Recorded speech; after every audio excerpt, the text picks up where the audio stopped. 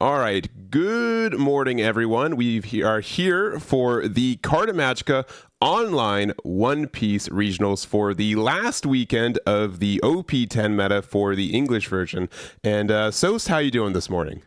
I'm doing great. It's like a really beautiful day today Uh, in LA, so it's gonna be a good time. I did notice that it's been kind of like cloudy out here, right, for the last week or Mm. so, like a lot of overcast in the morning.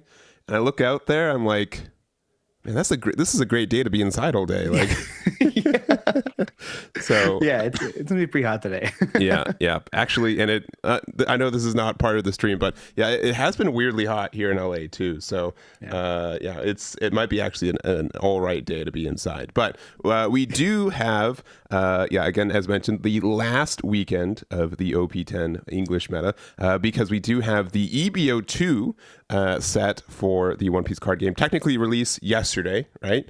Yep. We do have a buffer before we do have that officially legal. So next week we'll have that. We'll have like what 3 weeks of that being legal, maybe about a month, and then we also have OP11 coming out for us. We've got the new starter decks, which as of this recording, right, or this stream, I don't think we know anything besides the leaders that are in those starter Yeah, decks, right?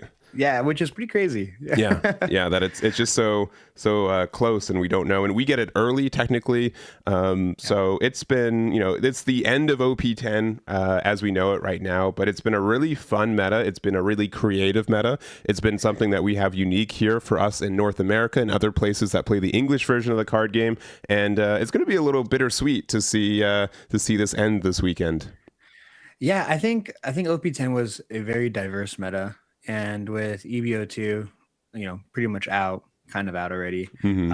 We're gonna see the meta change a lot. I think literally there's decks specifically like Doflamingo that are really really good right now that kind of take a back seat. I think when EBO2 comes out because of Green Purple Luffy, but obviously it's still a really great deck. A lot of things can happen, Hmm. so I'm really excited to see how it shapes out for Yeah, sure. yeah, I agree. It is going to be, still a world first meta, since the restriction list was not active in Japan until April 1st when they already had OP11. So we still have some room for some of our own innovation, which is great. And we do know that sometime next year we're going to be at the same speed as the Japanese release of the card game. So I think we're going to have a lot of unique like metas for the next year or so, which I also think is going to be really cool. So it's just been a great time to get into this card game. I think to be an innovator for this card game as well, and I've been honestly having a lot of fun. And it's been again a little bittersweet to end it this weekend. Yeah, yeah. I mean, I think everyone that's been like holding on to their like best OP10 deck is going to have Yes. like their last hurrah today, Hmm. which I'm really excited to see. Yeah. Yeah, And there definitely are some decks that still are going to survive. We have Shanks be I think de facto best deck in format by this time, right? I don't. If it's not the best deck in the format, it's definitely the most popular leader. I think if sure. you ask anyone, you're like, I guess I'm playing Shanks because Yeah, I feel like I win a little bit more often with that deck. Teach yeah, is still very present as well. Both these decks are getting starter decks next month too, which means that they could yeah, just explode in popularity even more because of that. So that's something impactful. And yeah, I don't think like, the set that we have, EBO2, is not like a huge set. It introduces one big deck and then like a little bit of support for a couple other things. So definitely a change up in that way. But yeah, but this is, the last week of that. But excuse me, sorry. So if you were playing today, what leader were you playing? If I'm playing to win, I'm playing Purple Luffy. I think if I'm playing because I'm a very big green stan, I'm playing Red Green Smoker. Yeah. Absolutely love that deck. I think it can get a lot of really good wins. Definitely a deck that's a little under the radar right now. But Purple Luffy is just really reliable. If not, it's content and like in competing for first place for like best deck right now. Hmm. I think like the top three would have to be like Shanks, Blackbeard, or Purple Luffy. And we haven't even talked about Dofi in this meta yet. So there's like so many really good decks out right now, which we were talking about why this meta is so diverse, which is amazing. Hmm. But yeah, I'd probably be taking Purple Luffy if I'm trying to win. If I'm trying to have fun and maybe take a little surprise win, I'm taking Red Green Smoker. What about you? Um, if I was playing I've definitely fallen in love with like the animal build of Marco in the last couple weeks. This is kind of a newer build that hasn't really been explored, I think, in Japan as much, so it wasn't on my radar as much. So that would probably be the one that I would be playing today, if I can. And a lot of these can still have some contention in the next couple weeks too. I think OP11 is definitely where there will be a big shift.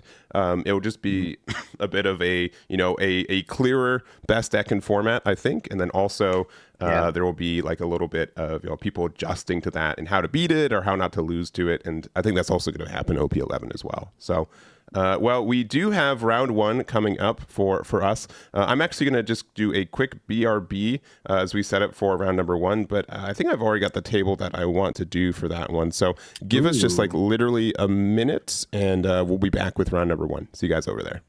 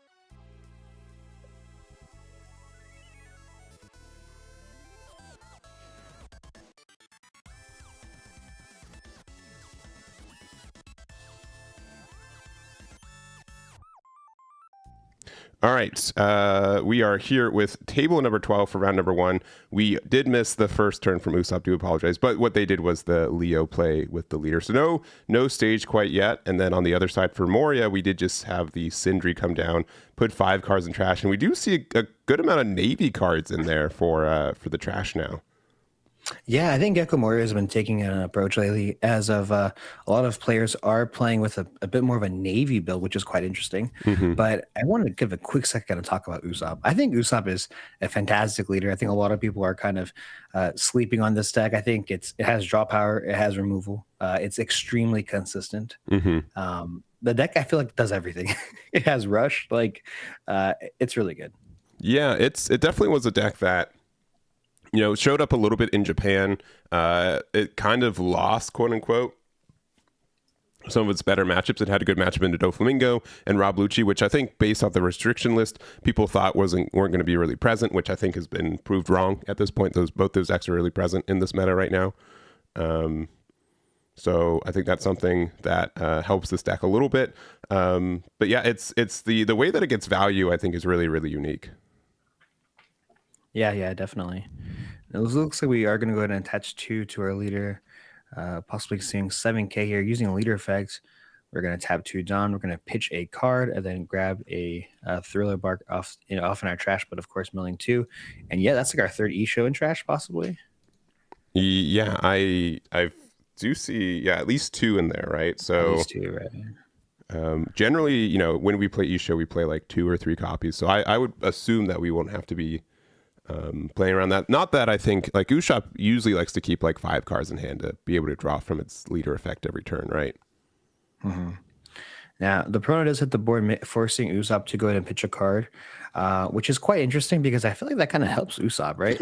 Like, it kind of gets us a little closer to have 5. So in case we had 6 or 7 cards, we can pitch one off from our hand and then counter out of it, or things of that nature. So I think kind of prono little acting a little against us right now at this point. Yeah, and honestly, this is a matchup I've never seen in person before. I guess I still haven't seen it in person, but it is like a more I think a bit of a unique matchup where Usopp is really good at like presenting bodies and also making them a little bit tougher to deal with because of the cost increase. Moria is really good for like getting a lot of like card advantage, but Usopp also kind of could get around that card advantage. So I honestly think that maybe Usopp, if they see their cards are in like a bit of a better position, but right now we don't see any stage, right? We don't see like a Zoro here. I think would have been pretty clean to be able to get rid of the Perona, even if you had to use your leader to get rid of it. But playing out the one-legged soldier here, this is just asking for an Absalom to remove it. Yeah, I was really thinking to myself, maybe there's no Aslam in trash, and we're kind of just banking on the fact that we don't have it in hand. This is quite scary. We could be losing a 2K out of our hand. Plus, I think we're at 4 to 5 cards in hand already, so I think we would have been fine to honestly even possibly swing with the Leo at this point. I'm not too sure. Yeah, because you really like you want to kind of bait the fact that they want that removal, right? Like just to if they hit the Leo, you get the card draw, which clearly you're still missing some cards, right? So you do kind of want some. But if they do remove the toy soldier, you still get to cycle a draw with it. So not all negative. Yeah, so starting things off here with the 5K swing.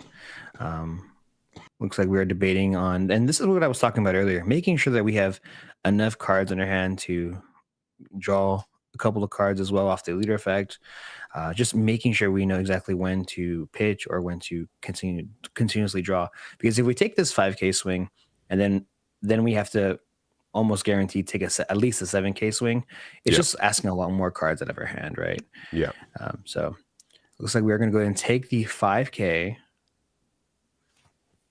And yeah, I'm really interested to see, do we have the Absalom? All right, looks like we are going to go ahead and attach possibly 2. No, okay, so it looks like just 6K swing using leader effect. And we're going to go ahead and pitch the Absalom. We do have it in hand, milling the top 2. Looks like a brand new, as well as that event card right there. And then grabbing the Absalom, and we're going to go ahead and bottom deck. I believe it's 2 cards, right? Yeah, it's 2 cards. Yeah, it looks like Isho and a Tempest Kick. Yeah. Yeah, but this will still be nice. It'll still give you like the card draw from the one-legged toy soldier, so you're not too upset.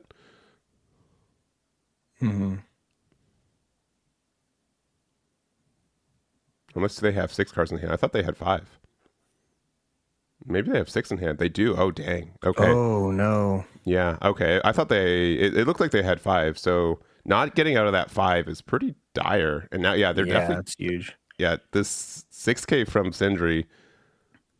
Yeah, we do have a 5K. We do get a Rebecca out of our hand. But yeah, a good amount of momentum for Moria in this early game, just kind of capitalizing on the fact that, again, Usopp doesn't seem to have found their stuff. They're at, 6 Dawn right now, so they can't even play Rebecca. I'm not sure what their best course of action here is now.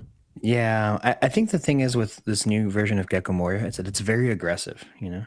We also have the brand new Ryuma that we got introduced, I believe, in OP10. So being able to have a double attacker when we need it is quite nice as well. So hopefully we can see that shine.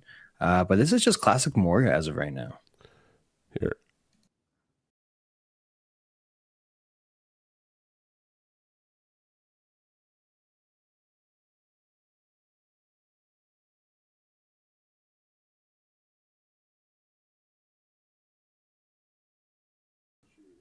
All right. Looks like we were wrong. I guess I can't count today because I thought they had 5 cards in hand and I thought they had 6 Dawn, but no, they do have 7. So Rebecca's a great play here. Does let you use the Zoro effect by using the tapping the leader because we still haven't found stage. So very strong combo there. Returning the Absalom back to hand since you didn't want to give them a 2K and just passing from there. Yeah, and this is what I was talking about, Usopp. I mean, we literally just played out 3 cards. We have a 9K body as well as the 6K Zoro on the board.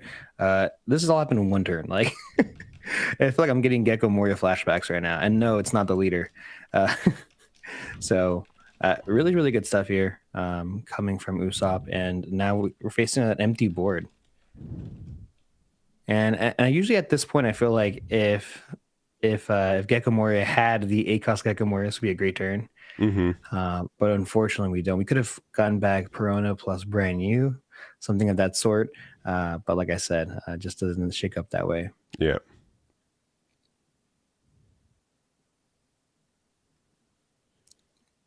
All right, so it does look like Usopp has 5 cards in hand right now. So I think, I mean, this is kind of tough now. Anything we kind of play can get removed. It can be KO'd or bounce back. So this is looking like kind of a little scary now.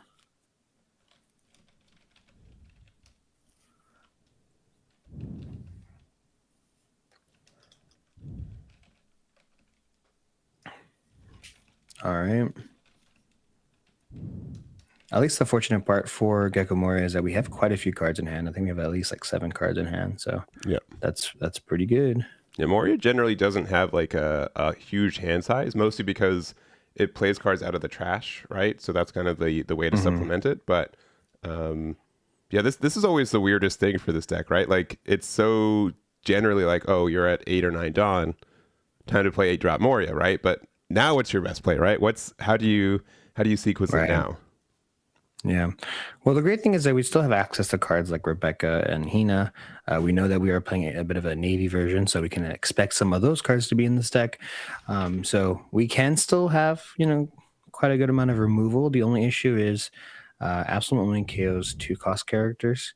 And, this board can get a little the cost. I mean, Gyros off the bat is a 7 cost character, which is quite high. So, yes, we are going to go ahead and see the Rebecca. We can grab possibly 2K. Then if we have Hina from our hand, we can do that. But playing the Hina from the trash is going to go ahead and be the move there.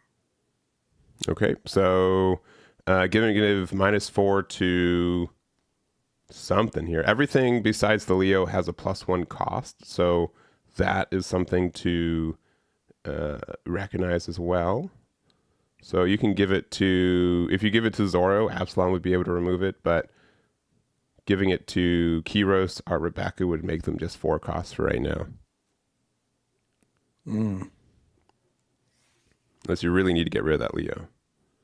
He's menacing. I mean, the way he's looking, man, I don't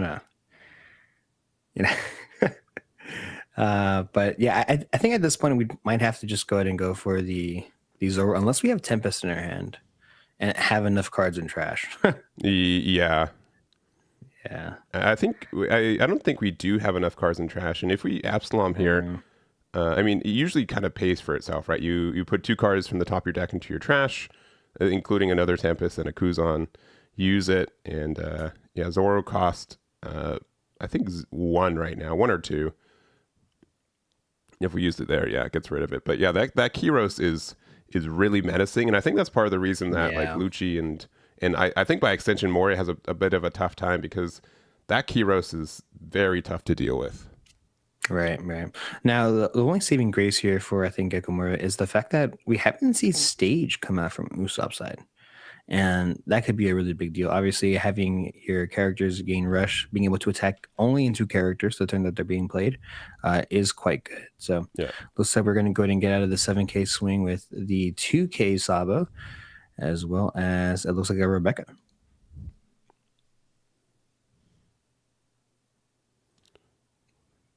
Okie doke. Going So to 9 Dawn. Another Kyros here would be good. Having our, being able to play the Coliseum would be amazing. I think in some capacity if we do find it. It's I've played a lot of Usopp. It's frustrating how sometimes it's like, man, I play 4 Coliseum. I have 8 searchers for it sometimes, and it still just consistently is in like the bottom 5 of my deck, right? yeah, yeah. Now at the same time, if we are able to play a back-to-back Rebecca play, Mm-hmm. oh my goodness, Yeah, that would be super game huge. changing. Yeah.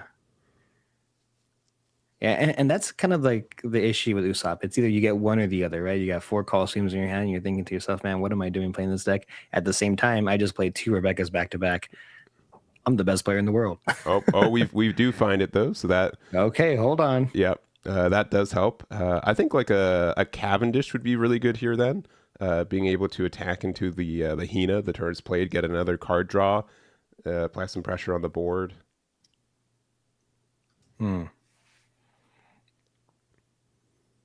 Looks like for So we're 3.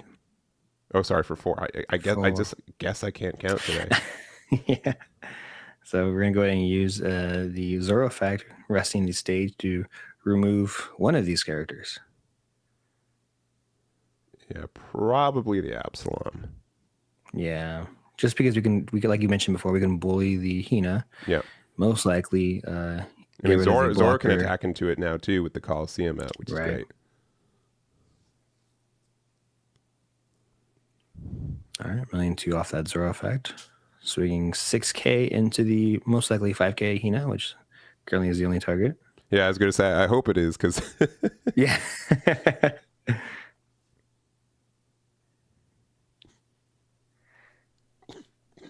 mean, what is really nice about Gecko Moria and these, monocolor leaders is that we have 5 life still.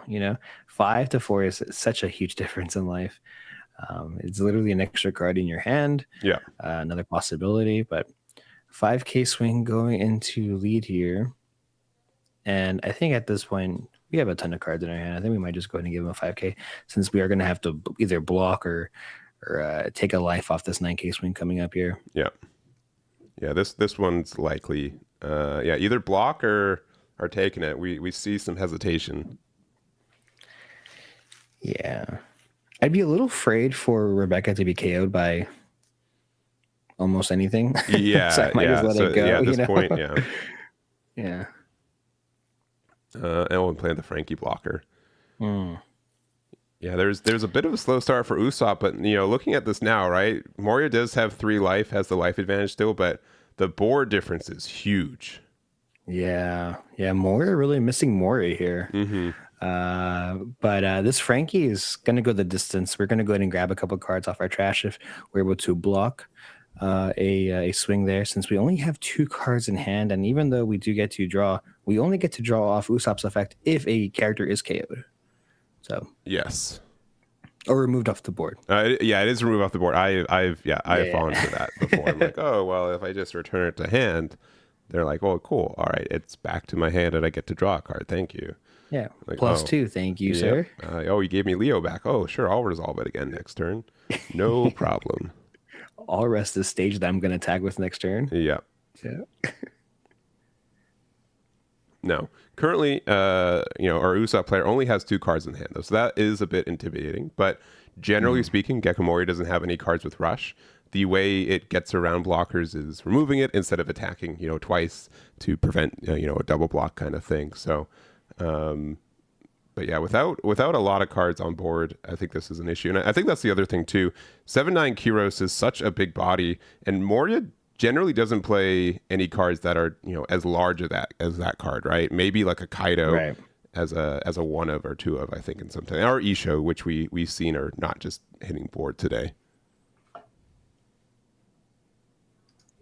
Yep. So we do see the Rebecca Hina play here.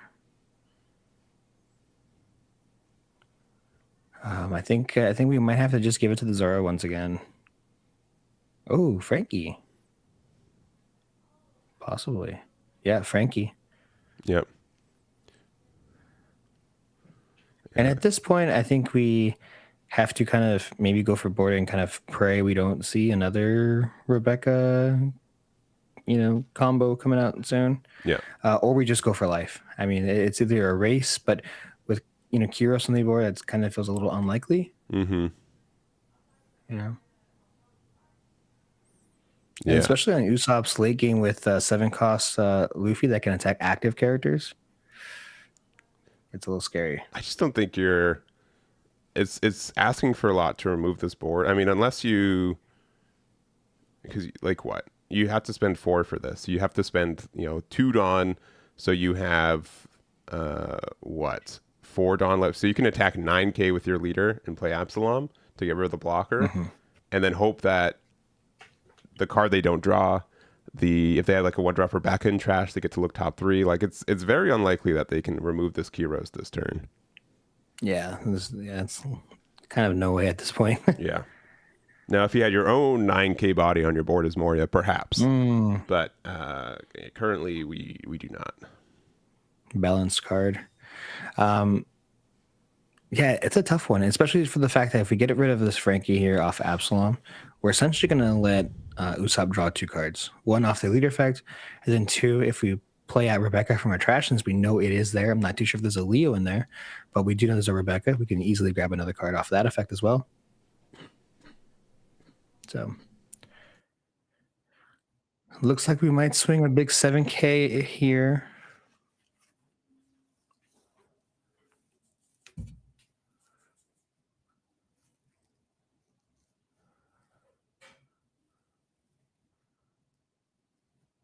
Ooh. Big 9, huh? Okay, this might be 9k into Zoro, I imagine.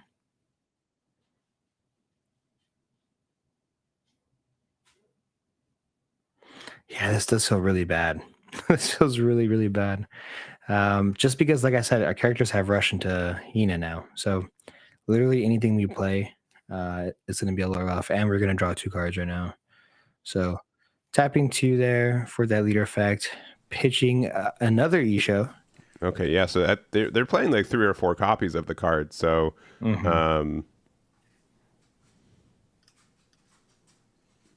yeah, just put them. Yeah, they're all going to be grouped up at the bottom now. Have a little Isho party. Yeah. Unfortunately, Isho is a little irrelevant in this matchup, just because most of the time we're always at 5 cards in hand. Now I'm happy it's not on the board, because there is this whole. I don't know the full aspects of it, but this whole thing that, well, Iso gives -3 cost, and like you can give like another minus cost, and that can get around Usopp. There's this whole ruling almost section of the rule book for like Isho versus like Usopp or any like aura like cost minus effects. So no, that's right. Yeah. For rule's sake, I'm happy that it is not hitting the board today. Yeah. So it looks like the Rebecca does find us 2 2Ks, the blocker, as well as the Frankie, but it looks like we're going to prioritize the blocker over the 2K counters, sending the rest of the trash there. Yeah, and I think that's fine. Even though the blocker is like really difficult to remove, it just almost guarantees a card draw, right? The fact that Moria and decks like it, like Rob Lucci, they need to hard remove cards. Just means that Usopp just gets so much more card draw. Yeah, and it feels like Usopp just has like a huge defensive wall now. Funny enough, with no blockers on the board, it just feels really hard to break it. And this is why I think Usopp does kind of fall to a lot more of the aggressive decks, since instead of going from board, we just go face, right? We just go for the leader. We ignore the board half the time. But in this particular matchup, forcing some of this removal is quite unfortunate for Gecko Moria. So tapping 1 for the Leo there. Honestly, I think Leo is an insane card. it's great. And it's, again, like we mentioned earlier, it's such a consistent card, and sometimes it's still not consistent enough, right? Sometimes like we're not being able to see the stage earlier in the game, I think was a little bit of a slower start for Usopp, but now we just get to like fix our hand completely, right? We look for 2 Dressrosa cards, and then we can discard anything from our hand. Like, yeah, that's just good value.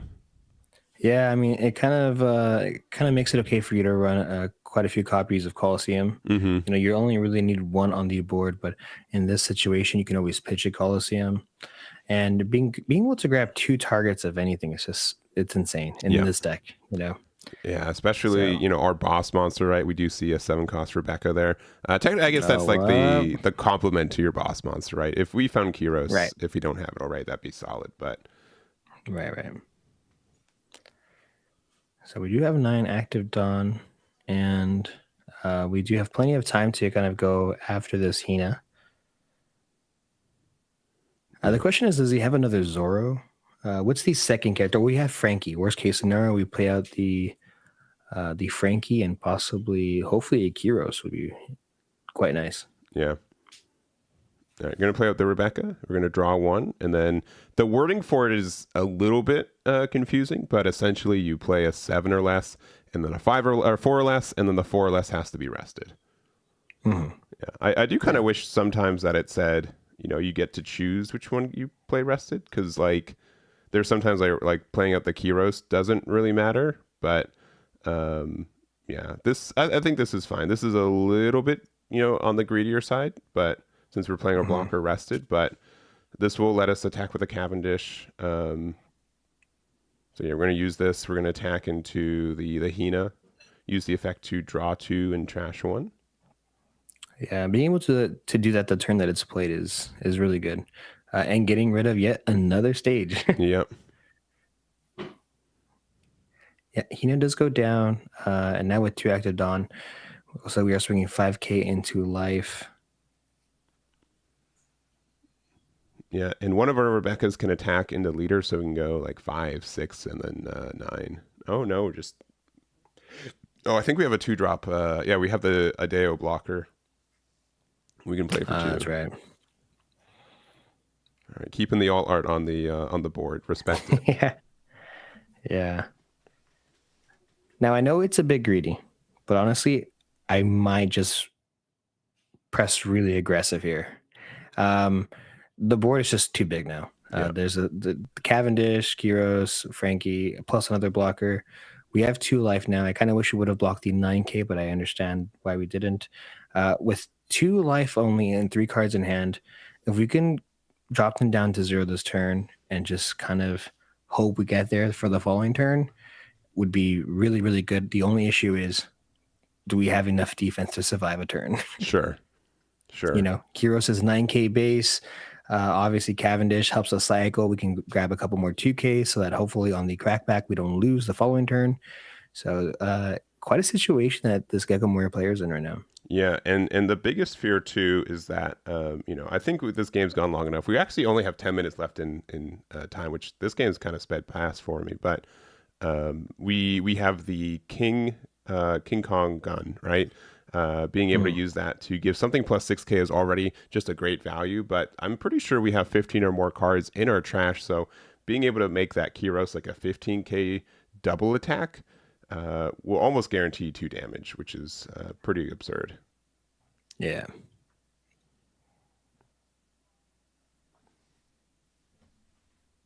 All right. So attaching 2 Dawn, swinging 7K, using the effect there. We're gonna tap 2 Dawn. What are we pitching?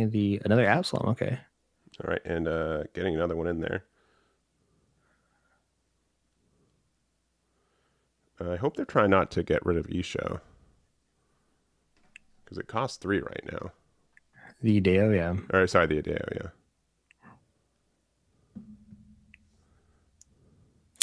Yeah. It happens.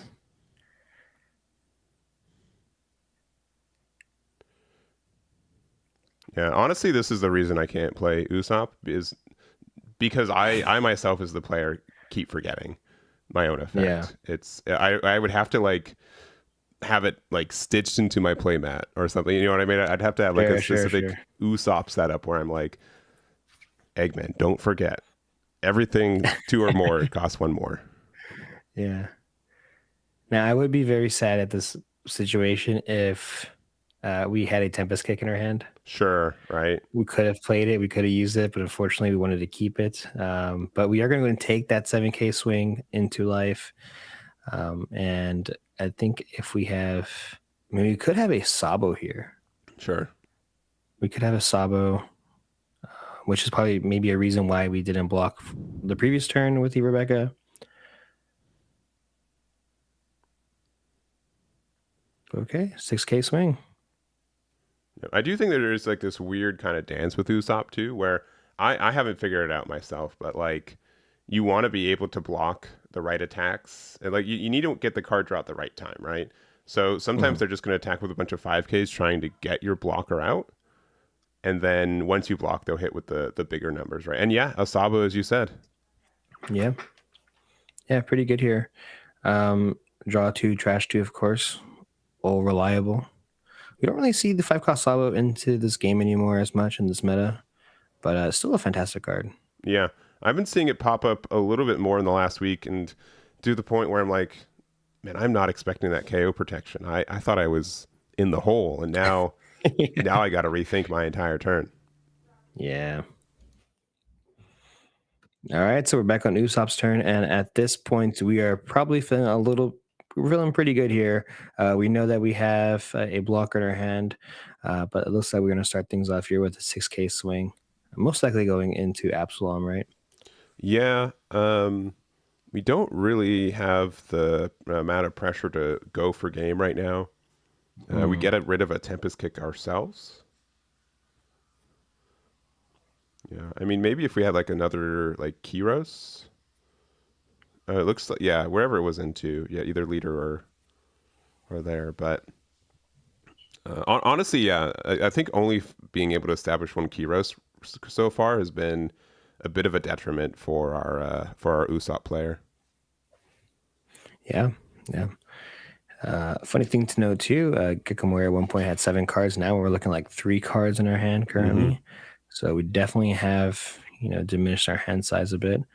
And it's completely flipped now. Usopp has quite a few cards in their hand. Yeah. So, quite good.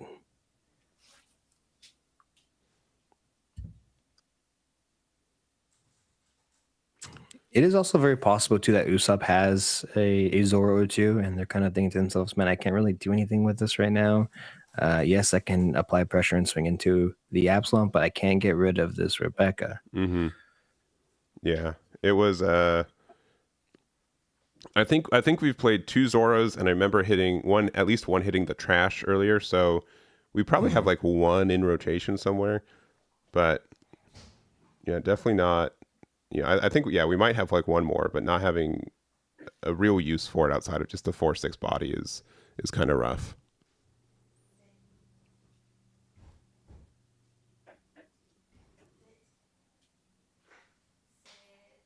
Yeah, I think at this point, if we can apply a ton of aggression right now, so possibly another blocker, we're looking pretty good, even sitting at 1 life. But so yeah, seeing that Zoro coming down using the effect there, we're gonna go ahead and attempt to KO something. Yeah, yeah. I think you still have to put 2 cards into your trash Trash. though, right? I think so. Yeah. Yeah, because I think it's. I mean, I guess unless you, I don't know. We can't hear audio. I'm only seeing hand Sure. movements, right? It seems like Yeah. he Yeah. attempted to activate the effect, which means Since he did rest the stage, right? yeah, right. So I think you still have to mill Yeah. too, right? Yep. Possibly. Yeah, we'll see. Yeah. We'll see. All right. So, unfortunately, not being able to do that, but I did mention before we can still swing into the Absalom. That has, obviously some value since our opponent here only has 3 cards in hand. And yes, we did make sure to mill the top 2 there. Yeah, So 6K swing going into a 5K character. yeah. And just real quick, it is a little bit of a difference between can't KO versus the teach effect or the Marshall D teach effect. The ability not activating means you just strictly can't do it. You can still activate and target with Zoro's effect. It just won't Right. do anything, right? So that's the Right. big difference. Or at least it will mill too, but it won't KO anything at least.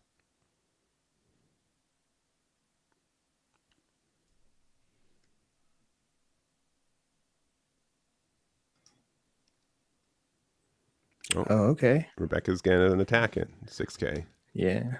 6K swing here going into life. 2 life, 3 cards in hand, and we are going to go ahead and take this one. Yep, 6K swing here, and with 3 actives on it, looks like we might see a double blocker play coming up here. Yeah. Yeah, we definitely need a 2K here. Unless we go for game next turn. I'm not too sure if it's looking a little rough here for Gecko Moria. Yeah, and I like these double 6Ks because it really just says you better have a 2K. And if you don't, then you're in a bad spot. All right, yeah, we do have a 2K. Big 9. This is gonna. You're either gonna take the hit, or Rebecca's taking one for the team. I mean, unless Rebecca's swinging next turn, right? There's really no point in keeping Rebecca alive. Unironically, like that could happen. Like, sure, it's possible. All right, going down to 0. Right. And then probably playing a Bart blocker. Yeah, most likely. Yep, getting rid of our faithful alt art Rebecca. Yeah, I was totally convinced right now that we might swing 8K with Frankie. I said, oh no. I said, oh no. All right, let's see what Gecko can do. Obviously, we now know that Usopp gives everything +1 cost from learning from our previous turn there. Yeah. But it's looking kind of rough. I mean, we could... I mean, this isn't Rob Lucci, right? Yeah. So getting rid of 2 bodies with 1 character is unlikely. Yeah. And to remind, so, the Bart is a 4 cost blocker. The Frankie's a 5 cost blocker right now. If you get rid of a blocker, you have to give them a card as well. Frankie, when it gets KO'd, essentially draws another card since we have like 1-drop Rebecca on there. Yeah, so we're making that cost 2. Mm-hmm. So we're gonna pay 7. Or sorry,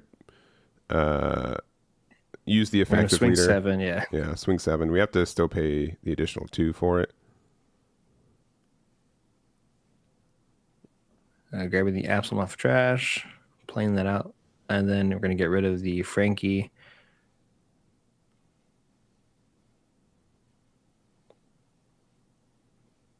Okay, Frankie does go down. We're going to draw ourselves a card off of the leader effect. And now we're searching through our trash for most likely we can do a Leo because both of our characters are our stage and our leader are rested. So going for the Rebecca, looking at the top 3, we do find a Frankie once again. Yeah, I think that's good.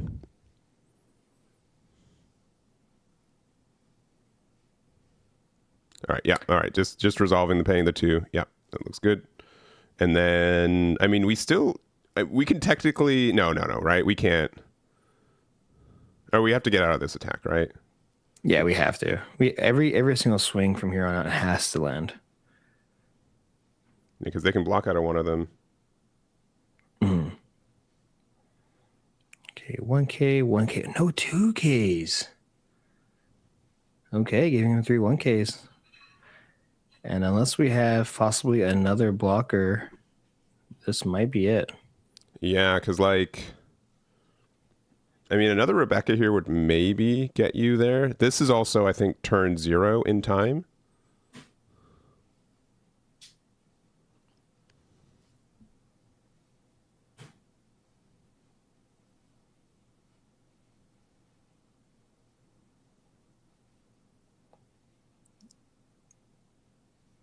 Okay, 5K swing going into life.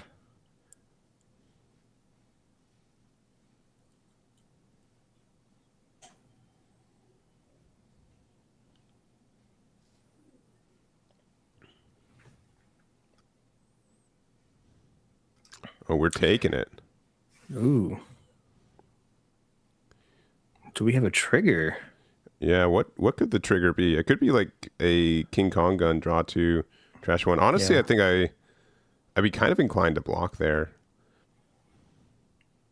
Yeah. But I think Bart's an immovable force at this point. Right. The only card that can attack is 5 cost Sabo. I don't think there's a way to interact with the Bart being a 4 cost right now with only 4 Dawn. Right.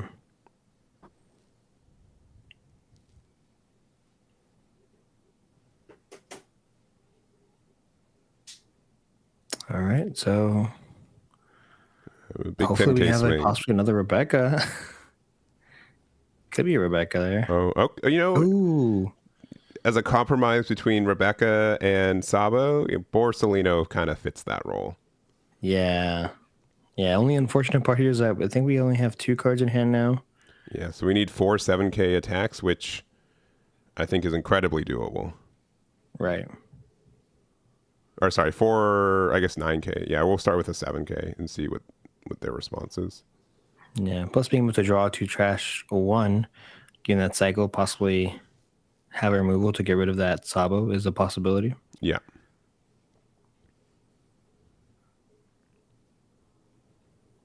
Yeah, I think another 7 from Zoro would be. I mean, yeah, Kiros is never going to get any smaller, right? So.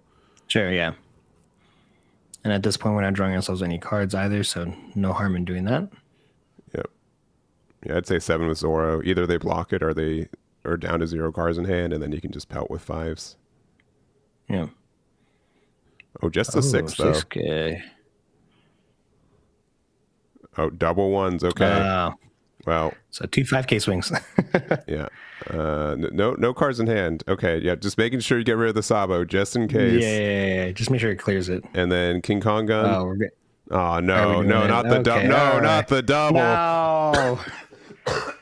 Oh, this was supposed to be friendly. Yeah.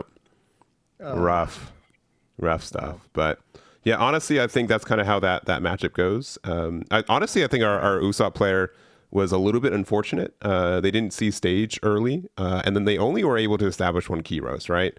I think Kiros definitely carries this matchup a lot, and only establishing 1 kind of made the game go a little bit longer and pretty close, honestly, right? Right. Yeah, I think in the beginning, it was looking, like you said before, pretty rough for Usopp, and I was thinking Gecko Moria to be the favorite there, but it started to spiral. We started to spiral. We saw that Usopp just gained a ton of card advantage toward the mid to late game, honestly. So yeah, and I think obviously Gecko Moria has to pitch a card every turn. So yeah, and honestly, Gecko Moria was not on like one of my. I think the deck is good right now. I definitely think it's good, and you can play it. And we've seen it get some regional tops.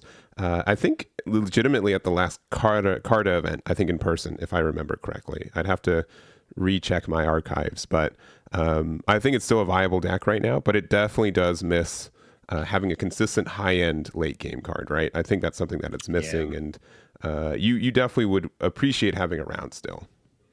Yeah, which is the main reason why we're running cards like Isha. Mm-hmm. It's just when you compare Isha to Gecko Moria, just a little bit lackluster. Yeah, just a little bit. But we do have. Do you know the new Sengoku that comes out of EBO2? Yes. I have some high opinions about that card in this deck in Gecko Moria. Right, that card is good. Yeah, 7K blocker, being able to bring back a 4 cost Navy character is quite good. Yeah, and it's 4 cost or less. So what it can be like a big Rebecca. So on 10 Dawn, you can do something where you like play Sengoku, use it to play Hina, give something -4 cost, and then you can use the rest of that 3 Dawn, use it on the Gecko Moria effect to play out Absalom from your trash. So you get rid of a 6 cost, and technically from 2 cards in hand, you establish 3 bodies, which includes like a 7 cost blocker. So it just has to be a Navy card. Yeah, a Navy card. Yeah. So if the cost reduction doesn't matter, like you can play Kuzan for like some early value, and if they don't remove it, Kuzan gets better next turn, which again Sengoku can help you block with it too. So I think that's very viable. I think Sengoku's a really, really good card, especially in like a post Gecko Moria world. Sure. Which was not true when EBO2 was out in Japan. So I think there will be probably some more viable decks just because of the potential interactions with that card, which I think is really cool.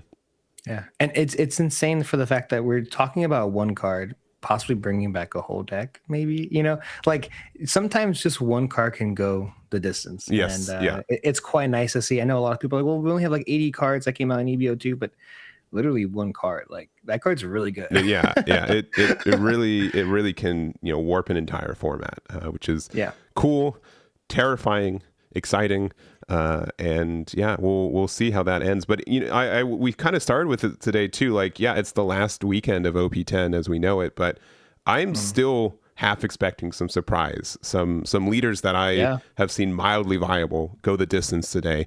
We have over 1,000 players, 10 rounds of Swiss, and it should be a good one. Yeah, definitely. I'm very, very excited to see what comes out on top. Yeah, For sure. for sure. So this game went to time in overtime. So I'm gonna put like maybe like 10 minutes on the clock. It might not even be that much. So, but we're gonna be back. We're gonna have round number 2. We'll see what leaders we can find, and we'll see you guys then.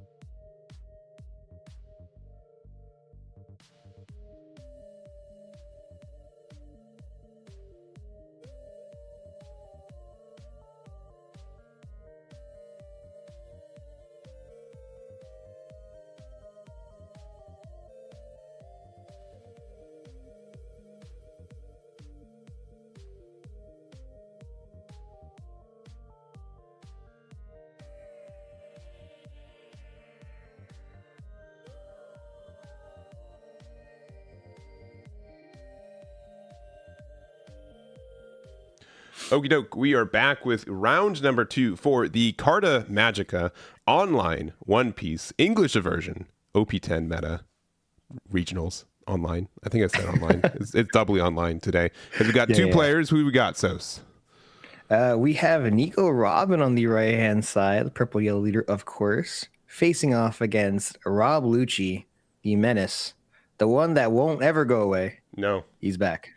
Yeah, I think most people, including I'm going to assume both of us, were like, you know what? Mhm. It lost Innis Lobby. It lost Great Eruption. It's lost Ice Age. It's lost Gecko Moria. Like, what is left for this deck to lose and still not be, still be relevant? And I think the answer to that is Rebecca.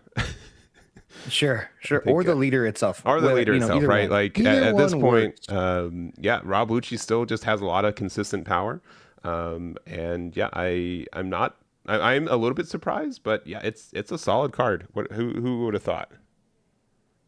Yeah, I think with this particular matchup here, Robin has a chance. Definitely, it is going to be a bit of an uphill battle just because we don't get to swarm the board, but we are playing very tall characters, which is quite nice for the fact that we don't have Ice Age anymore. So this is going to be a big AK swing going into life. Now, of course, this does have Banish, which Mm-hmm. is quite good.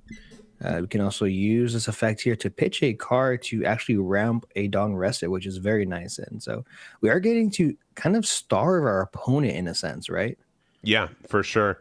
And one thing to note too is that we've got a pretty solid card in this game right now called Gum Gum Giant, and for most people in the game, right, they're hard coded to say, oh, if you're a purple Luffy leader, right, but technically this is a secret purple Straw Hat leader for a lot of people. Being able to run Gum Gum Giant and ramp off leader is a pretty unique club. So I think Nico Robin does take advantage of that in most players' minds. And it does have some lasting power just because of those two kind of qualities. Yeah, yeah. But we do see a pretty good card here come down to the board, which is that Kuzan. And at this point, we have to kind of either remove that card or we just go face again, right? So if we have the Anami like we just pitched, the turn beforehand, that'd be great at this turn. Yep. Hopefully we have another one, which would be quite good. And at that point, we could swing at least a 6K with Banish. But we're gonna go ahead and see exactly what Robin can do for this turn. Yeah. Gadatsu, if we play it, wouldn't be that bad. Though I don't technically think, I don't know. Robin's not a mainstay leader, I think, right now. So it's hard to say what the best or most conditional builds are for the deck.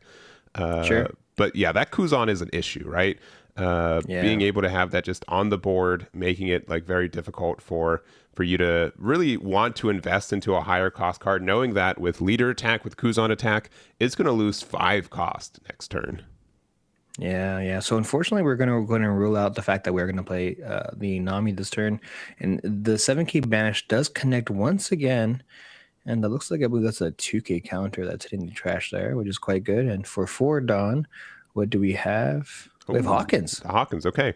Yeah, conversely, like this is, a card that they definitely can remove. Like Lucci is known for removing cards on board, but if they do remove the Basil Hawkins, it does have an on KO effect where they do have to lose a card from their life. So, it doesn't have blocker in this deck just because we don't have the Eustace Kid Leader, which it kind of is supposed to be in. But a very good ad. Now you're like, I guess I can attack with Kuzan, but I don't really get value from it anymore.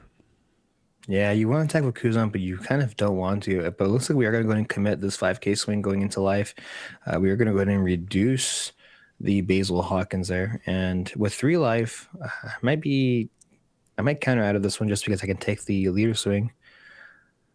But it looks like we're going to go ahead and take it first. And do we have a trigger? Possibly. And this is a little scary, right? We play character out if we have one. But no, we're going to go ahead and take it. I'd be a little afraid of it being removed off the board, right? If that was a character. That's which is the only bad thing about that kind of play there. Yeah, and you kind of like, because there's just so many triggers that yellow can run that you kind of feel like you have to attack with Kuzan just in case they have something out of life that can get rid of it. I mean, obviously we already saw like the Nami is played in the deck, right? So that should make you think, oh, Hmm. we're going down to one. Ooh, this is scary. All right. Well, hopefully that means that we have a Yamato to play next turn. We've got another Rebecca, and by another I mean welcome to round 2 of players Yeah, playing cards named Rebecca. yeah, a lot of Rebecca today so far. But most likely grabbing that Brook to get rid of that Basil Hawkins. Lucci having no fear to going down to 2 life right now. Yeah.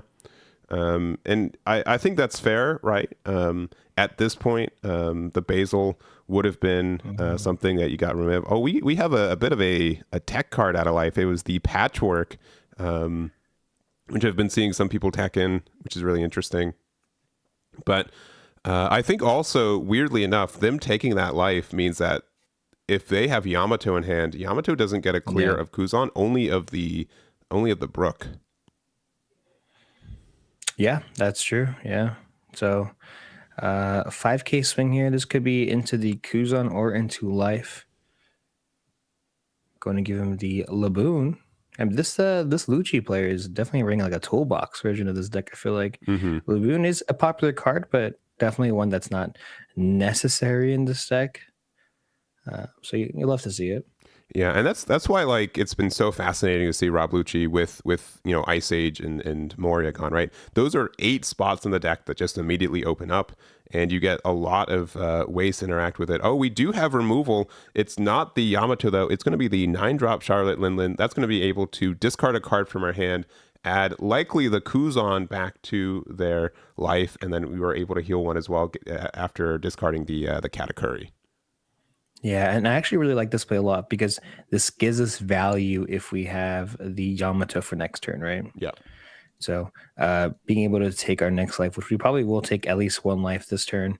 And now it will be quite difficult for Rob Lucci to get rid of this 9 cost character. We do have a -2 on the board already from the Rob Lucci as well as the Brook. And of course, we have cards like Tempest Kick and all that really good stuff. So it's definitely possible. It's just a little harder without Ice Age. Sure.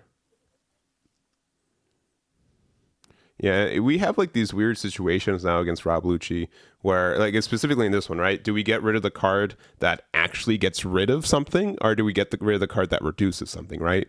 Gecko Right. Morio is really good for saying, like, I can play something that reduce cost and get rid of something at the same time. But now there could be like some of these situations where, man, I have so many cost reductions, but having without having like a Brook or something, I can't actually remove something, or vice versa. I have like a Mhm. bunch of 4-cost Rob Lucci's in hand, but I don't have anything cost reducing besides just my leader attack. Yeah. Yeah, 5K swing going into life here. We're going to reduce the Big Mom by 1, that being an 8 cost character now. We do have to kind of pitch a card, which I imagine we're going to go ahead and do so. What's really nice about Robin, though, is that early game, we were pitching quite a few cards to use that leader effect, but now we don't really need to. We're already at 10. Currently sitting at 8 done. Next turn, we'll be at 10 done. No reason to start ramping even further, right? So quite good there.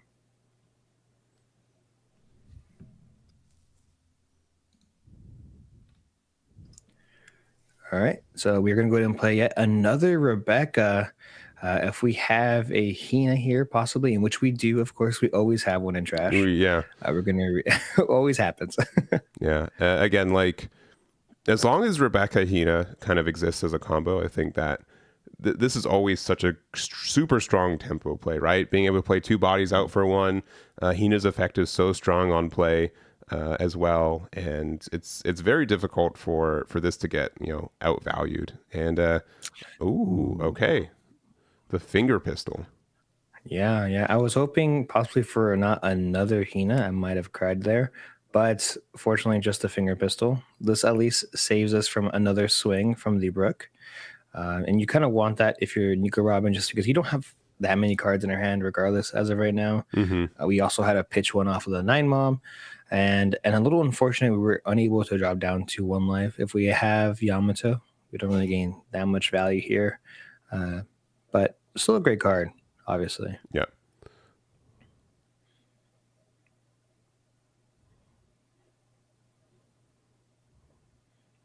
All right, we're gonna go ahead and block that 5K swing with our Rebecca.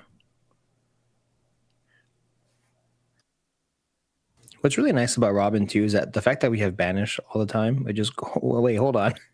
Another 9 mom. This Rob Lucci player might go up to 4 life right now. Yeah, and Nico Robin back up to 3 with it too.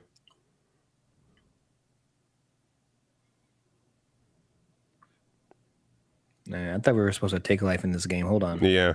We're both healing.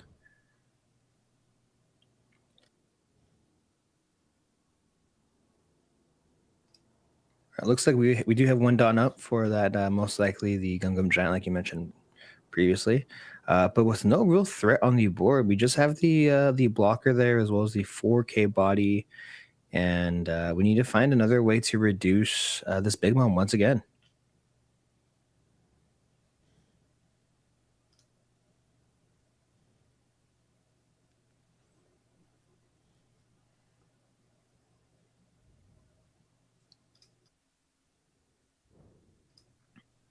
All right, attaching Windon to our Brook there. This is going to go ahead and be a 5K swing going into life, reducing the Big Mom to, of course, 8 costs. Yeah.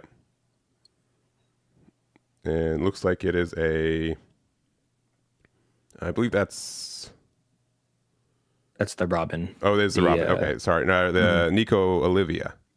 Yeah. Yeah, Olivia. It's the new regional promo alt art. Yeah. Yeah, beautiful card, by the way. Very, very beautiful. Card.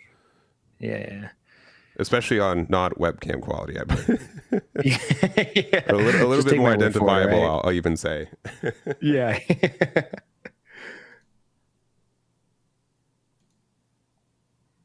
All right, so it looks like we're going to go ahead and pitch 2 cards there.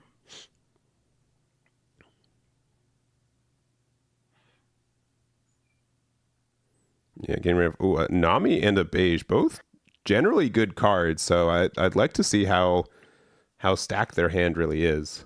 Yeah, on top of the fact that they're both counter as well. Yep. We might be prioritizing our top end instead, right? Like if we have like a couple, maybe, I don't know, a Yamato or 2 or an ace, might just be prioritizing that. And if we have one of those right now, I think we have to take this life to get some value there. Whether it's an ace or a Yamato, we definitely want to play that. But reducing the Big Mom to 7 after that 5K swing coming from the leader. Yeah, and I've got a bit of a bad feeling now. So this Linlin is now a 7 cost, and Lucci still has 9 Dawn available for us. So a bit, there's one card I can think of in mind, and we'll see if they have it. Oh boy, there's the 9. Oh no, you did. I blame you for this. It was me. I blame you. Hey, it's just my hockey, all right? just being able to determine what's happening next. So this is the 9 cost Kaido. Activate main. If it's the turn that you play this card, you're able to discard a card, get rid of a 7 or less on the board, not even KOing, and then your opponent also has to discard a card. So great for cleaning up that Charlotte Linlin, and Robin's going to have to go down to 3 cards in hand, which is pretty tough. Yeah, that card is just a fantastic card. It's extremely menacing, having hand removal as well. It's so good. Yeah, and it's just kind of like the default top end now for I think a lot of Rob Lucci players. Without Gekomori, this still has some great removal. Really helps the Martial D Teach matchup too, since it is an activate main and not an on play. And it also doesn't KO, it removes the card, so it gets around KO protection as well. Right. Now, funny enough, if we didn't see that Olivia trigger previously, we would be at 2 cards in hand right now. And that's just scary. So it looks like we are going to go ahead and give up the Yamato only with 2 life now. And this is kind of where I was talking about before. The only difference is that we have that 9K body Kaido on the opposite side, which is going to be a huge threat for us. We have to get, we can't get rid of that card. There's just no way. Yeah. But it's going to be really tough here. So 6K swing, we're going to see the block there. Could be into the book, could have been into life. Nonetheless, we're going to go ahead and block. Yeah. And I mean, here's the thing, like the Linlins have been good for removal, but like they still kind of go -1 in hand for you when we already just have so few cards in hand. And honestly, like unironically, like Yellow's biggest issue in this matchup, the removal's great, but Rebecca itself is such an obnoxious blocker, right? We have no easy way to get rid of it. It just protects all your cards from like any battle that might happen. it's really obnoxious. Yeah, a third Lindland, all right. Oh wow, okay. And Are we gonna considering go on ahead the and effect, yeah. yeah? Are we gonna let Lucci become a 5 life leader once again? Is that happening? Or are we gonna I just heal and I that's kind it? of want to remove Brooke, to be honest. Yeah, no, I hear you. I hear you. It's just a bit of a sour feeling. And we got to update that dice pretty soon. Yeah. Man, Okay. imagining, yeah, we banished 3 life, right? We hit with leader twice, and we were able to use the Basil Hawkins effect once, and now we just decide, you know what? You can have 3 life back. Don't worry about it. On me, on the Yeah. house. Yeah. And technically speaking, here we are still starving our opponent here. Just because, yeah, it goes into their life, but that doesn't mean they're going to add it to hand. We still have Yes. our leader effect that can banish those cards. If we talk about Lucci's hand right now, we only have about 4 cards in hand, maybe 5. So it's definitely possible. It's just a little hard, a little difficult here. Yeah. Like this Big Mom has to stay on the board. Yeah. I think this. Yeah, I agree. If they remove this card, Nico Robin, yeah, needs to have this. Next turn. Yeah. Even if like another Kaido hits the board, just to like be on board, that's kind of tough. You need to start like next turn for Robin might just like literally be attaching Dawn to Robin and to Big Mom, because you really can't afford to play like another 9 or 10 drop right here, I feel. No, definitely agree.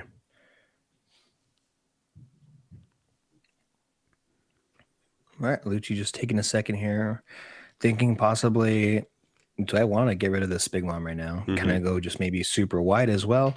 I mean, that's the great thing about Rob Lucci, right? Is that it's extremely versatile in what it can do. So starting things off here with the 5K swing, going into Life Million, the top 2, reducing the Big Mom to, of course, once again, 8 cost. Yeah, and I like the knowledge that they don't want to counter out of a 5K, right? Like they know that they're likely taking these next 2 hits no matter what. Right. Going back down to 1 for Robin is brutal. Yeah. What is quite nice here is that we can get rid of a 6 cost character if we have Yamato. That is true. Yeah. They've established 2 Rebeccas already, right? And as they set aside 4 more Dawn. No. Okay, never mind. Okay, I don't know. Actually, that might still be worse. Hold on. Wait. You have like 1 second okay, of not Rebecca to, oh no, that's worse. Yeah. Pseudo blocker as well. Yeah. Okay. So we are sitting here at a 4 cost Big Mom. Do we have another finger pistol? Another finger pistol can do it here. Yeah, Finger Pistol would get there. Tempest Kick and Rob Lucci would get there. Hina Brooke would get there. There's a lot that can get you in range. Wait, can we stop giving him too many options here? There's too many. Oh, Patchwork though. That, you know what? Again, no. dodging my expectations here. Yeah. All right. Real quick, Patchwork just gives a -3. I think is like the easiest way to explain it, right? So, or is it -3s? 4 or 5? Yeah. So -3. If something is 0 cost, it can't attack next turn. But you also can't attack if you're not on the board anymore. So you're good to go. Yeah. All right. So we're back on this position once again. I think we have to just swing 5K into the Laboon. I don't think we can afford to swing 6 since we need 1 Dawn up for a Giant.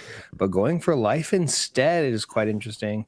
We're going to go ahead and just banish the Rebecca, which is a fantastic choice there. And then 9 cost Yamato hits the board.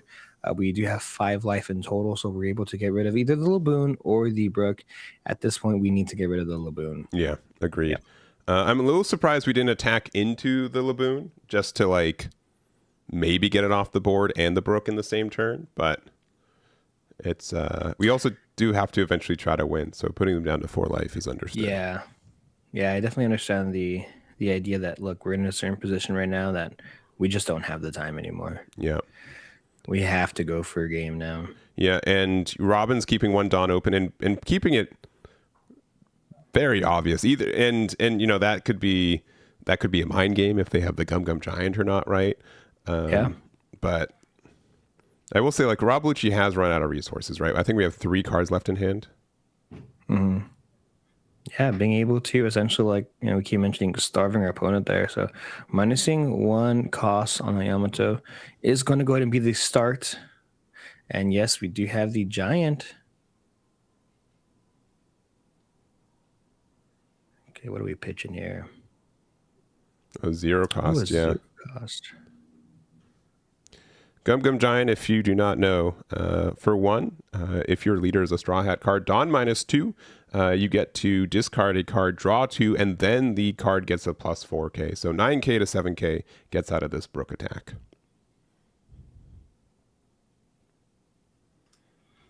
All right, so now we know we kind of guarantee that if we swing 7K, most likely we'll connect. This 9K will probably connect as well. So let's see it. 7K swing going into life, reducing the cost of the Yamato once again by 1. I imagine we end up doing that.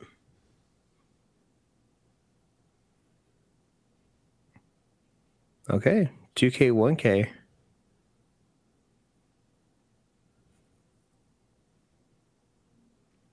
Tapping 5. Oh, we have the Tashigi, but not swinging with the Kaido. Not wanting to get value for the Robin, making sure it goes down to 1.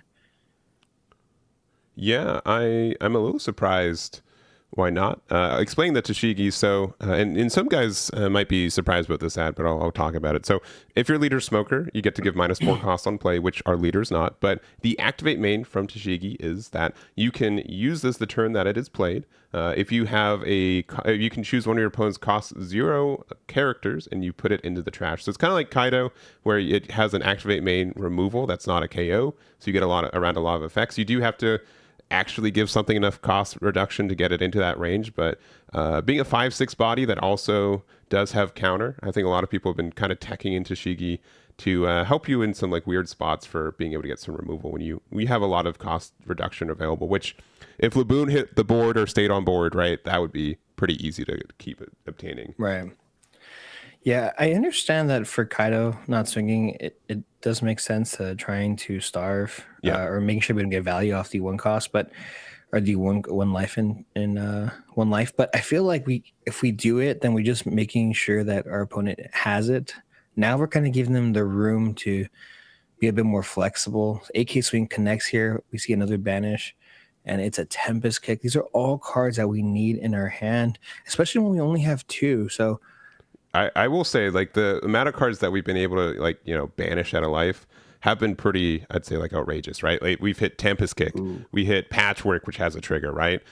We put a Rebecca into trash, right? It's been pretty good for what Robin's been able to deny from life using its damage effects this game and banish. Mm-hmm. Yeah. A funny point here, we have 1 done up as well as we have 1 card in hand. If that's a giant, we can't use it. we certainly can't. And for all intents and purposes, there's a good chance that it's not giant, and we are just kind of banking on it being in the last 2 cards in our life, right? So I think there's good awareness of, not the cards that we have now, but cards that we could obtain in the next couple hits or so. Right. Yeah, the question is, are we going to try to get rid of this Yamato by possibly swinging over it? It's safe to assume now that Rob Lucci doesn't have any more reduction. And obviously 9 cost is quite big. And if we try to get rid of this Shirahoshi, we're going to be able to recover 1 as well.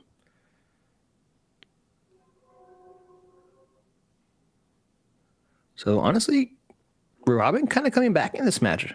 Yeah. Definitely possible.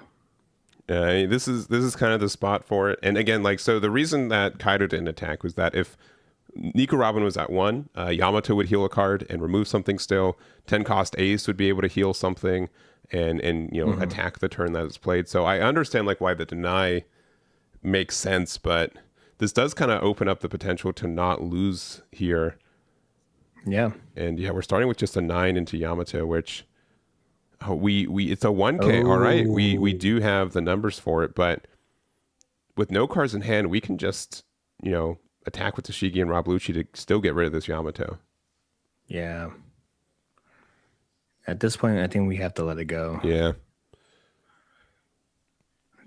And this is the only issue with the previous turn for the Kaido is that they were able to play out the Shirahoshi as well as play out the Basil Hawkins. If we didn't, if we did attack, we'd force our opponent to have the Yamato, which we clearly know that they didn't. I know it's a bit of a gamble, or the ace, but we're kind of just forcing them. Do you have it? Do you not? And if you do, worst case scenario, you get rid of my character. I still have a ton of different value, So it's give or take. I definitely understand, but we're going to go ahead and just block. And this is going to be a 9K swing here going into the Yamato. Milling just because we can, of course. And yes, the Yamato does go down. Oh, and they play at the Spandine. Again, another card that plays another card, putting two Tempest kicks to the bottom. Actually, I think there were three. I think because it's three with Spandine, I believe, right? It looked like one was Finger Pistol. Oh, maybe that was correct. Yeah. Mm-hmm. Yeah, I think the judge is just asking him to double confirm. Oh, okay. Yeah, it was only two. Yeah, okay. There's the Finger Pistol. Yep, there you go. And then what are we going to grab? Rob Lucci. Yeah, which isn't going to have its on play, but just establishing a 4/6 body is really good here. And maybe we did have the... I mean, we swung with the leader, right? We reduced it by 1, but that was it. I mean, we didn't get any other reduction. Not that I'm aware of. Unless they were worried about decking out, and then in that case, yeah, possibly. Just for safety. All right, so we now have one card. We do. We could remove Kaido. We'd feel kind of good about it, right? Sure. We could remove likely either Rob Lucci or Toshigi off the board if we have Yamato again. 10 cost ace, we can play an attack with Rush, but we don't get the heal if we want to get the Rush effect. Kind of tough here. Yeah, this is looking a little rough, but it looks like this is going to be a 7K swing, most likely into the Toshigi. Yeah. Or the Lucci. Yeah, I think Toshigi's the 2K out. Yeah, that's brutal. Oh, do we just assure Hoshi? Is that what the plan is? Oh no, okay. So 7K swing, going to Toshigi and Nico Robin. Yeah, Nico Robin. Nico Robin. All right, but now we're in luck mode. Yeah, luck mode. No Dawn up. So Giant. Let's say if we hit Giant in one of these, it doesn't really matter. No. I mean, do you now you see snapping your fingers like, all right, what's the best play, right? Probably just attack with Rob Lucci for 0, right? Dawn investment. You're kind of tempted to attack with Spandine for 3 because they've got no cards in hand. Yeah, let's do it. Just have to be worried if there's a trigger alpha life. All right. I didn't think I was going to hit the slots today, but here we are. 5K swing going into life. Does connect, no trigger. This has to be 0 cost. Yeah. To have some sort of shot. No, thinking about it. Hold on. Don't do this. Don't do this to me right now. I mean, 0 cost in the beige can win you the game. It can. Quite obnoxiously. There's no way. Okay. Yeah. All right. Well, how about... Yeah, okay. Oh, it was the Frankie. Yeah. It was reverse. Yeah. The 0 cost was the second. Oh, man. Yeah. Yeah. Yellow always has a chance, right? Which is why some people have such a frustration against the color where it can be... You can feel like you're ahead by a mile, right? And then all of a sudden you're like, oh, I have to lean forward in my chair. But honestly, a really interesting matchup.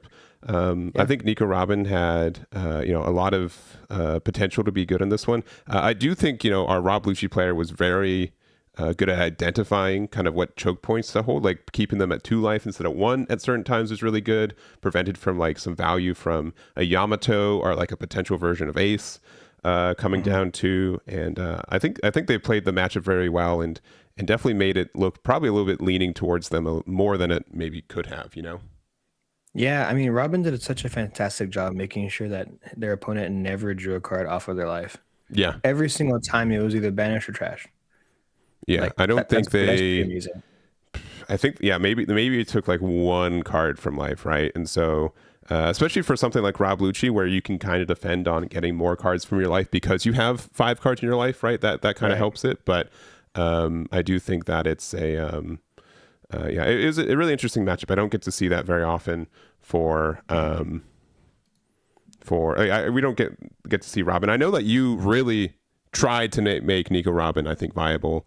Or am I Yeah. thinking pudding, the yellow purple pudding? Pudding, Pudding. yes. Okay. I'm a big fan of purple yellow pudding. I think the deck is really good. Yeah. At the time, it had a really good BY matchup, Yeah. so I Hey, thought that was pretty now nice. it probably has even a better BY matchup, right? That's Yeah. the Oh yeah. Yeah. I mean, yeah. Pudding yeah. is winning that matchup It's for sure. So they might even be in like the same about power level, about now yeah, too, which sure. For sure. maybe I'm right, maybe I'm wrong, but Yeah. that does get. I know this is like a quick aside, but like purple Big Mom Pirates got a lot of new support in OP11 next month too. Yeah. So I Yeah. know you've probably been doing a little bit of theory crafting for that, and Yep.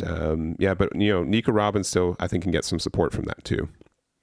Yeah, definitely. I think what's really nice too, a lot of people are talking about it, but we have the purple black Luffy starter coming out, Mm-hmm. and I know everyone's very excited for that, which they should be. But that also means we're also getting purple straw hats. We are So right.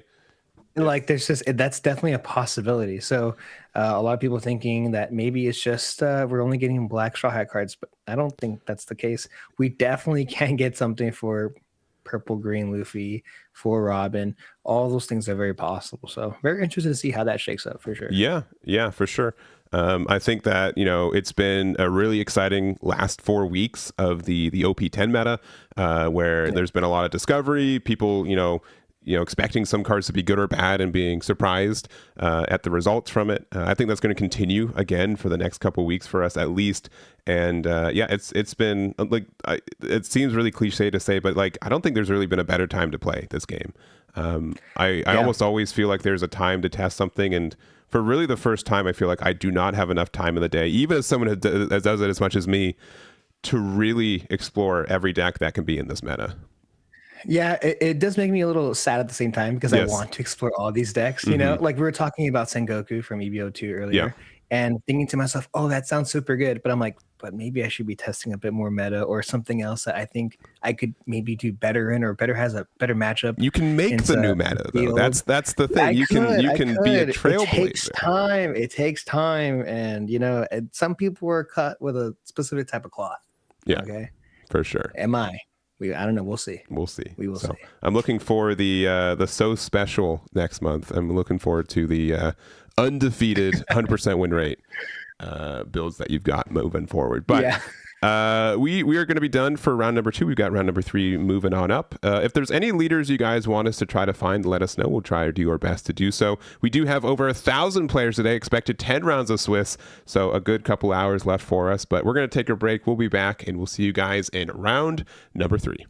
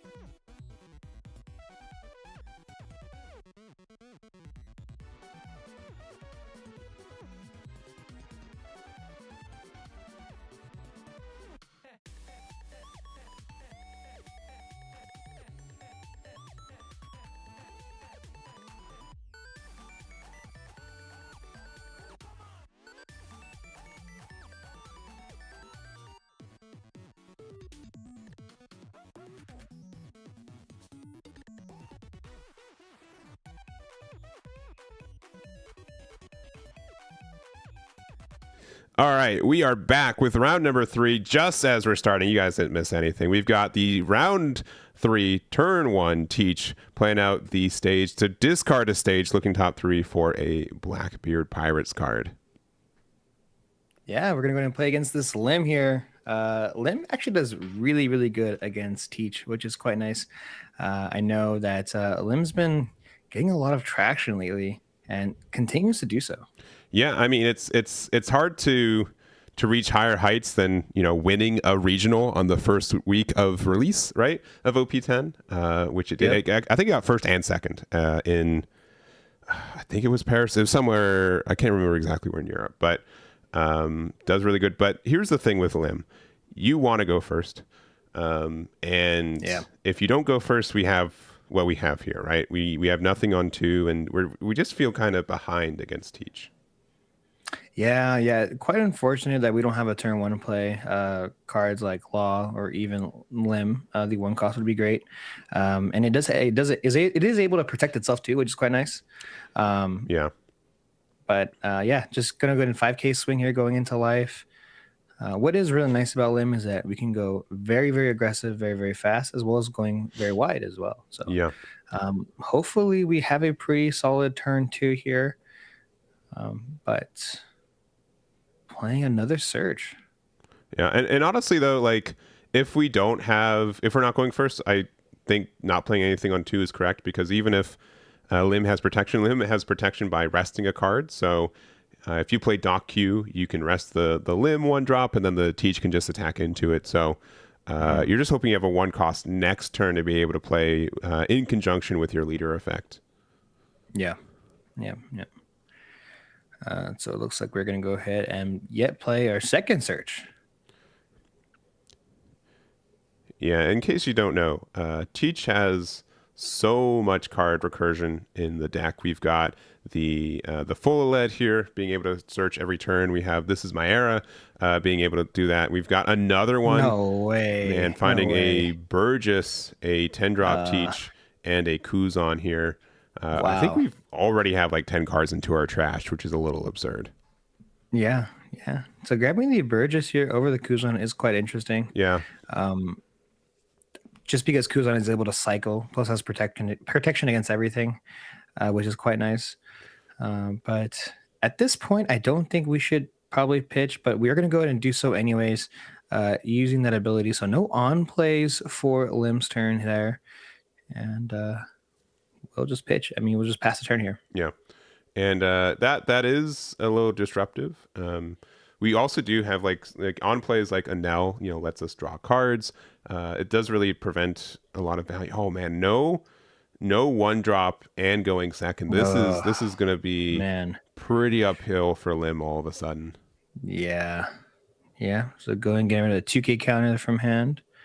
And this is pretty big here. What 5-cost character do we have from our hand to play? Okay, Newgate. Yep. Not the preferred. We prefer a Sabo in case they were to survive, but Yep. most likely will not survive this turn. I don't think so. Being a 5-cost is a bit of a blind spot outside of Finger Pistol, right? It just means that like at least they're not establishing another card, right? So that helps. If they have like Doc Q and Laboon, then we feel really bad. I think that would be Right. a huge thing. And they're discarding a Doc Q, so Ooh. means they have another one or no Laboon in sight. Yeah. So grabbing yet just another Burgess. So that's 2 Burgesses in hand right now. Yeah. All right. Start things off here with the 6K swing. This could be most likely into life, but looks like we're going into life here. Oh no, it was actually into the Newgate. Giving him the 1K counter Sabo, then we are going to see the Burgess come down. And this Burgess is pretty much bulletproof. Yeah. No real way to remove this character, even with Newgate. So now the question is, does this Lim build run the 9-cost Zoro, right? Yeah. A card that a lot of people saw a lot of play early on, but as Lim was developing and as it was growing, people started to cut it, just a more consistent version of Lim, and people saw a lot of really great success with it. Zoro does fantastic in this matchup. Yeah, this is definitely like one of the exceptions for sure. I'm Yeah. surprised we didn't play out the Sabo last turn instead of the Newgate, because that is definitely a card that we could get a draw from in this matchup. So a little bit unfortunate there. Also, opponent showing that we have 15 cards into our trash. So another addition there will get us to 16 now with the counter. We do have a 9K Burgess on the other side. We're going to play a Do Flamingo for 3 off of our leader effect. And then we'll see if we have like a follow-up Lim or something to do with it. Yeah, if we were able to get a Lim here, that'd be quite good. I feel like this is like turn 3 here for Blackbeard, and already having 16 cards in trash and just really, really established. But we're passing here. Of course, we did play that Lim. No on play, thanks to that Blackbeard effect. Yeah, would have been nice to establish a board a little bit sooner, right? But being able to have 2 active cards here is great. If Teach is playing Liberation, though, I think that might be a bit of a wrap. So we have to hope that they don't play that, or they don't have it if they do play it. Yeah, a good thing here is that Blackbeard hasn't been searching at all in this game. But yeah, we're gonna go ahead and find yet another searcher.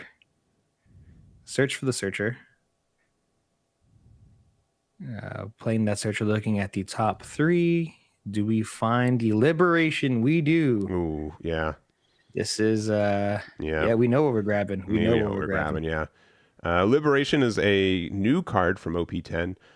Essentially, as long as you have your opponent has 2 more characters than you, which they do, you get rid of a 6-cost and a 4-cost original cost, which means Lim and Doflamingo straight off the board. Yeah, and it's really important too that it's original. There are quite a few characters, events, stages that raise cost of the character, but the card says original. Very important to note here. And this is a big 10K swing, most likely going into this Newgate. Yeah, and it's so tough here, right? Lim doesn't, I think, depend on plays as much as other decks, but we mildly do, as long as we establish a board, right? But now we're just really starved on resources. We're down to 2 life. I mean, we're going to 10 Dawn next turn, sure, but this Burgess is at 10K, 10.5K since we've got two Yep. cards in the trash already. Teaches at Yeah. 4 life. Like what is our out here? Yeah, this is looking really rough for a matchup that is very heavily favored Lim. Of course, this is the issue with Lim. Do we go first or do we go second? Changes the game completely. Yeah. And we're literally able to see it now. Now, I will have to say, I think Lim kind of low rolled a little bit um, on some of the cards that they saw. I mean, but technically, we saw the Sabo, we saw the Lim. I mean, is it just going second was the issue? I mean, Or we could it have haven't been the found, triple search? we didn't find one drop limb. I think that's a bit of an issue. Yeah, sure, yeah. I also think that instead of playing the new gate, I think Sabo could have been played because I think we had that in hand available to us. But yeah, not going first is pretty brutal. Yeah, not going first, on top of the fact that I do think that the Blackbeard player did kind of high roll a little bit. We saw a ton of search early on, and it looks like we're going to go ahead and double drop 2 characters, restanding the blocker Doflamingo, and then, of course, the Sabo stays rested. Yeah, and if Sabo survives, it could offer some kind of now rare card draw, right? But I think that's maybe asking for a bit. Yeah, I mean, even if we just swing an easy 10K into the Sabo, it's just kind of tough. But we see the 5-cost Kuzan coming down. We're going to draw ourselves a card, find a Blackbeard Pirates character from our trash, play it off of there. It could be another Burgess. I believe we've got a few options there, but yep, just grabbing the Burgess there. Yeah, I mean, they can't get rid of 1, they can't get rid of 2. And with how much early trash we were able to generate in the first couple turns, both these being 10K bodies is approaching absurdity, right? It is very difficult to interact with these now. Yeah. So we have Stage Searcher pitching the Event Augur, looking at the top 3, and this is hands down the best thing about Teach. It's consistency. Yeah. It's the most consistent deck in the format easily, I think, and with so many different options. You just have to find that one card. And so we find our Searcher, the 1 cost, and we can play it out here. It is going to mean sort of a pseudo blocker, just because we can afford to have this character just consistently draw more cards. But 5K swing going into life, I'd be tempted to just block here since we have, unless we're trying to keep the Sabo alive, right? I feel like that. I mean, yeah. Yeah. I think, yeah, if there's only 2 attacks, right, getting out of this one for free likely makes sense. They're probably still going to get rid of the Sabo, but since only 1 Burgess can attack right now, yeah, it's probably fine. Yeah. All right. So searching top 5. What do we find? What do we need? That's the question. What do we need? We can find pretty much almost anything that we need. Yeah, the only card that we can't find is Finger Pistol, really, and that's kind of helpful in this matchup that plays almost exclusively 5 cost, but. Honestly, I think we've been fine with everything else that we've found so far. So I think we're okay to just have some mediocre gains from here. All right. So using that leader effect, these Burgesses are at 11K. 2 Dawn active as well. I don't know if we have anything for the 2 Dawn, but looks like we're going to go ahead and swing into possibly a Sabo, possibly into the Dofi. Yeah, just whatever card we think is more dangerous here. A blocker every turn or potentially drawing 1. Oh, never mind. We have it. So we have triple 2Ks with 2 Adeos and I believe a Sabo or an Usohachi rather. Usohachi. Yeah. And then using the last of that for the Vasco shot. So that surviving was not on my radar here. It does mean that we have a lot more, probably 1 more attack than they were expecting. We have the potential for some card draw here. But if I'm being, I don't want to put this into existence, right? I don't think we've seen a single Finger Pistol hit the trash yet, right? Or very few, if so. I haven't really I think we've seen 1 hit the trash. Yeah. It is quite unfortunate. I understand that we want to keep our characters alive because we're just running out of options at this point. Mm-hmm. But if we look at the opponent side of the board, we still have 3 cards in life. Next turn, we're going to 10. On plays are not activated, so we are unable to rest anything. So we are going to get some pretty good value here with this 2-cost blocker. It's a little rough. So it looks like I'm going to tap 3 here for the Sabo. Yeah. We're going to start with a 5K. Okay. Yeah, 5K into life. It looks like we're prioritizing going for life instead, just because we know we're probably going to play 10 cost each. So you probably can't search again next turn with that Lafitte. All right, no triggers so far. That's pretty fortunate. Yeah, we can definitely probably afford for one 7-8K attack with Sabo. No, are we another 6? Yeah, okay, yeah, 7. We do get to draw one since there's 3 cards rested now. Either Vasco Shot takes one for the team, or I think we might have to block here. We could drop possibly another blocker, but no, we're going to go down to 0. oh wow, okay. There's 6 Dawn left, so we can play something for 5. We could play out maybe Sakazuki. Yeah, play out Sakazuki just for another body on board, but you know, all of a sudden Limp's got a pretty wide board. 0 life is the minimum amount of life you can have, and there might be a shot for Lim to take this one. Yeah, definitely very possible. If we go 10 costs, we stun. We can stun the blocker. We can do Sakazuki, clear the 2 Sabos. We still have 2 blockers left. I know that this teach doesn't have too many cards in their hand, but grabbing the black hole, grabbing the black hole there. We can go for game here. It would be a little risky, but I think very possible when our Burgesses are at, of course, 11K right now. Okay, so it looks like we're going to go ahead and play out the reducer there to most likely reduce the, it looks like the Doflamingo.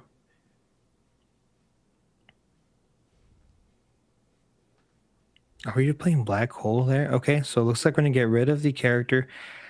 I would have imagined we would have just do that with Black Hole. We didn't need to play the stronger. No, that just like we didn't. right? If you're going for game, yeah, we didn't need to. Yeah. I don't.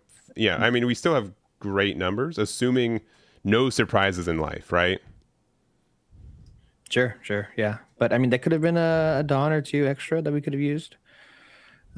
But this is a 12K swing going into life. All right, and is 13 gonna beat us here? Let's see. 2K, 2K, 2K, and no, super close though. Honestly, yeah, super duper close. We got to 11K. You know, if we had something like Blast Breath and we had a Dawn open, we can. Oh yeah, we also show that we've got the. I forgot the name of the card all of a sudden, but it does remove Burgess. It does, yeah, it does, because it bottom decks the character. Correct, yeah. Mm-hmm. So that card can be really relevant for us too. Yeah, bottom deck's a 4-coster last. Let me double check. Let me. Oh, I'm cheating. I'm looking it up now, but it's like wire. It's called Jump Rope. No. I don't need that. Let me see. It is called. I know that it's a water 7 top knot. Top knot. So there it is. But yeah, TCG able to take that one. But honestly, I think it was really close. I think it could have gone either way. And yeah, if we had a top knot instead of that Sakazuki in hand to get rid of one of those Burgesses, I think that could have been way different too. Oh yeah. Yeah. Definitely getting really close. I feel like it didn't have to be that close, to be honest, but I'm not too sure exactly what Teach had in their hand taking on those swings. I think we took like 3 swings that turn. So yeah, you know, it is what it is. Congratulations for this Teach player making it out, beating a Lim, which is quite difficult in this matchup. Yeah, but again, I think it just shows how Lim is really kind of suited to going first a lot more than going second, and already taking first away, even though Teach prefers to go second more times than not, does help out a lot. So we still have like half the round left, so I'm going to be jumping through some tables real quick. Any leaders that you're looking for, Sos? Oh man, viability wise, I would love to see something green. I've always been a big green fan. Uta, unlikely, possible. I mean, purple Luffy's always a really good one. Only issue with purple Luffy's that they go through the rounds pretty fast. That's what I love about purple Luffy is that if I take purple Luffy to a tournament, I got majority of the round left. I can hang out, grab some water, which is quite nice. But yeah, I'm interested to see what we have on the top tables. I know there's been a lot of Whitebeard buzz going around a little bit. Pretty good leader, funny enough. Oh, man, it's been a long time since Whitebeard came out. So yeah, I know there's at least one in the event today. Yeah. So we'll see how that goes. I'm looking through some tables though. A lot of Teach, Shanks, and Doflamingo. Unsurprising there. Yeah, Doflamingo's an interesting one to see. I mean, kind of similar sense. I mean, the deck literally came back to life off one starter deck. Yeah. So it just makes me even more excited to see what we get with the new starter decks. I mean, Bonnie, Teach. Hopefully, Teach doesn't get too much support. Sure. But decks that kind of need it, like Green Yellow Yamato, is a really good one. I think that deck's gonna get a lot of support. That might put it to the top. Hopefully, we'll see. Yeah, I mean that leader was on reveal. Like a lot of people were very polarized by how strong double attack seemed on a leader, right? Generally the deck was above average, but I don't think it was meta defining. I think when it came out, right. I know a lot of people just almost every format. I feel like I don't really rank Yamato too high, or I don't put it on my personal builds, and then people are like, where is it? Where's the card? Where's Yamato for it? So, but yeah, honestly, I'm looking through games. Most games in this format, I feel like end in about 20 minutes. Are it's a mirror match that just grinds to time, right? I mean, another thing too is that we've had OP10 for a little bit now, so people know what they're doing, right? Like they know their plays, they know their lines. So taking a little bit longer to do so, a little rare. Yeah. Well, I jumped through about 40 tables, and I wasn't able to really find a game that seemed like it had a lot of life into. Most of them felt like they were on like last turn or about last turn. So we'll probably end this round a little bit shorter. So do apologize about that, but that just means we get to yap a little bit more, which is great. Yes, we never have outlets for that. We have all these thoughts that just as a pressure cooker internalize, and we just need an outlet to get it out. So we've already seen a good amount of like off meta leaders. Has there been one leader in this format where you were really surprised in the first couple of weeks that it was able to get a top? Look, I'm gonna publicly say this. Okay. Oh, good. I did a live reaction video for the bands. Sure. And in my live reaction video, I said Lucci, I said Dofi, tier 2. Oh, all right. Okay. Look, all right. Knee-jerk reaction. Okay. Sure. Easy. Now, okay, regretting that decision a little bit. Okay. Those decks, they did insane. They're still really good. I feel like sometimes they're even better sometimes. Yeah, I mean, Doflamingo, I legitly surprised for it to do so well, winning back-to-back regionals. Lucci is a deck that we mentioned before, just doesn't go away. No, and it has won a regional in this format. I think it was a European event, but yeah, has won an event. Yeah. Yeah. So honestly, surprising enough, those surprised me.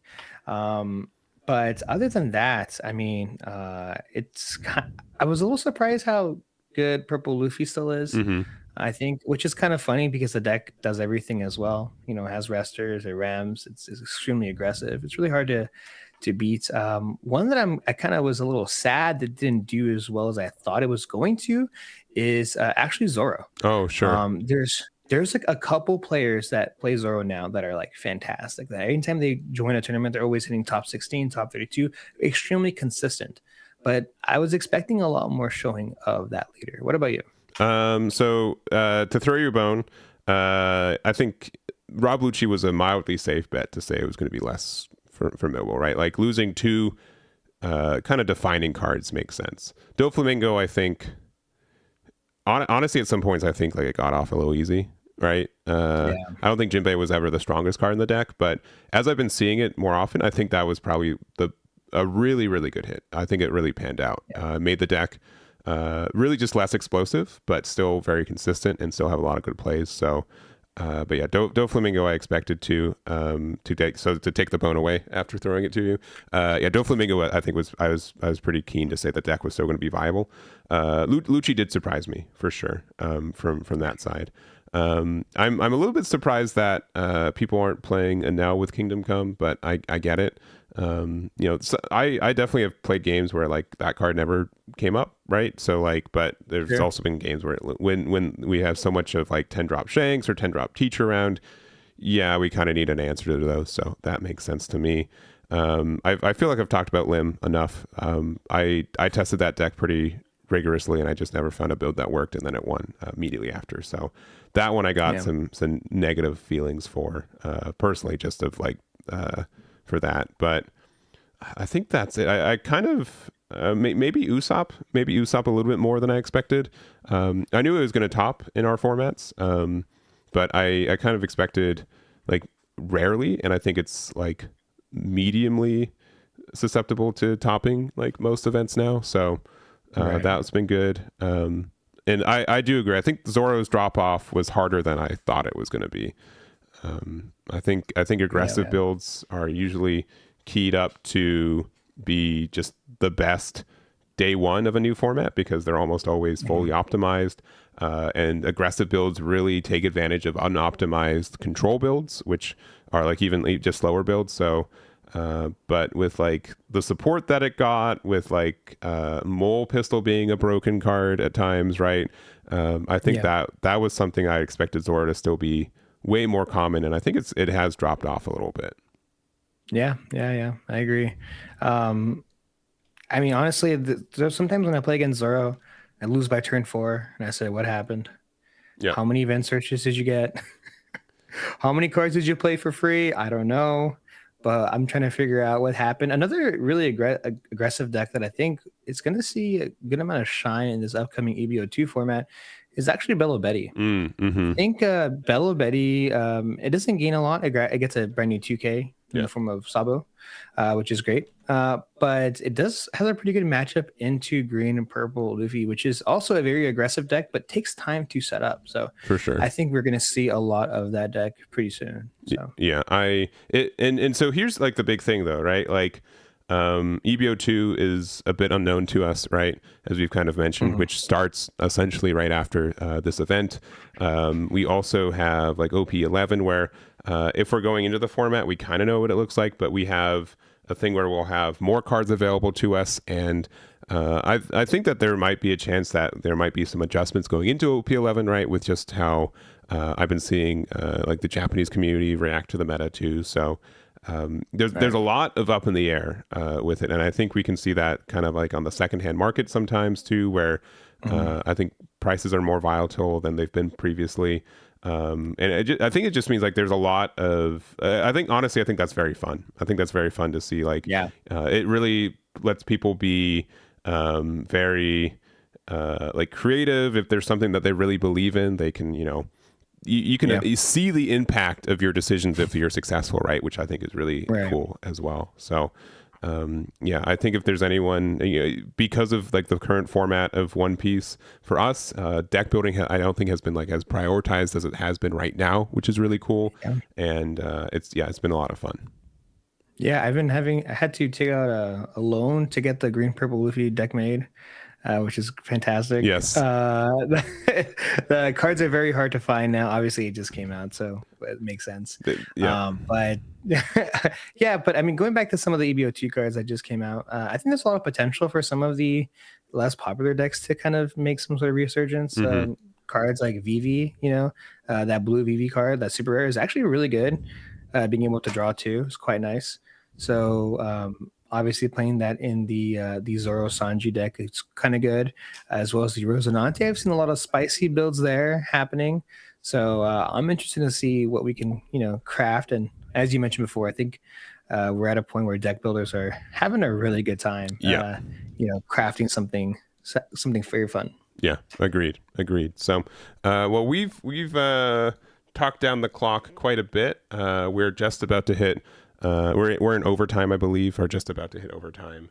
We're about to hit overtime for us. So we're gonna go into break. This will probably be a medium-sized break also because round 3 is generally where people can drop as long as they still want their prizing. So this is sometimes a bit of an overhead for us, but we'll take our break. We'll be back. We'll have round 4. We do expect 10 rounds today since we have over 1,000 people for this event, and it should be a good one. So again, if there's any leaders that you guys want us to see, we'll try our best to find them. We're trying to find undefeated tables and leaders, and then we'll probably see a little bit more on the second half. And once we get to 32-ish undefeated players, I'll have a knowledge of what leaders are left for us. So we're going to take that break. We'll be back, and we'll see you guys going into round number 4.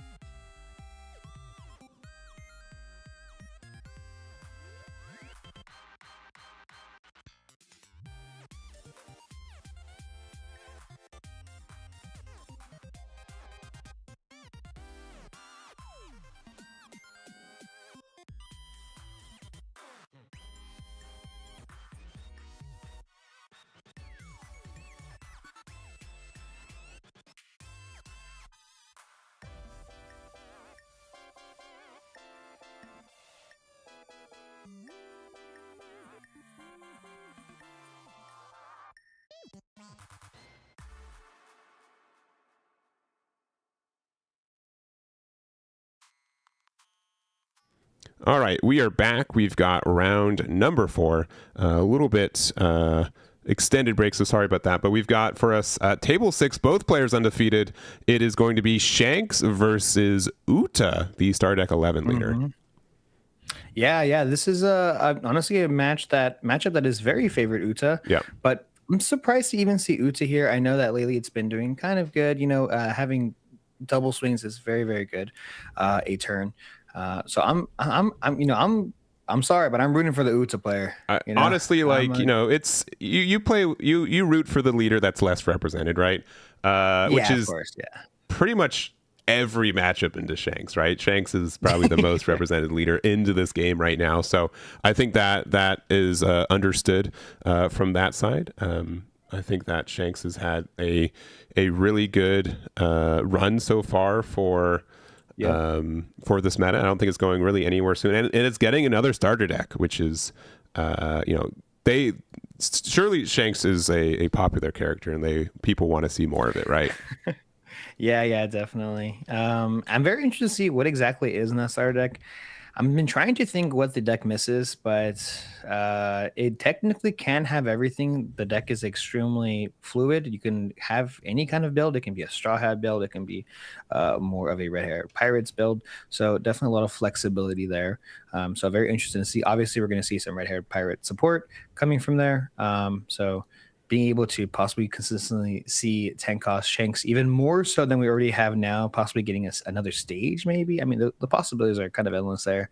But Uta, on the other hand, has kind of had the same deck list for essentially since the Star deck came out, which did help it quite a lot. That being the 9 cost Shanks, as well as the 4 cost Uta as well. So really, really good stuff. Yeah, and it's really interesting, kind of funny, right? The best way to get rid of a 10 cost Shanks is a 9 cost Shanks. Which is really funny. But yeah, Uta's kind of one of the more peculiar leaders, right? It got a starter deck. It's where it's from. It finally gave a film leader to an archetype that just never really had a real leader.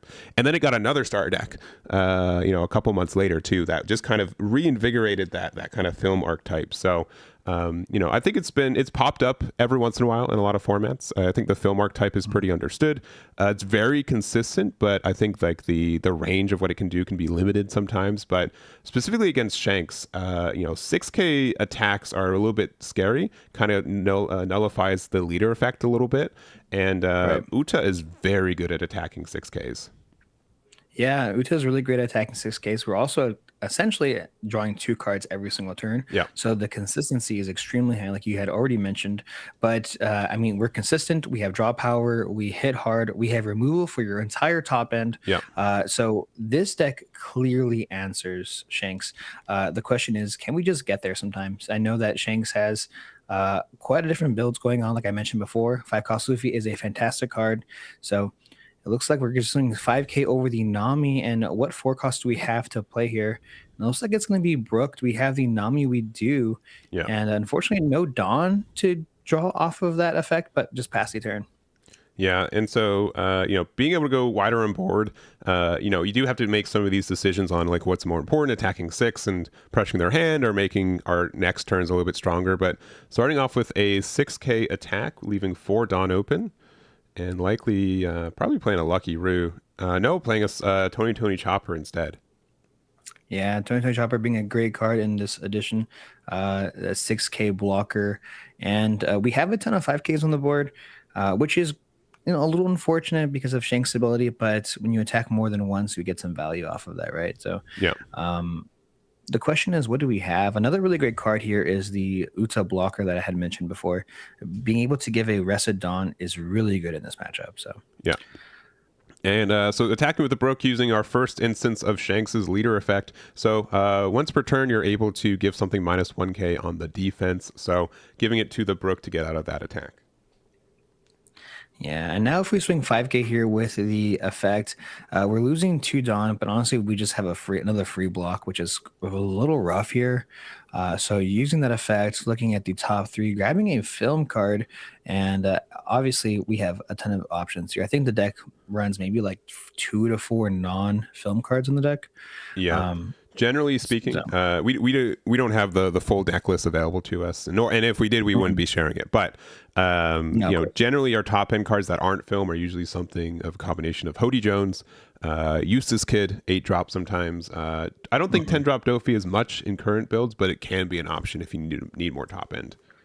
Right, yeah. Always a toolbox, but we are going to grab the 2K counter Sanji, which is that winner card right there. Yeah. But we're going to go ahead and give it the free block there, 6K blocker. And we can swing 5K with no problem since we already used leader effect, but looks like we're going to go ahead and tap 2 for backlight to Yeah. get rid of that 2020 chopper. I might have saved it for later on, but we still have 3 done open.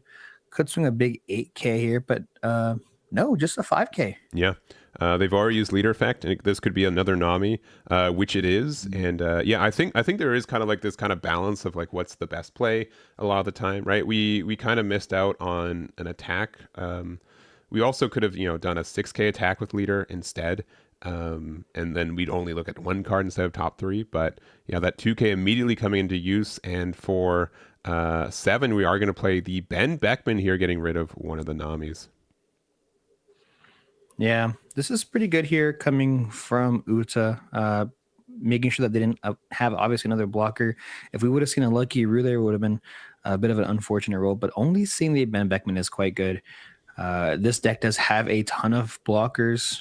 We have Uta, of course, as well as, well, actually, we have 2 Uta blockers in this deck now, so which is quite nice. And looks like we might start things off here with the 5K swing. Yep, we're going to use that. Yep, just get the leader effect while we still can. We're going to use the Nami when attacking. So again, spending 1 to look top 3 for a film card. Now one thing, I think we've said that, yeah, Uta has a likely positive win rate into this. One card that Shanks can play that can have a big effect into this is the 8-cost Silver's Rayleigh, right? That card's not searchable currently for this deck, really.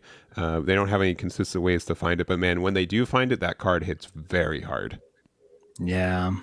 So we see another 5K swing going into life, which is quite interesting. Another opportunity to draw ourselves a card not happening, but instead we're going to play that Luffy to play out the Sanji, a card that you don't really see usually hit the board, but when you have plenty of rested Dawn, it can, pack a bit of a punch there. Yep.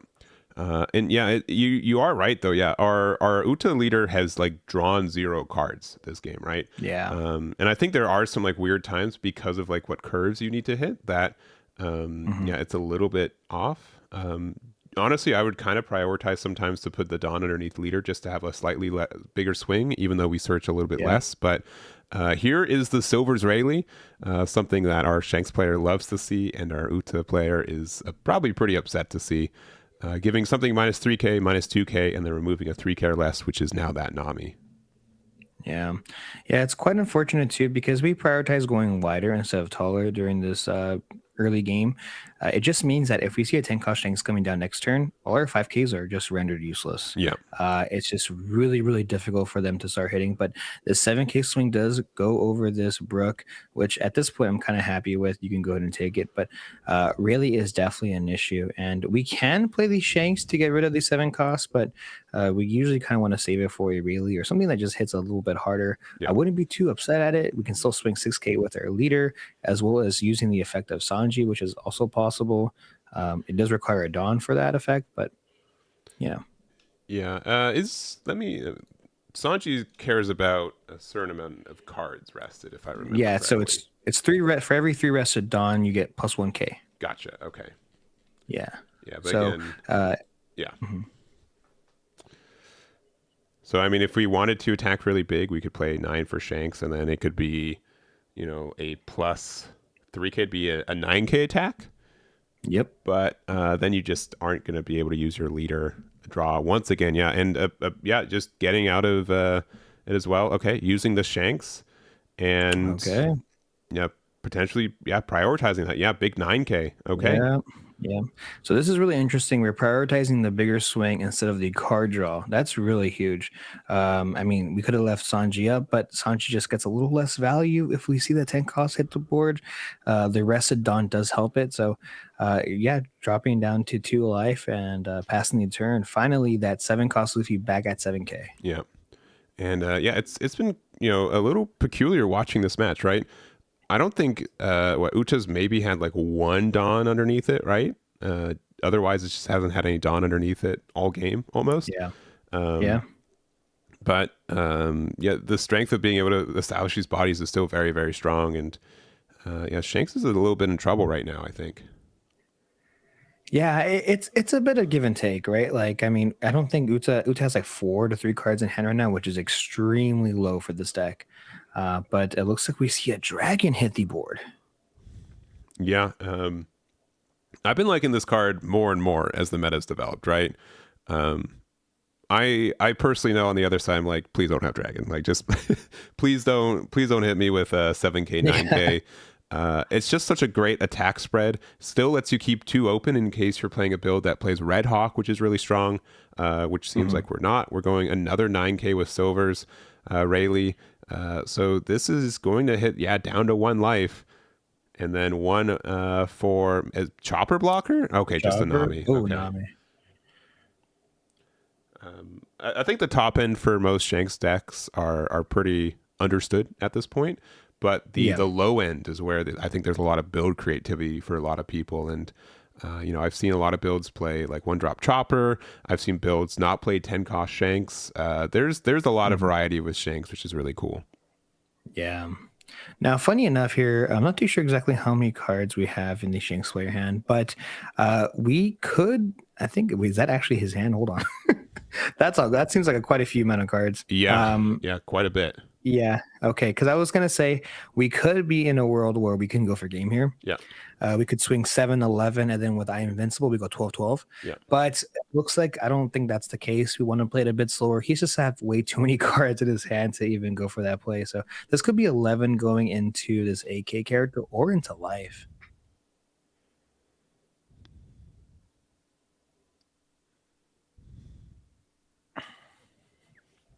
Man. Yeah, we could see another 9 cost coming down. Looks like 2 and 1. So it looks like it was against the dragon, and we were able. Oh, sorry, it was against the Silvers, and they used leader effect with the 2 and 1 to get out of it. So, yeah, man, that Shanks is just so strong. Yeah. Oh, it looks like we do have the 9-cost Shanks here. So 6K swing going into life using the effect. We're going to go ahead and put that 1K counter Uta blocker into our hand. And okay, 2K Otama. Do we have another Shanks? We do. We just have so much consistency with this deck, right? And it also kind of makes sense, like why we're trying to prioritize removing the smaller target, because we knew that we're going to get rid of the bigger one. So, yeah, this honestly, like as much as this, I think 9-cost Shanks really just wins this matchup more than anything else. Yeah. I mean, I definitely agree. 9-cost Shanks is very, very difficult to run over as well. Even if we go 10-cost Shanks to try to run it over, we still have the blocker, plus a good amount of cards in our hand as well. I think we have like 6 to 7 cards in our hand now. So 5K swing going into life. We see the 1K counter Katakuri.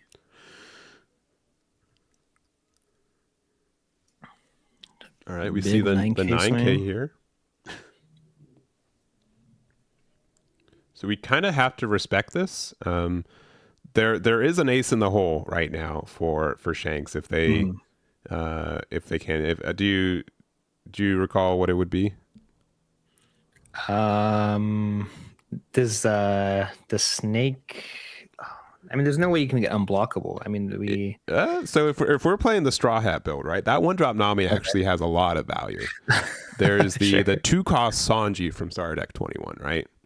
Yeah, sure. So that you can play that for 7K. Yeah, if your character is 6K or less. So 6K or less. Yeah, so you can play it on Nami and then give it unblockable, or give it unblockable then attach that on afterwards. Yeah. Okay, looks like we're 5 there. All right. Pretty nice cycle. Yep, it's the other Silvers. So as long as your opponent has 2, I think it's 5K or 6K bodies. 5K. 5K bodies, yeah. Yeah, we get to draw 2, discard 1, so we're getting rid of the 8-cost Silvers Rayleigh, getting a blocker, and then we're getting to set up another blocker with a 2020 Chopper. So still a lot of cards in hand for Shanks. Good amount of blockers.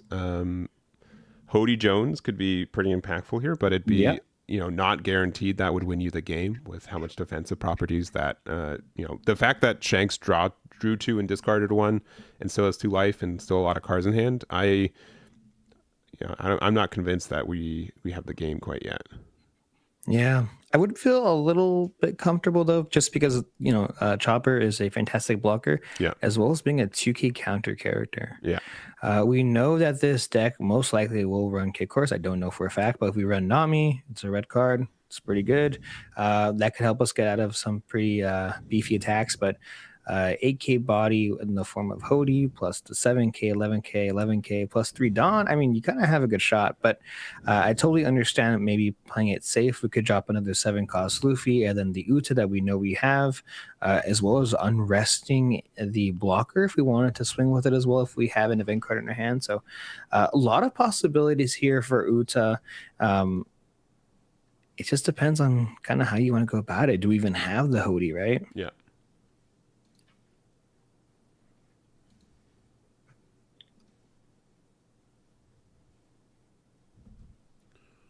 Yeah, one bad thing about Hody in most screen decks is unsearchable unless you're running Kami. No real way to find that card. Yeah, and it's really funny. Like this is the deck that has minimal searchers, right? Versus the deck that every card in the deck is searchable, right? To almost no the only like Hody or Useless Kid as mentioned earlier if we play those cards. Mm-hmm. Right. Yeah. Only bad thing about a deck that has a ton of search. You probably won't see that card. That is true. I will say like sometimes Hody is the most important card for Uta, and the fact that you negatively search it does make finding it kind of rare. It looks like we're just going to start with an 11K into 8K, and Chopper's going to take one. There's no way we have the third Shanks, right? That would be. Yeah, there's no way. Yeah, okay. All right. There's no way, right? Right. Yeah, of course. Right. All right. So, I mean, if we win 11K for the first time, I imagine we're going to go 11K. I mean, we could. It's very possible to play backlight here. Yeah. We could go backlight, and we can try to go for game that way with I'm Invincible. Yeah. Definitely a possibility. That's the great thing I love about this deck is that there is a lot of possibilities. And well, hold on. Oh, we do okay. have the backlight. Hold on. So you've got some insight on this Uta deck, don't you? I got the hockey. It's on. So we have 8 Dawn up. With I'm Invincible, we can go 10, 10. We can go 7, 10, 10, 11. Yeah. Only problem is that if Shanks targets the minus 1K to Uta, it's for the turn. So yes, that's quite relevant. Yeah, that is helpful, and I think like part of the reason why Shanks gets like some of these weird matchup benefits is where you can having to clarify which silver's Rayleigh. Yes, it's a real question, especially on webcam, right? It is a real question. Yeah. So a good 14K does get rid of the character there. Yeah. No, I just despise this blocker so much. 11K was not enough. Yeah. Attaching Dawn to Luffy. Yeah, this is looks like an 8K swing going into this Rayleigh. We haven't used leader effect, so we can go leader effect plus 2K counter right now. But no, we're gonna let it go here. And with 4 Dawn active, we might see 1 attached to leader, swing 6, play out 3 cost Uta, restand our blocker as possibility. Grabbing a 2K counter off the top is fantastic as well. Oh yeah, that's very helpful. Yeah, I forgot. Yeah, 3 cost Uta would be such a great blocker here.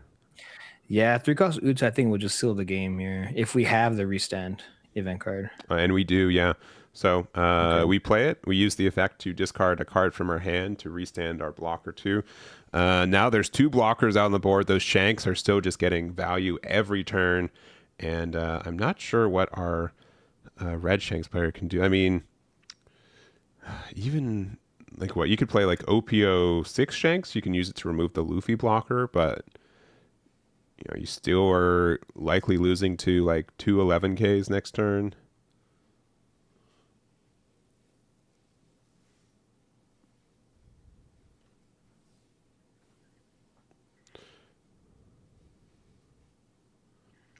Yeah, and just reading the effects on the blocker. Yeah, just being able to, yeah, just discard a film card to restand a blocker. Oh, but it's 4 or less. Okay, yeah. All right, my apologies. I think they still paid the cost though. Yeah, the only issue is that it has to be an event card. Oh, okay, that was the issue. Okay, my apologies. Yeah. I've not played against Uta in a minute, so happy that was Yeah. caught. Not many people have. Not many people Yes. have. I'm going to just read out the effect verbatim. So, yeah. End of your turn, you may trash one event type card from your hand, so up to one film type character as active. So, yeah, Luffy is still rested. Yeah. Even that being the case, though, this is still a really good position that Uta is in. We have, I believe, like 4 cards in hand. Only issue with Uta is that sometimes we do draw a ton. We, at the same time, have a ton of dead cards. Yeah. 7 cost Luffy, of course, is Shanks. So if we swing 5K here into life, we are extremely happy if that's the case.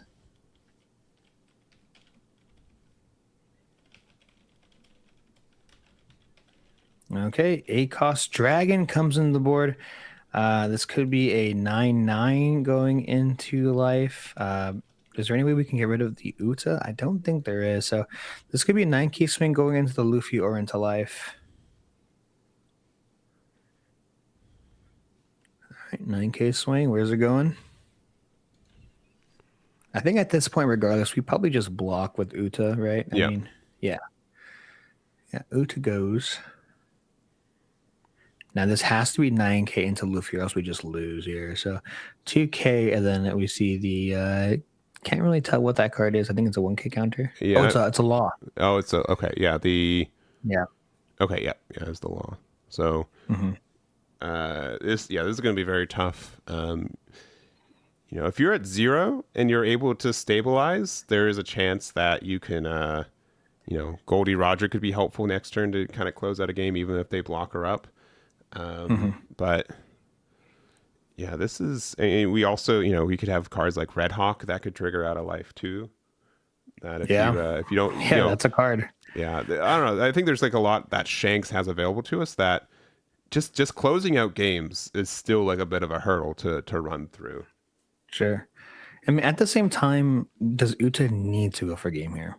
We could punish. We can keep going after this dragon. If we set up another blocker, we seem like we're in a pretty good spot. I mean, that definitely is a possibility. We can still swing into life. We don't have to take them down to 0. We can take them down to 1. So, yeah, I think that it makes sense to go for it, right? But yeah. Not neat. Okay, considering that card from life, deciding not to take another 11K here. Oh. All right. This kind of has to be Red Hawk.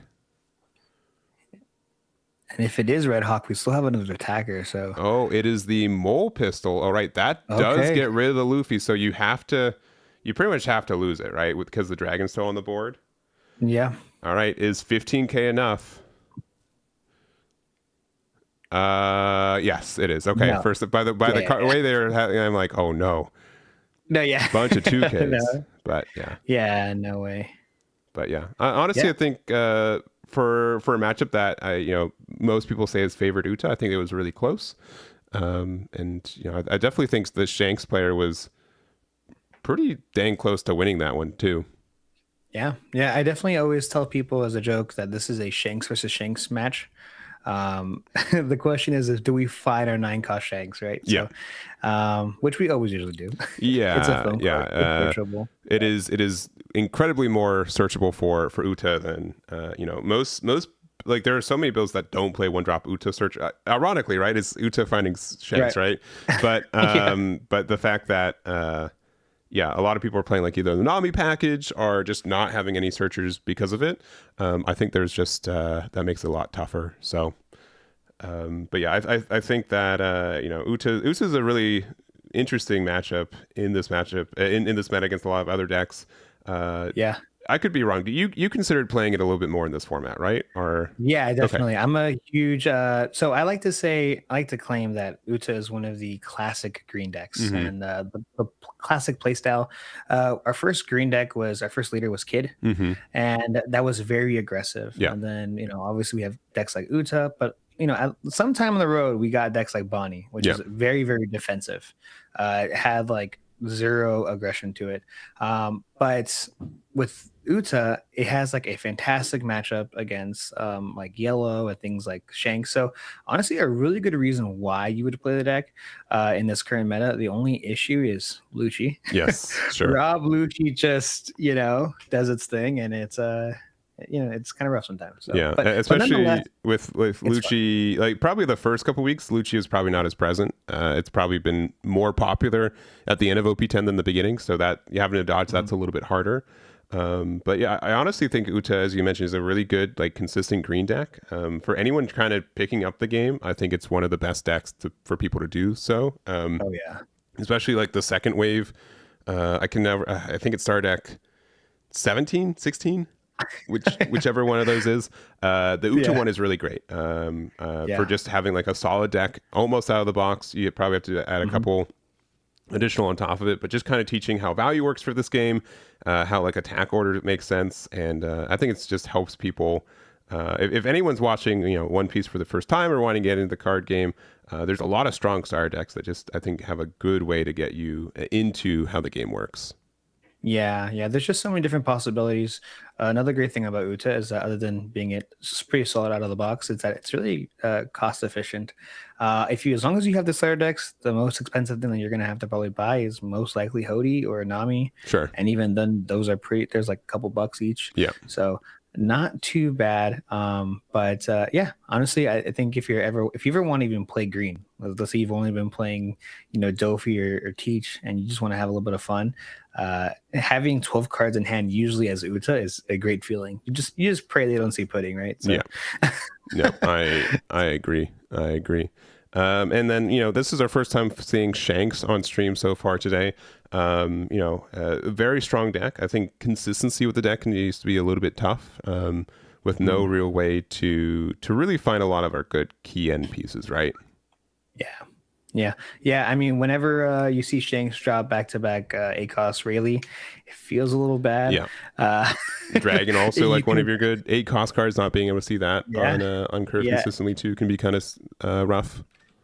Also not searchable in that deck. Correct. Uh, it just kind of depends. It's really weird. I feel like oftentimes you see your pieces or you don't, but when you do, you just kind of Yeah. smooth sailing. Yeah, for So sure, for sure. And so it kind of was leading into a question. So with EBO2, which is released yesterday, will be legal for tournaments next week. We do have like this kind of new kind of mini set of cards, right? It's the music cards, right? yeah, They're all based off of songs from the One Piece anime, and each color gets one. Essentially, it says you get to pay 2, and you get to look top 4 for any card. I thought it was color restricted, so the fact that it's not is crazy yeah, for like multicolor yeah, decks. yeah.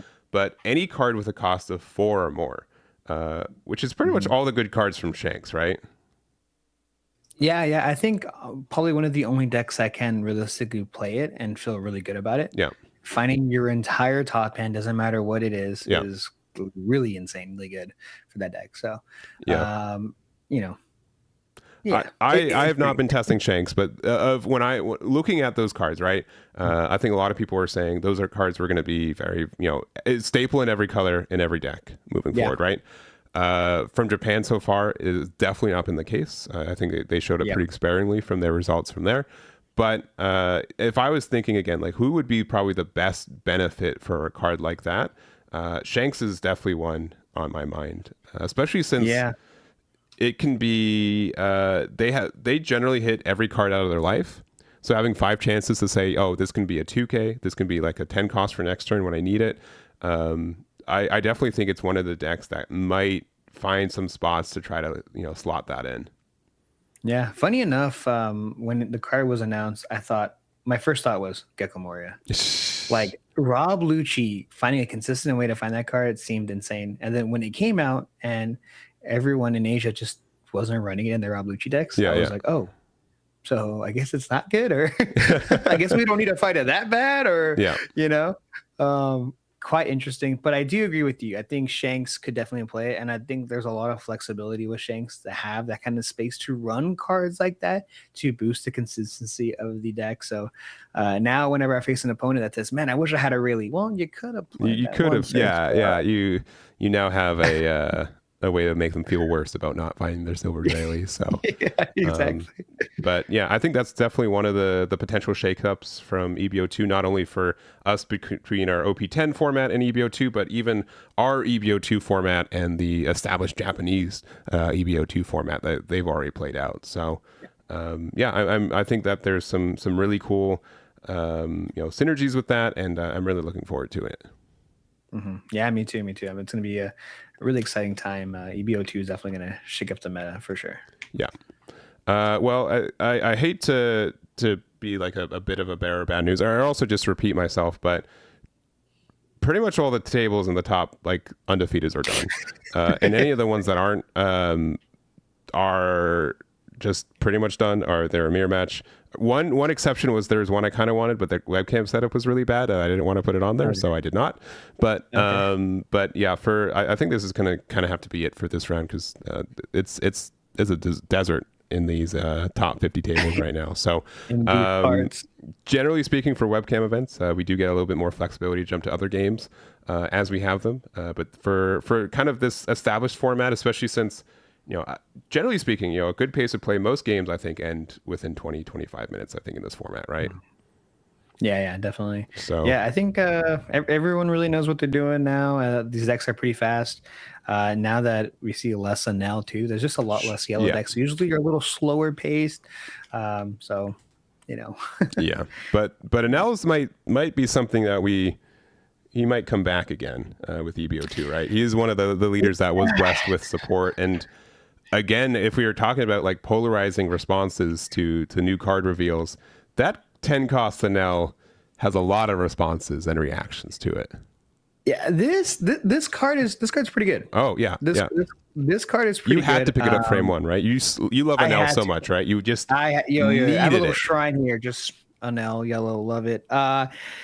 Yeah, he's pretty good. The deck is pretty good. I don't know though. It's such an interesting spot, because Enel does really good against like a really aggressive decks, being able to slow them down. That's why often times people said that Zoro against Enel was like a 90-10 favorite Enel, right? It was just so terrible. But I'm really interested to see how it is. You can't really starve green purple when they draw every turn. No, there's a ton of search. So yeah, you can only sustain, like, Zoro sends out a lot of 5k attacks, right? Green purple Luffy sends out a lot of 7k attacks, right? So that adds up a little bit quicker. But yeah, I think Enel is going to be a bit of a gatekeeper, or like kind of if you look at a lot of its matchups, it's either like, oh, I'm going to win this for sure, or like, there's no way I'm going to win this, right? And I think that's what's going to be a bit of a hindrance for it moving forward. Yeah. I think next format we're definitely going to see a lot of those types of decks where this deck beats this and this and just loses to this and this. It's less of a gray area. So it's really even honestly with green purple Luffy, you know, has really bad against 8-cost kit. So really any green deck that runs 8-cost kit, it has a hard time. And of course we have cards like Gamma Knife and things like that to do good. Like also the 6-cost Brook does pretty good into that as well. But overall, it's I think that's how the next format's going to be. So it's exciting. I love that kind of format personally. Everything is possible. You just kind of have to have a kind of a good die roll onto your matchups. So I'll see how it goes. No, but I agree. I think that kind of stuff makes, honestly, the biggest thing that I liked and how I approach my deck building, which has been a new hurdle for this one, is that this is clearly the best deck, right? You have this, which we don't really have, right? Like Shanks is there, but it's best case, it's like 20% of the room, right? So it's hard to just only focus on that in my mind. Meanwhile, like something like Dofi, right? Dofi is going to be like 30% of the room. So you can guarantee almost like, a third of your matchups are. And then if you survive the first couple rounds, you have like a 50-50 round 5 every every time afterwards is going to be Yeah. one of your matchups, right? Yeah. So you can really target a deck like that, and you can really have your deck building saying, hey, this is what they like to do. This is an answer to that. Let's build a deck around this interaction kind of thing, right? Right. So because green purple Luffy is going to be assumedly relevant and popular with everything, that gives some deck builders a way to say, this is what I'm targeting. I can kind of try to middle the rest of my matchups out, and I think that's one way to approach this new format. Yeah, and I also too think that with that kind of format, any deck can win. Yeah. I feel like, really you can really surprise your opponent by tech choices and things like that. So we keep mentioning it. Deck builders are eating good. I think they're gonna do really, really well in this next format. So yeah, I'm excited. I know a lot of people have been talking about green red Odin as well. Oh yeah, kind of coming back. We got a brand new 6-cost character, Yamato. Really, really good card as well. So we'll see how that shakes up. Yeah, I think that there will be a lot of like specifically like these expansion booster decks are I feel like really for everyone's locals, right? It's going to hit everyone's locals different, right? Everyone has their favorite pet deck that just got a random 2-card support in this, right? And they're like, I have to re-sleeve this entire thing. You're going to see people playing stuff like Garp. You're going to see people playing like Carrot got support. Iceberg got support, right? A lot of these kind of like, the guy at your locals who's like, whenever Iceberg gets any support, I have to test all of it just in case. Chopper got support. Support. Yeah. We're back. Yes, we are. Yeah. Likely good support for other versions that want to play the same thing that Chopper, but you can still play Chopper, right? Sure. Chopper gets to play Hody Jones, right? So you're never, you always have that ace in the hole of why you're playing that leader, right? Yeah. Sure. Yeah. Funny enough, too, I feel like when I was building Chopper, because I've been testing Chopper lately, and I felt like I was forced to throw in Hody. It makes no sense other than the fact that he's an insanely good green card. But all my searchers bottom deck that card. Yeah. But man, when it works, it works. But you just got to do it. I just have to. I mean, I think it's like during the time when Gecko Moria is like, if you have a black deck and you're not running Gecko Moria, like, what are you doing? Yeah. Like you have to, and honestly, like that's like why one of my favorite things for Moria is because like I feel like there are a lot of decks that were just forced to run that card, right? Rob Lucci was the best deck to play 8-drop Moria, right? And I think Gecko Moria played the card because it was searchable and it worked with the deck, right? But like Smoker from OPO2, they didn't always get the best Moria plays, so it felt kind of clunky at times to have to play it. Right. Black Purple Luffy felt like they had to play it, but their best case was play 1-drop Law and 4-drop Frankie, right? Like it draws you like 3 cards, but what are you actually doing for the turn, right? So I think being able to open those spots open for new deck building choices has been really positive for a lot of things. Yeah, definitely. So anyways, I think that's as much as I can talk about Gecko Moria right now before getting into a deep 30-minute conversation. So we're going to take a break. It's going to be about 10. We've got round 5 coming up at about the halfway mark of the day, and we'll likely get some more data on who's left and what they're left with. So we're going to take that break. We'll be back, and we'll see you guys in round number 5.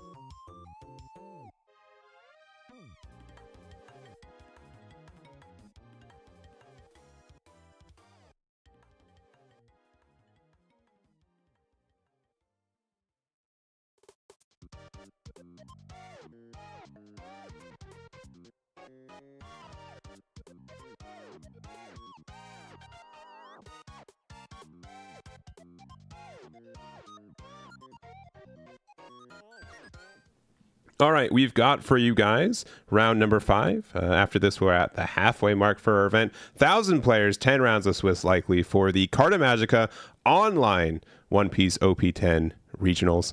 So, what is our matchup for this round? Probably one of my favorites here. We have on the left, we have Red Green Smoker against Teach on the right hand side. A matchup that is quite favored against for Smoker here, but it is Teach. You never know what you can get sometimes, so we'll see how it goes. For sure. And Smoker's, one of the new leaders that we got from OP10. It is one of the leaders I think got a bit of a strong start, but has waned a little bit as we've gone a little bit deeper into the OP10 format. But I think it does get some relevancy for having a mildly good matchup into Luffy into EBO2. Yeah, definitely. So it looks like we do see the 1-cost event search coming down. And what's really good about this matchup for Smoker is the fact that because we're able to utilize our leader's effect, we're able to essentially play 2 bodies a turn mid game, mid to late game. So having that ability to do so or apply even a more pressure with heavier swings just makes it a really good stance here for Smoker. Yeah.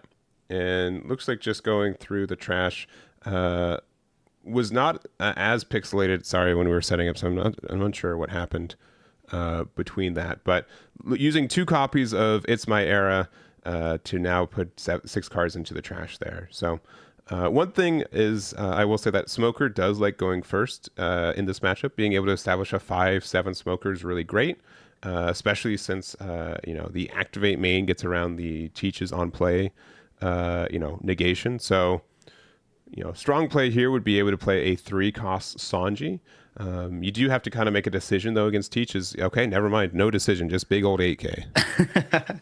Yeah, usually the only reason why this ever happens is mainly because you don't have the 3-cost character on board. Yeah. And if you were to play something like Monet, they could remove it, or clearly no search there. So a bit of a slow start for Smoker, but nonetheless, it's definitely still capable. We are going to go and take this, our first life here, dropping down to 3. And now we have the Burgess hitting the board. Quite good card. Yeah, and it looks like the snowstorm is away. So sorry about the the particles, but they are gone. And we're going to start with Virgo. So no smoker on curve is a bit Mm. of a rough spot here. Yeah, and just Yeah, just even confirming that they still have their on plays. no 5 cost character Yeah. is rough.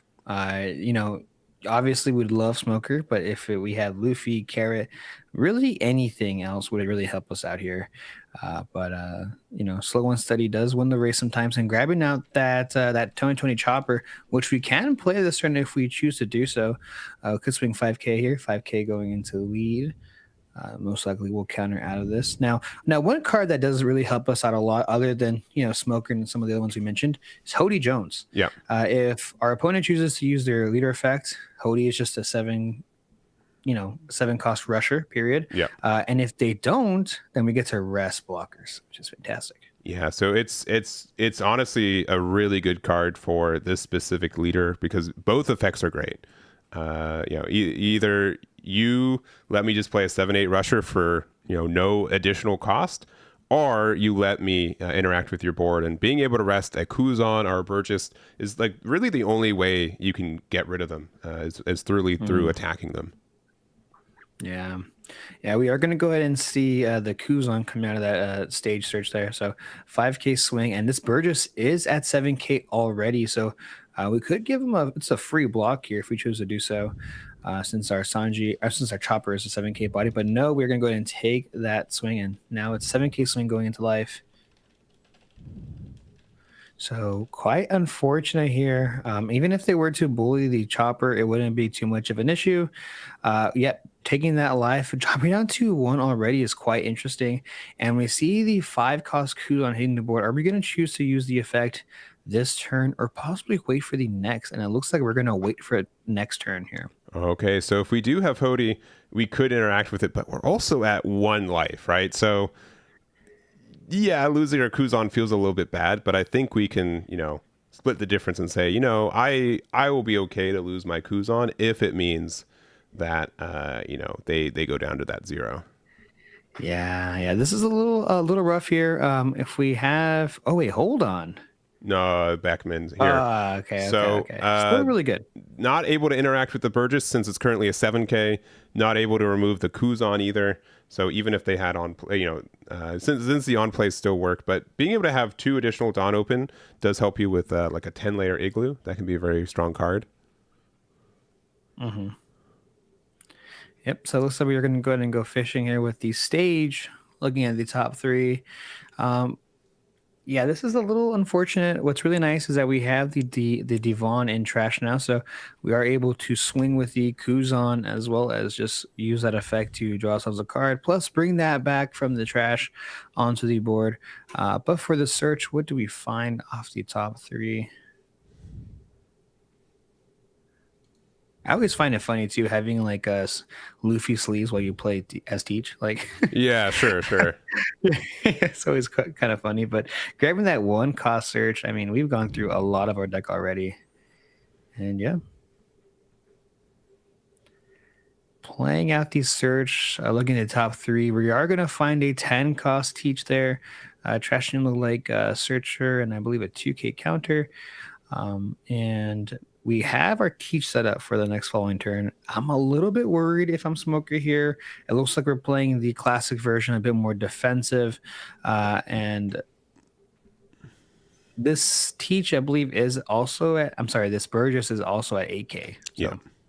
Yeah, because we do have 12 cards into our trash right now. Now 13 with Finger Pistol. Using the effects, 14, 15. If we use leader effect, that means Burgess becomes a 9K. Getting rid of the blocker is huge. Yeah, it just seems just an unfortunate start for Smokers. Really kind of dribbled down to this current state. Yeah, no 3 costs on curve, no 5 costs on curve. Looking a little rough here. This is a 5K swing going into life. We have about 7, maybe 8 cards in our hand currently as the Smoker player. And I mean, we definitely need to counter out of this. There's no way.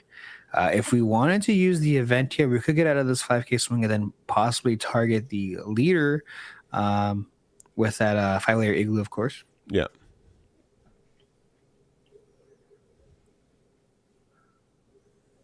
Oh, okay. 2K counter.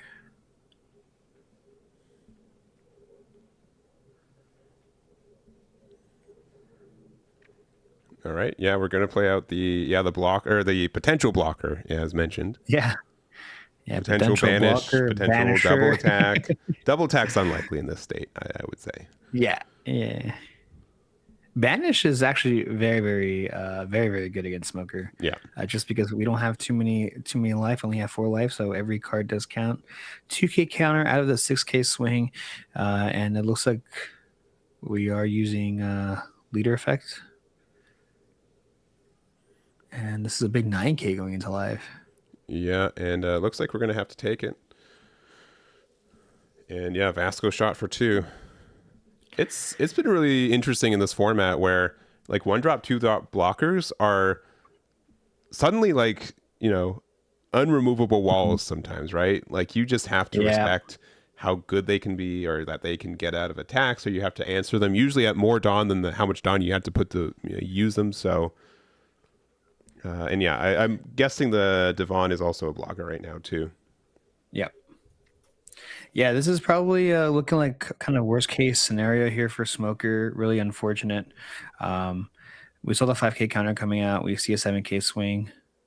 We are going to go ahead and block it with a block plus 2K counter, which is even kind of a more of a feel bad. If we play a cost kid, we can have protection, but as long as they have a black hole, we just kind of get around that, right? Yeah. Yeah, I mean, it is a bit of a gamble, right? The kind of worst thing about this too is that, oh, sure, like we can have this effect, but 10-drop Teach also gets rid of the effect, not only for this turn, but essentially next turn, because you don't have a way to rest it if you can't attack or have any abilities. So, yeah, and I think we actively saw them add one, so it just feels bad in this matchup specifically. Yeah, we added a one with Teach earlier on, so this is looking really rough. I know that there's no real way to interact with Burgess, but thankfully we have cards like Gum Gum Mulgun to kind of counteract that if we are running that card. But at this current board state, it doesn't really matter, honestly. We have 3 life, 2 blockers. This character is no longer has the main ability anymore, so this is a 5K swing going into life. Yeah. Yep, and 2K Chopper. Rosie's probably going to take this block because this is 1, 2, 3, 4, like what, 10K, 11K, and then another 6K from there, getting another 2K. We've been keeping 2 Dawn open every turn, but nothing really to use with it. Yeah, it's quite interesting too because we have Ezo in the deck. Card you don't really see with Smoker. So I'm quite interested to see maybe there's something a little bit pretty interesting here. That card is unfortunately cannot attack or really do anything with. You can still attach to Dom, but there's no real way to rest the character. Yeah. Unless we played the Samurai 1 cost character. Yeah, you can be my. Honestly, I have been seeing people tech that card. It's really good. Yeah, the fact that you can now rest it again and then establish like draw cards like Virgo is not really doing anything here anymore. So I think that's fine. We're going to attack into there. We're going to go what looks like 7K. Probably get the block from Teach now. Yeah. Especially with Vasco still on the board. Like this is a real uphill spot from our Smoker player, but there is still some outs, and it means another 8 cost kid saying, you know what? There's no way you have a second Teach. Definitely not a wanted poster version that you added. A couple of turns earlier. And with no blocker too, it's just really unfortunate. All we need here is a black hole or a 10 cost Teach, and we essentially are really close to just winning the game here. So we're going to go fishing. Black hole is a lot more affordable, which I believe we do get off the top there. Yeah, my apologies. The webcam setup is not, but yeah, that I do know that that is the wanted poster teach there. Yeah. So, yeah, the useless kid no longer has effects. 5K, yeah, it's going to be a 5, 6, like 11, and then 12. That's going to be very tough to Yes, get out of. 6K. And if we have to, might have to use the event card. Oh no. Yeah, Okay, 5 layer igloo gets out of the attack. Plus the reduce on maybe the Burgess, since that card definitely will attack. But 12K swing going into life. And yes, we do end up taking it. Two two igloos igloos in in our hand. hand. Yeah, that's 20 Oh layers of igloos over there. 30 layers, sorry, including the one we just played. yeah, yeah. Really, really unfortunate for Smoker not seeing any curve. Um, but it happens. It Yeah, happens. I mean, this we talked about this before. Teach is extremely consistent. This is one of the best things about Teach currently, other than the fact of having no on plays, is the fact that everything is you can find very, very fast. yeah, yeah. And what it does is good, and mildly.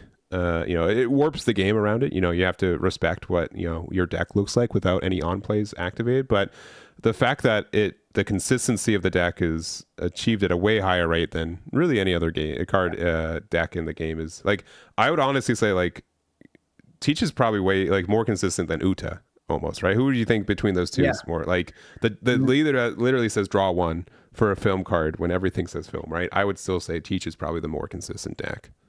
Yeah, I mean, I definitely think Teach is the more consistent deck, which is really unfortunate. Drawing 2 cards a turn with Uta is pretty good. I mean, I don't think there is a more consistent deck in the format right now. Yeah. It has to be Teach. So Yeah, agreed.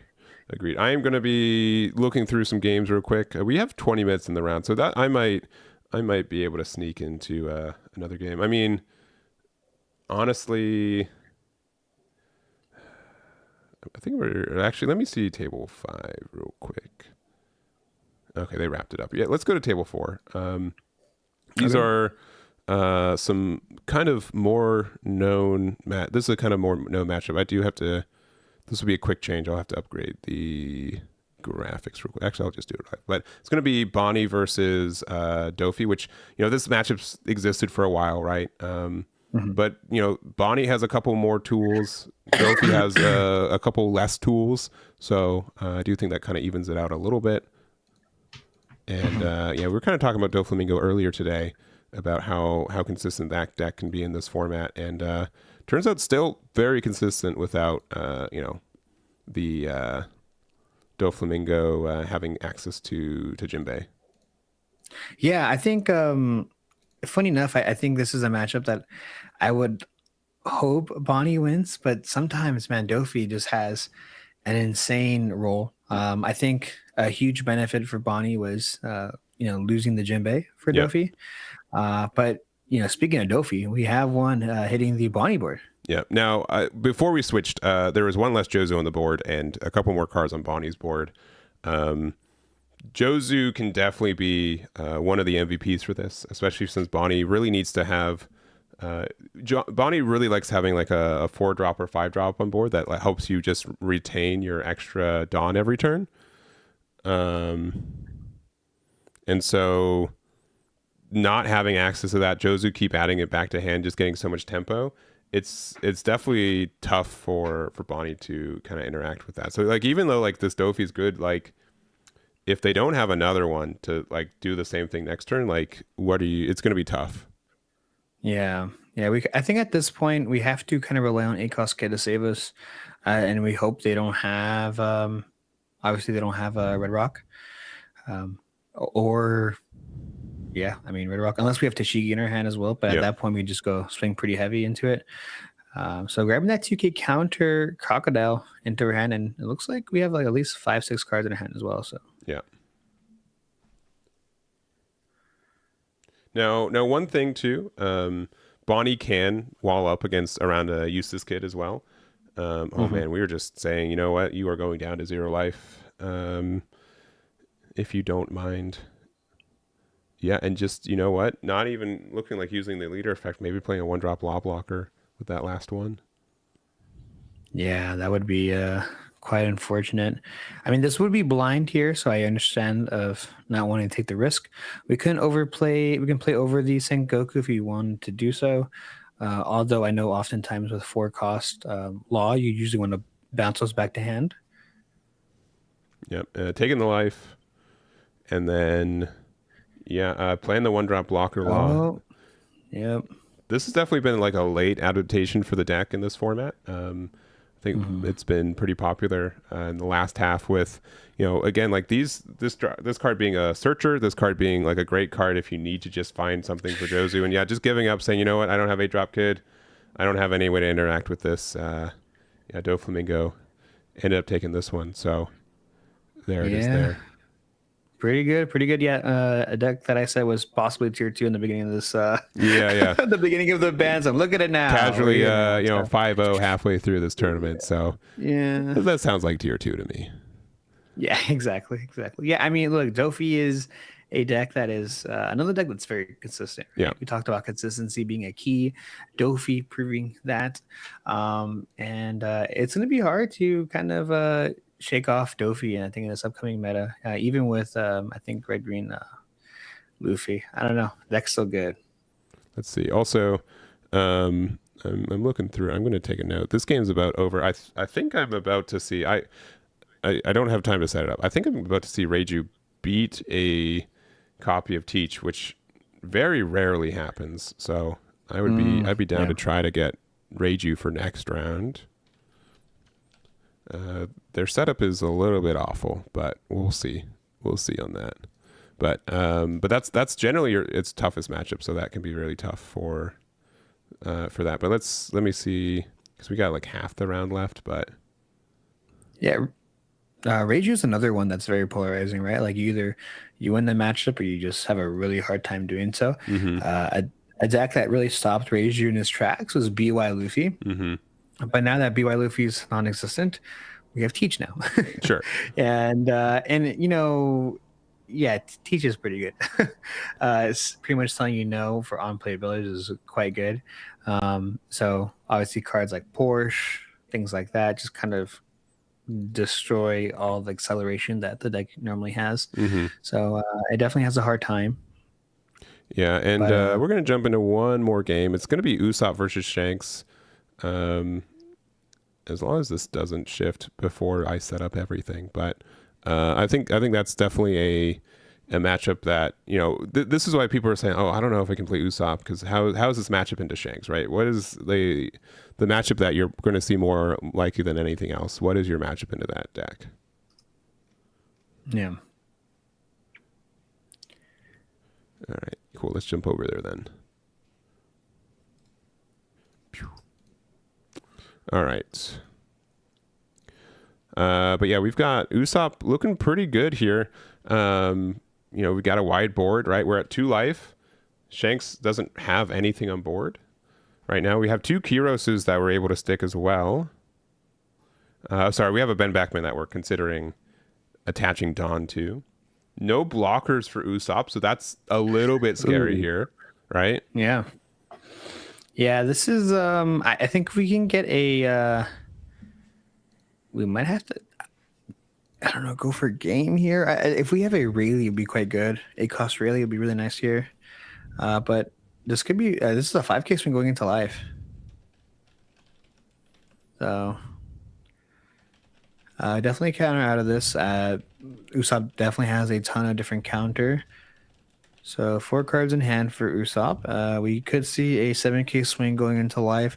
The question is can Shanks survive another turn, right? I mean, 2 Kyros on the board. We might see just a very aggressive play, but we have the Gum Gum Mole Gun to reduce possibly the... Okay, just to get rid of the Cavendish. That makes sense. That's fair. Yeah. And of course, thanks to our leader effect, we are able to draw ourselves a card. So we're back at 5 cards in hand. Yeah. And if we wanted to, we could have given the -5 to Kyros and attacked over that a little bit easier. So I wouldn't have disliked that play either. Yeah. I also would have liked to swung with his Ben Beckman before removing the Cavendish. We gave him a card first, right? Sure. Yeah. Because now, they have now a 2K. Yep. Okay, jumping 5 cost Luffy. Looks like we're attaching both, swinging a big 9K swing into possibly the Zoro. Yeah, probably the Zoro. Getting a 2K, 1K. Sorry, it looks like I think it was an 8K attack because there's 2 Dawn underneath it. So, yeah, I get the removal. Honestly, I think based on what we with Usopp or with the Luffy in hand, I think that there could have been a good way for us to maybe try to go for game, right? Yeah. Yeah. Yeah. I definitely think so. Like maybe a 7K attack with Shanks, see what happens. If they take it, then we'll see. Because sometimes Usopp has to play all these cards that don't have counter, right? We draw a lot of cards, but sometimes our filtering isn't there. Yeah. Yeah, now Usopp can just clear the board, right? I Mm-hmm. mean, 2 9K bodies on the board. We could have swung first with 6K. They gave us a 2K counter. We can then just swing pretty heavily on the other 2 characters with our 9Ks.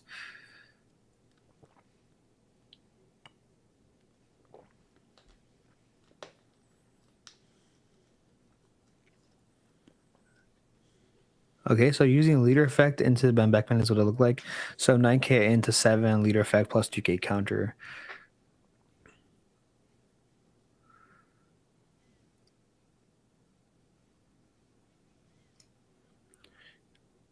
All right, 9K swing once again.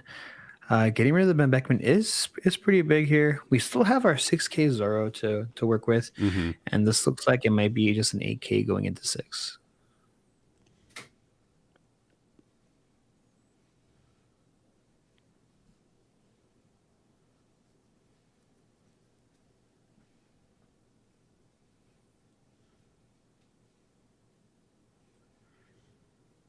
All right, very possible that Shanks doesn't have a 2K counter in their hand, or maybe doesn't want to get rid of 2 cards out of their hand.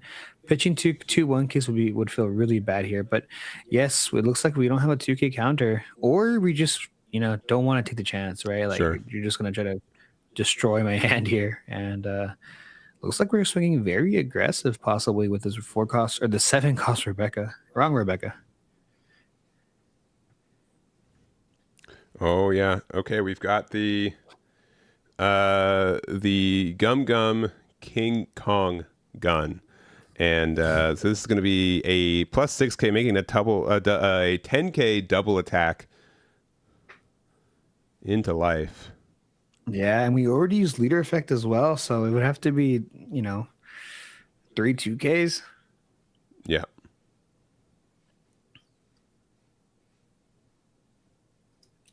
So not only did we clear board, Yeah. we're now swinging for possibly the rest of your life. And we're And conversely not even like really afraid about losing next turn. yeah. Need to put myself in more of these scenarios. I think I'd have a better career as a maximize these scenarios for myself. That might help out in the long term. But we could go everything for game. We're just tripling down, saying, you know what, we're so far ahead. We're going to play Frankie for 4. We have a blocker out. We've got a board established. We got 1 card in hand, but Man. there's no way Shanks is able to really punish us here. This is looking like it's going to be an Usopp win on this side. Yeah. Yeah. I mean, honestly, I would have just put the rest onto Usopp and swung for game. I mean, I got into this scenario personally, and so I respect yours, and I'm not saying mine is better, but my headcanon is that like you're not going to lose by doing this, right? You're maximizing, like you're going to win next turn, right? If you get another turn, you win no matter what, right? Yeah. So like why chance? Why chance? I mean, they would need like double. I don't think even double 5 cost Luffy would take it. I mean, it would The be fact like that 5, 7, you 7. have a card that could work, right? Yeah. Means that Sure. there could be a chance, right? So yeah. making it that much more difficult, right? Like again, these 2 Kiroses aren't going anywhere, right? Like that if you get another turn, you're winning. So just maximize the chances of another turn. Just I think it's very fair. that makes sense. Yeah. That's because now they need 4 attackers, which just is not happening. Yeah. Okay, easy 5K going into life. Gonna use the 1 card. or we can block and potentially get 2 cards into our hand. But yeah, no, coming out of it. Yeah, and just conceding. Yeah, we got we've got Shanks, we've got Dragon, but yeah, Usopp was Yeah. able to take that one. Yeah, 2 life is good, man. A lot of extra life in that end of the game there. So very, very, very safe here for Usopp. So going to be able to end this round 5-0, 5-0 halfway through this tournament, which again, pretty good feeling for Usopp, and we'll have to see how they're able to resolve the last half of today. Yeah. Yep. So Pretty good stuff. If you're an Usopp fan, eating good. I still have people tell me like, there's no way Usopp's good, right? There's no way that this deck is viable. And I'm like, I think we've got enough data at this point that it's not an anomaly anymore, right? Yeah. For one way or the other, it is a present deck in this format that you generally have to know what they do and be prepared for it. Yeah. No, I agree. So, we are pretty much done for this round. We're going to take a bit of a break. This is the halfway mark for the tournament, assuming that we get 10 rounds, which I think is almost confirmed. I'll double check. We should have, I think, 64-ish players, 32 undefeated players now, I believe. So that is what we're looking at. So I'll see if that's confirmed or not. We'll take that little extra break. We'll see you guys in round number 6. If there are 32 players, I'll do my best to know what those leaders are. And we'll see you guys over there. Be right back.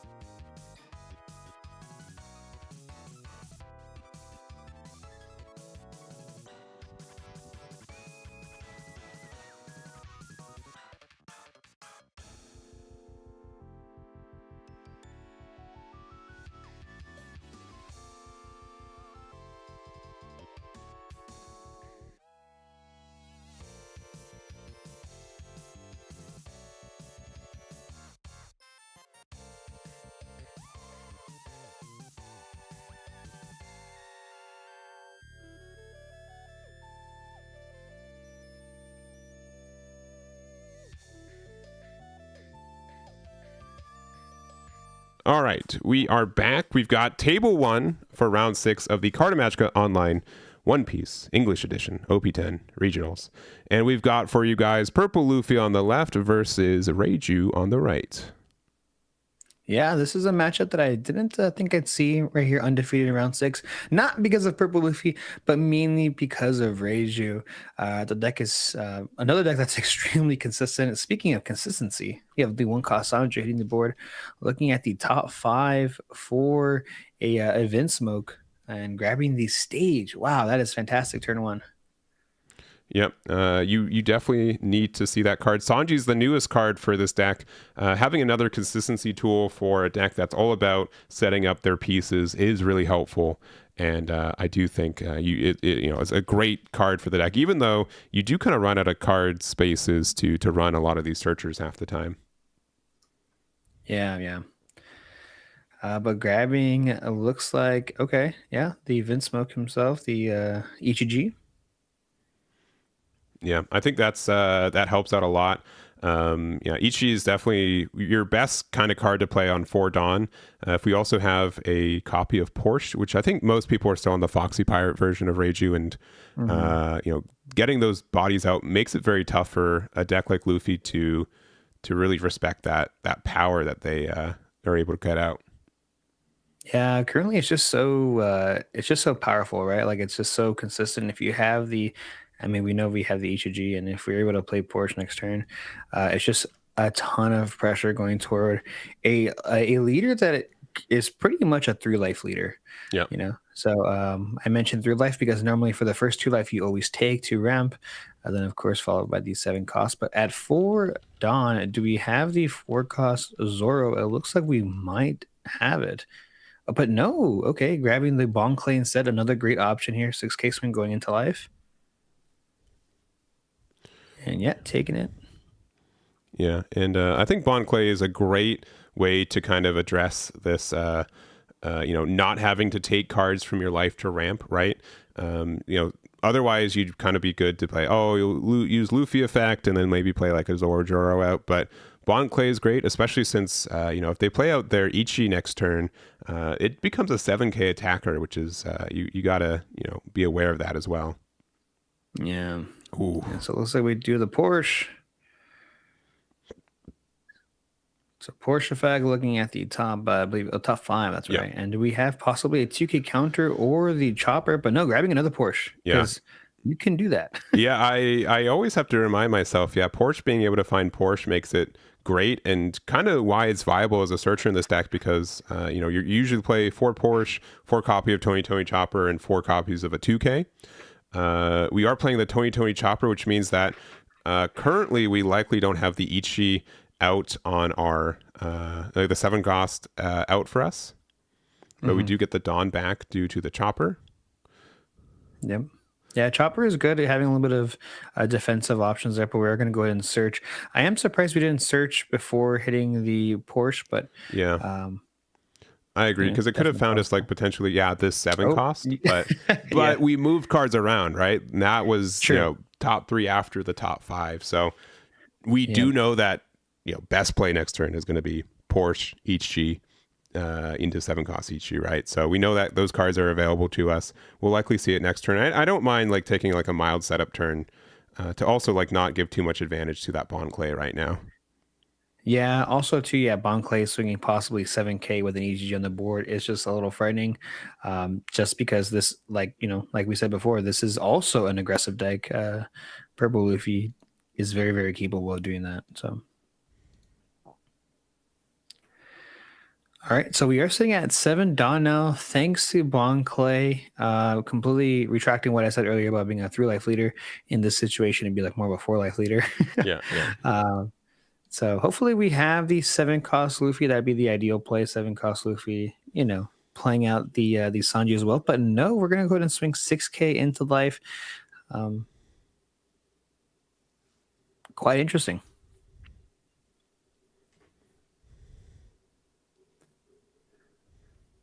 Okay, going to give him the 2K counter. And still using our leader effect. Okay, so going up to 7 active Dawn, a total of 8 Dawn total. And yes, we're going to go ahead and tab 7 there. We have the Luffy Taro minus the 1 Dawn. And it looks like we're going to go ahead and play out the Sanji. So essentially doing the same thing as we wanted to before. The only difference is that we did swing 6K instead of the 5K. Yeah.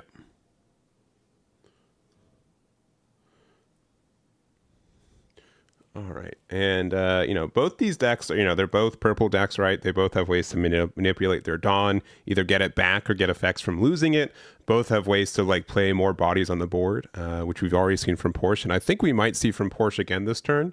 But I think maybe Josh was trying to say, I really want to use Ichi maybe in a way that I can actually maybe trade aggressively on board or get like the attacks a little bit more impactful here. But looks like we're just going to be able to find a Sanji off the stage. We can play it again for another search if needed. But yeah, finding Luffy Taro always feels great. Yeah, definitely. Now, what is really nice here for Reiju is that if we have Black Maria, we're able to take advantage of Luffy ramping. Oh yeah, right. For sure. Being able to do that is quite good. Saying I didn't have to take my own life to do so. I just had to play a pretty low cost character to do that. Right. So. Mm-hmm. Yeah, and just counting Dawn, I believe Luffy's going to 9 Dawn next turn, which matters on like what their counter plays can be. And we're gonna play Reiju for 2 here. Yeah, we could go just extremely wide here. Maybe we're possibly missing a certain piece of the puzzle that we might need. So using that effect that we're going to go ahead and Dawn -1, we're going to send the Reiju to the trash, play out the 4-cost Reiju from our hand. Yep. And we are sitting at 5 cards in hand, so we're going to go ahead and draw 2, and then thanks to that leader effect, we're going to draw another card. So +3. I'm really curious what we were trying to find, though, right? I could be in the wrong here, but I feel like we could have played Porsche to play Ichi and then play Reiju, and then like we'd lose 3 Dawn this turn, but I'm just curious what we're trying to find. And I think that's a magic knowledge on my side. Yeah, it could be. I mean, we could be running Top Knot as well. Sure. Yeah. We could find Top Knot to try to get rid of the Sangoro.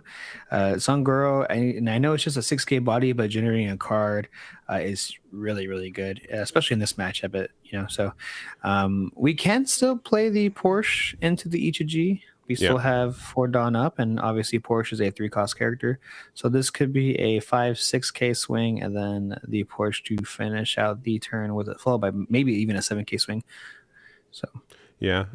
We also, I think he's a Top Knot. Black Bug might be the.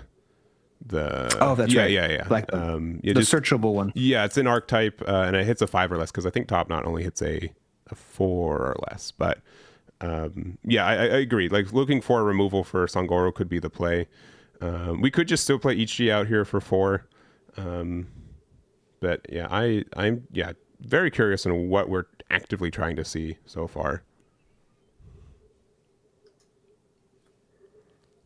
Yeah, it looks like we are going to play the 3 though. Yeah, for the Porsche. Look at top 5 for a Foxy Pirates once again. Hopefully we got to find a 2K counter off of this, or even a chopper wouldn't be too bad to play for the following turn. And what do we have? We have 2K counter. Yeah. Foxy's not a bad card. I mean, it's a slight upgrade from OP10 as well. The other 2K we used to play didn't really have an effect. This one having a somewhat effect makes it come up sometimes, right? So that's helpful. We are going to play out the Ichi here. We do get to draw a card from we already used our leader effect. So yeah, we don't get the A- draw. We're going to go big 6 with leader into life. Yeah, really interested to see too why we didn't swing with the Porsche first. Maybe trying to make sure that we utilize all of our Dawn before we start attacking. No real fear to go into life. Not too many cards that Luffy runs that have a trigger on it. Yeah. So. Because we still have our 5K attack with Porsche if we want to. We can still use Ichi's effect to go into our 7K. It could be to a point though. They're like, you know what? If we use the effect right now, we're actually going to hold back, which is really interesting. Oh. So there is a 7-cost Ichi in the trash. And that card is pretty interactable, right? 9-drop Linlin can remove any card on board right now. But the thought might be like, you know what? I'm not afraid of how much damage they get to do. I'd rather have a more stellar play. I probably want to use the Dawn aggressively to get the Dawn minus from Ichi anyways. It also just means like, we can get like a Dawn minus without applying, playing another card next turn to get the draw from our leader too. Yeah, honestly, I'm more so terrified of 7-cost Sanji here. Yeah. 7 cost Sanji being able to rest Ichiji to run it over would be really good. But ramping going down to 2 life there. And I'm really interested to see it might be the Big Mom. It might be 9 cost Luffy as well. Mm-hmm. But nonetheless, I think it's pretty safe to swing with the Sanguro to draw ourselves an extra card, see if maybe there's something else we can do. But it looks like we are going to go ahead and play out the 9 cost character first. The question is, which one? Yeah. It looks like it will be the Okay. Lin. So yeah, and with Bon Clay on the other side, right? You don't want to present a 7K body that they can just get value with too. So like that, he could just be trying to respect the Bon Clay attack as well. They're going to put the Chopper, interesting enough, at the bottom of their life. And yeah, it looks like we're going to get some attacks coming in.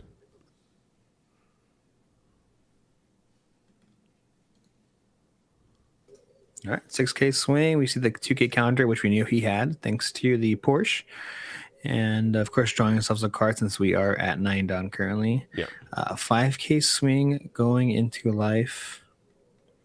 It's also pretty interesting too to take your own life instead of going up to 3, taking your life just for the extra Dawn for Giant. Yeah. That's just kind of telling us, you know what, it's possible you could go for game next turn. I just want to make sure I'm very safe. So Reiju sitting at 3 life, and it looks like we're gonna go ahead and pass the turn. Just the Wong Clay there, menacing. Hey, if you ever throw out that EGG, that's a free 7K swing. Yeah. But this can be kind of dangerous though, right? We're only at 2 life, no blockers for Luffy, 5 cards in hand, and we could have a pretty viable, like even like double Ichi play this turn, right? Like you are going to be really feeling this pressure, I feel, this turn. Yeah, honestly, I think a little risky here coming from the Reiju player, leaving the 4 costs up, and I am as surprised as you putting the Chopper back in life, but yeah, we're gonna see how it all shakes up. Yeah, so currently we have, I believe, 1, 2, yeah, I think 5 Dawn available for us for Reiju. So I think that means like just a lot, like Ichi can also attack at 5K, right? We can attack 5 times for 5K, like make their hand size like 0 right now if we really wanted to. Yeah, and we're gonna start with it. Yeah, I love this play. Yeah, 5K swing going into life here. Definitely have to counter out of this, unless we're trying to possibly have them go for a board. But yeah, give him the Chopper, the 1K counter, and using the effect there, we're going to Dawn -1. We're going to go ahead and grab the Ichiji from our trash to play it out. Yeah, and then are we going to give it to the Sangoro, draw 1 from leader. Now, we could be pressuring the Sangoro a little bit right now. Hit it with these 5 or 6K swings. Only 4 cards in hand for Purple Luffy is quite intimidating. Yeah. Yeah, funny enough, I don't think Reiju did that much damage to Luffy's life. It's mainly been themselves, right? Yeah, it's mostly been them. Yeah. They had to take 1 to go to 10 so that Lin could use its effect and then still have 1 open for a Gum Gum Giant, which I think is a fair card to want to do there. I still think the Lin hitting the Chopper was a little bit of a questionable play. I think there might have been some better targets. Yeah. So the Sun Girl does go down, 5K going into that 4K character there. And we still have a good amount of attacks. Kind of the way you need to approach this too is that it feels good to just pepper them with the 5Ks, knowing that if they want to use the Giant to get out of it, they have to super over counter, right?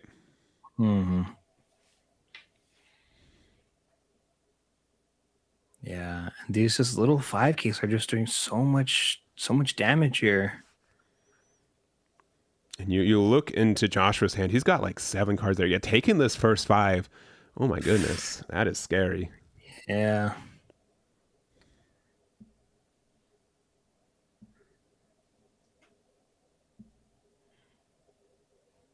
Okay, 5 active Dawn. We could see another Ichiji coming down. Okay, third 5K swing going into life. All right. 2K counter.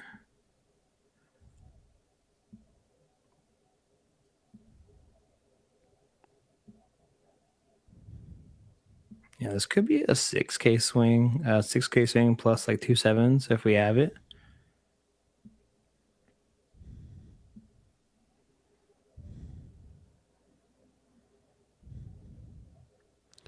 Yeah, and this is having to think this much on like a 5K swing, right? That is just telling on like the state of cards in your own hand, right? Like we got one draw from Law, one draw from Songoro, but we haven't had that much cycle, right?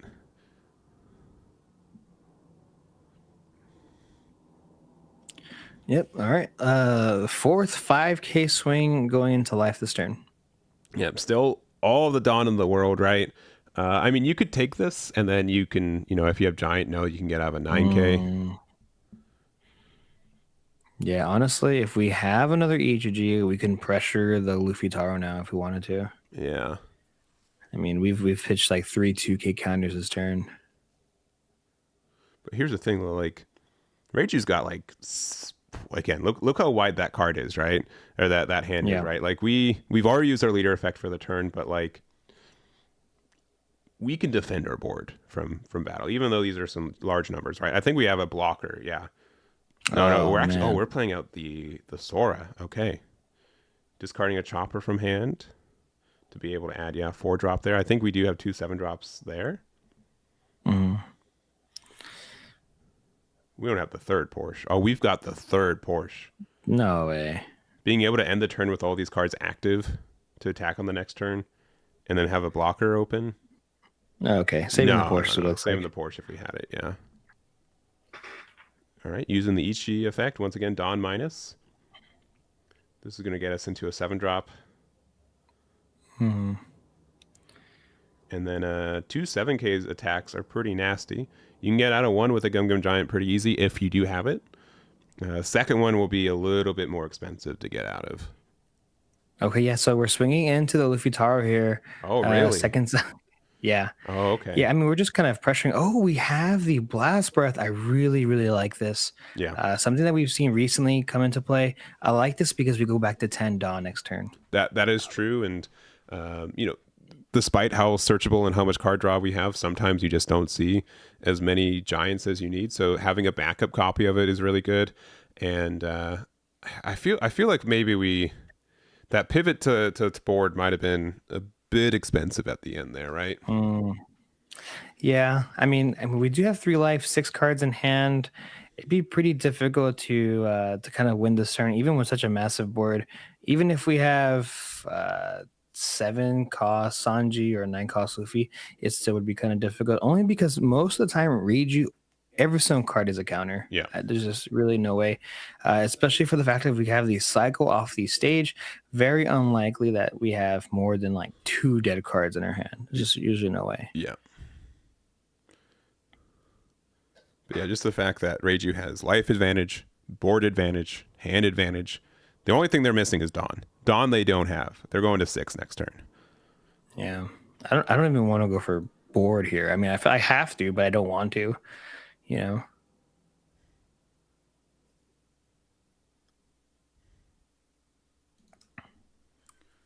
All right. So yeah, 9K going into the HG. We see the counter. Another 9K going into, I imagine, one of the other HGs. Yeah.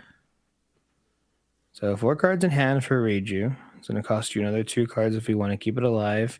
And at this point, if we have it, I definitely want to just go ahead and give it up. I don't think we're going to see a Big Mom coming here. Only reason why is because we have 9 active Dawn. I feel like at that point, we'd probably just swing 8K into something else. So. Yeah. And there goes that. Another 2K, 1K. Von Clay can 7 into 7, but yeah, this is looking really tough for Purple Luffy now. 2 cards in hand. We definitely got to get rid of some of these 5K attackers. Tapping 1 for a law. This can find Gamma Knife, which we might have hoped to have found earlier, but that will help for some like pressure if we have it. Yeah. 2K Sanji's not terrible either. Oh, All right, so we did kind of get a little glance at the other card in his hand. Yeah, I did see it. Yeah, Honestly, yeah, I don't know what I would see left in hand to make me happy anyways though, right? Like yeah. we are just so behind on resource and tempo right now that it's honestly, I think that, Rage, you can not attach any Dawn next turn and just attack with everything on board. Just And win. yeah, Yeah. right. Like the board is just so wide.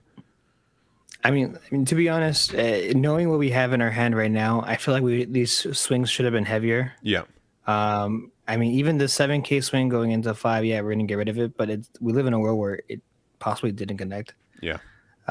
So we're probably gonna have to play out these 6-cost blockers, Sanji. 6K swing going into 5, sure, you can take it, and I think then that's gonna have to be the case here. Yeah. Like it feels kind of bad, and something I do think is that people kind of forget that I'm at 10 Dawn, but my opponent's Reiju, it's only like 5 or 6, right? Like there's some True. big attackers, but you of course you want to try to get rid of the 7K body, but if you remove all their 5K bodies, right, they just get way less swings, which is usually the thing that you lose to. Right. Yeah, it would have been really nice too to hopefully find the 4-cost Nami coming from Luffy's side. Wouldn't be able to pitch our last card in our hand to draw 2. Hopefully find another giant. But yeah, 7K swing connects here. We're gonna see another 7K swing. This might be giant if we have it. Nah, there. Oh, we got the Nami now. A little bit late on it. Last card in life. Yeah. Yeah. And that will be it. So, we've got Joshua 6-0 with Reiju, continuing the dream with it. I think we had 2 Reijus undefeated going into this round. So there is that. We did take a little bit of time at the beginning of this round to try, excuse me, to try to see what we had left undefeated. We had 32 players exactly, so we are guaranteed 10 rounds today. Most of the day, I think Shanks, Teach, and Dofi still take up about 16 plus spots. I saw like 1 Zoro. I saw 1 copy of Katakuri. We saw like 3 or 4 Usops, which I thought was interesting. And I'm trying to think. I know JCM, winner from last week's online treasure cup, currently undefeated, at least 5-0 going into this round with Teach, or sorry, with Whitebeard. So so there's so many leaders right now. It's so hard to just short circuit them in my head, which one's which. Yeah. Ton of viability today. A lot of really great decks. I am very surprised about the Usopp. I'm not going to lie, even though I am a pretty big believer in that deck. Probably wouldn't play it, but I do think the deck does it all. Reiju, another one that caught me off guard for this round for sure.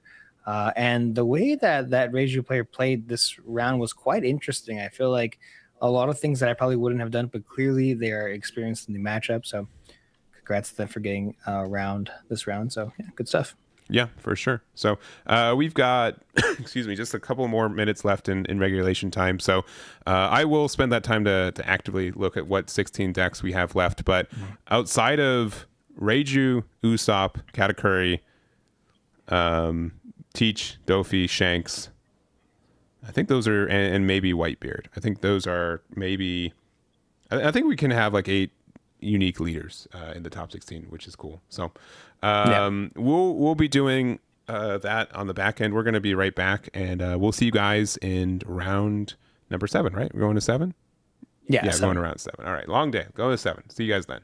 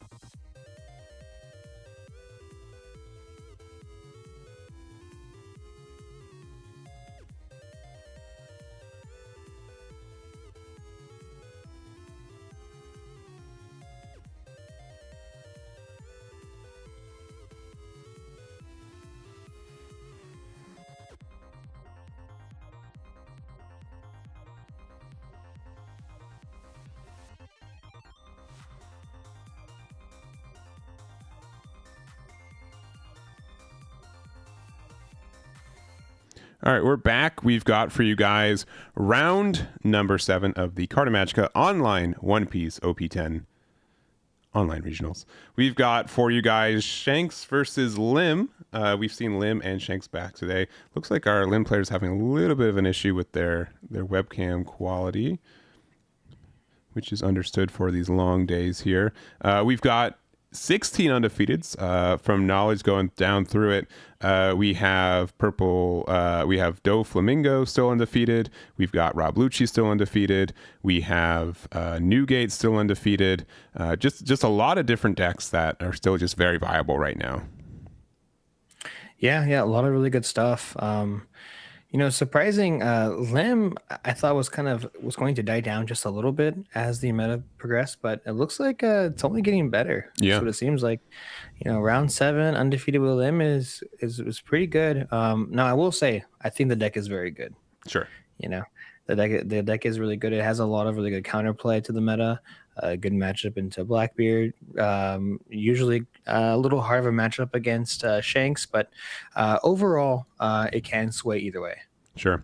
We're going to switch tables. They're having a bit of issues with their setup, so let me just see what makes sense here for the other ones. Sorry, I'm kind of just... most of these players have already started playing too. Shanks mirror match, probably not. Oh boy. I know there's a Rob Lucci who's still undefeated. Usopp versus Shanks again, perhaps, or Teach versus Doflamingo. I guess let's go to table. We'll go to table 7. We'll get that one set up. So, give me one moment for that one. Let's see. I'll have to get the names figured out in a minute, but it's going to be Usopp versus Shanks again. Yeah, a lot of people love to see Usopp, so. I also think it's a deck we don't really see too often. It's normally just the Shanks, the Lucci, the Dofi, the typical stuff. As of lately, a lot more Lim. But Usopp, being a fan favorite, I think, for sure. So. Yeah, my apologies for the delay on this. We'll be a little bit behind, but we should be able to move there in... I don't want to do a countdown, but it's really close. All right. 1, 2, 3. Pew. All right, there we are. So no real, but most decks just spend the first couple of turns setting up for plays. Our Usopp's stage is shy. It has camera shyness, right? We haven't seen it on the first game we played with Usopp. We're not seeing it quite yet either, but we do see quite an aggressive start with Shanks, right? The Lucky Roo attacking, the Luffy attacking as well. Yeah, I do really love this play. I love the aggressive Shanks builds. I think because most of the time it's mainly the control builds. Yeah. But when you see Shanks just go very aggressive, you just have to answer the board at the same time. Having that -1K on a swing is really, really relevant, especially for this 5-cost Luffy. A 6K bounding the board plus leader effect, making it essentially, can get out of a 7K swing or an even 6 is really strong. Yeah, I agree.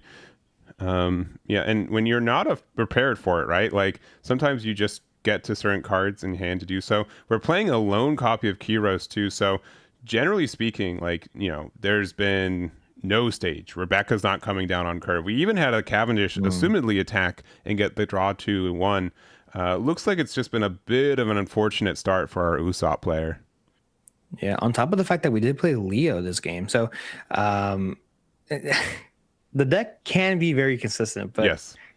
I think it's just a bit of a luck, honestly, at that point. We even get rid of the 1-cost Rebecca Searcher to counter out of that 5K swing, a card that could help us find the stage. Now, if that Kyros was able to get rid of the Lucky Roo, we would have been in a really good spot, but we have the aggression continuing here. This is a big 11K swing going to the Cavendish. It does die. We do get to draw off that leader effect, and I think we might just pass the turn. Yeah, I think so as well. But and it really just kind of like consistency is a funny thing in this game, right? You could argue that like Shanks is one of the least consistent decks because it has the least amount of searches generally, right? But most of it is combos, quote unquote combos, are one cards just being individually just very good by themselves, right? Right? Like Dragon by itself, already a very strong card. All of these cards are just great. Meanwhile, we have Usopp, where we have so many cards that say, search for your pieces, but Rebecca by itself is not a very strong card. It's the cards that are around it, right? A lot of Dressrosa cards just really need you to find the stage. So not being able to find the stage means that a lot of cards are a little bit less good because of it. So, that is, I think, the difference between, how consistency can work like that. Mm-hmm. Like, imagine if Shanks had a Leo-like effect, game is different, right?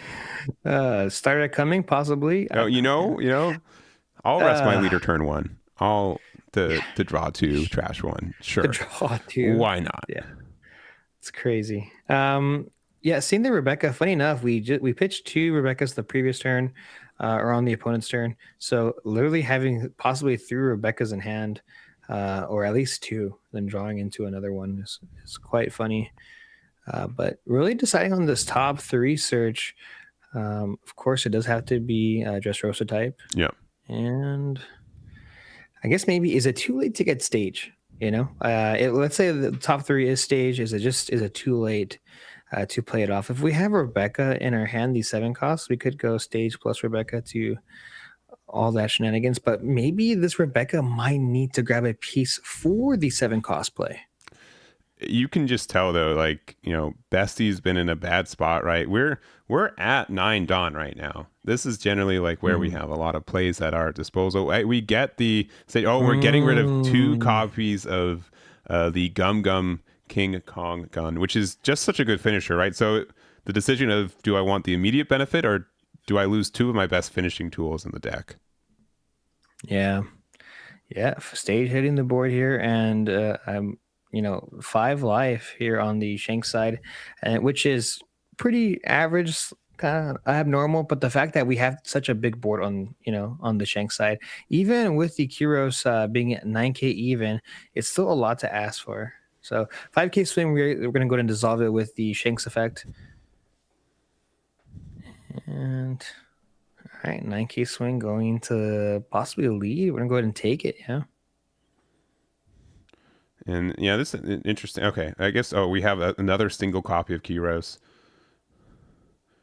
We're going to bounce our own card back, which makes sense, and then we're going to go 9k into Lucky Roo. Lucky Roo is going to get rid of the Rebecca. Sure.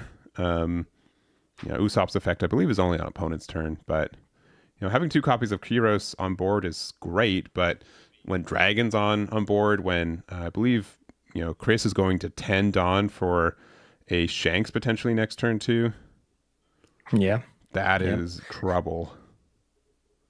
Yeah. So 5k swing here going to life. We're going to go ahead and see the 2k counter, which is, of course, that Sava. And I don't think we go for the... Oh, man, this is... Sorry, continue your thought. Let me make sure. Yeah. I was gonna say we're gonna go for life, but at this point we can technically try to get rid of one of these Kyros. This is tough. Yeah, I think we send both attacks in, just make them like have to lose another 2k. Make the value grind really terrifying, and they draw another card, but now this is where like Shanks's board gets a lot stronger, right? Like having 3 life and a 10 cost Shanks on the board like this feels great, right? This is a fantastic position to be in. Yeah, this is one of the types of videos where you send your friend and say, "Hey, if you ever want to pick up Shanks, this is the reason why." Yeah, exactly. like Lucky Roo, 5 cost Luffy, Dragon into Shanks. I mean, this is an 8k swing going into life now. We're going to go ahead and take it. We are dropped down to, I believe, 2 life now. Yeah.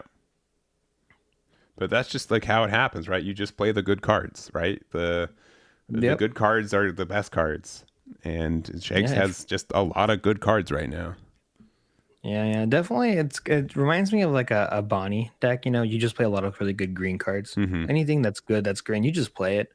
And similar to Shanks, it's just a red toolbox deck. So yeah, I've also heard some like people say it's like a Nell, which sounds weird on the surface, right? But it's like you just don't lose, and you play the highest cost card that you can. Generally, things pay out, right? Yeah, yeah. Now with this Leo, we could grab a 7 cost Rebecca play. Unfortunately, we haven't seen one this game yet, No, so really unfortunate. and we see 2 Kiroses in trash right now, one on board. So our best target from it could be like a 7 cost Luffy, but that's going to be a 6K due to Shanks's effect too. So it can be very tough Yeah, to and answer this board now. if we were teching in a Red Rock, we could. I feel like we would have used it to start the turn off. Um, because we could have swung 9 instead of 8. Now that there is like a mildly cool play, like if you still have Gum Gum Giant or a Gum Gum King Kong gun. No, we just played the Leo, right? Yeah, we just played it. Okay, yeah, we need that to stick on board because that being able to get double attack to maybe go for to put Shanks to 0 next turn could be impactful. Like we're not so afraid of losing next turn as Usopp. Right, yeah. Now we did grab the King Kong gun just now, Yeah, so we do have that in our arsenal. Two being in trash, so that could help us in the future play. I think right now we just have to kind of make sure that we don't lose too much of the board next turn. Um, Getting rid of that 2K counter out of our hand. This is a 6K swing going into life. Could use leader effect plus a 1K counter if we choose to do so, but yeah, okay, 7K. okay. Yeah, Mm-hmm. yeah. So yeah, it could be leader effect 2K. Chances are Rebecca's probably going to hit the board since we grabbed it. Yeah, I mean, at this point, I think if I have the counter, I definitely counter out of this. Helps me stay just a little bit more safe. I'm not too afraid of, honestly, whatever Usopp plays this turn, just alone, the 10 cost Shanks be on the board. And if we can double drop Shanks, ooh, man, Yeah. I know could at be the beginning tough. of the format, some people were playing Red Rock in their versions of Usopp. I think that's Mm-hmm. been mostly rotated out at this point.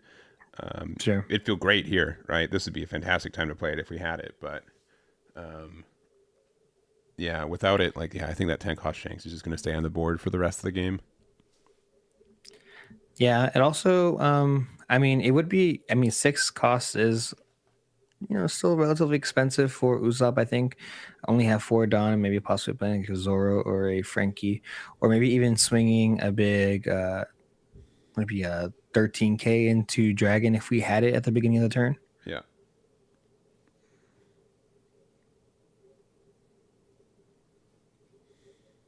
Oh, Oh, going down to 1. All right.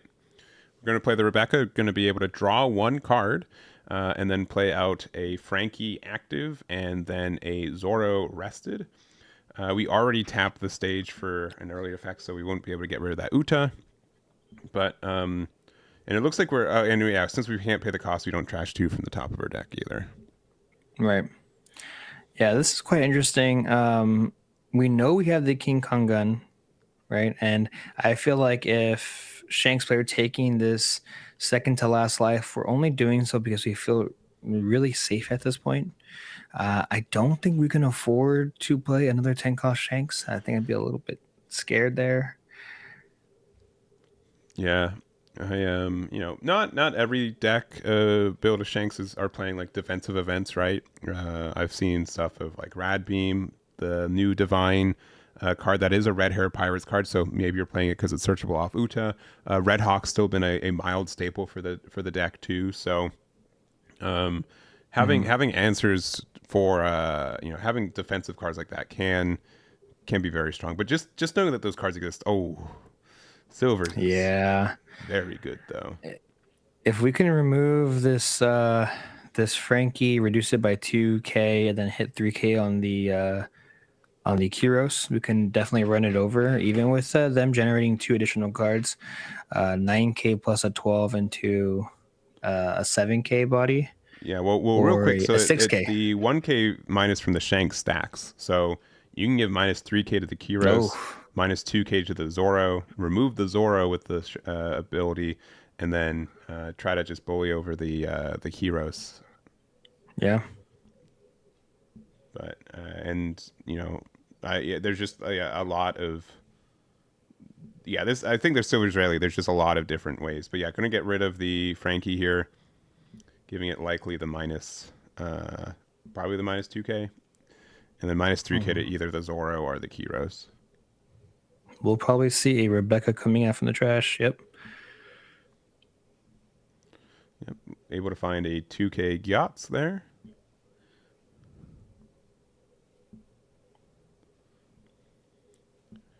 All right. This is going to be likely into the Kiros. There goes the Kiros. Yeah, definitely got to let that go. Now with 2 active Dawn, I was gonna say we could have played the Red Hawk. Oh wow, okay, so the Uta getting in there. Yeah, it looks like we're going to be attacking. Okay, into the Zoros. Okay, that is telling of what the numbers were. We're just going to go 5 into leader.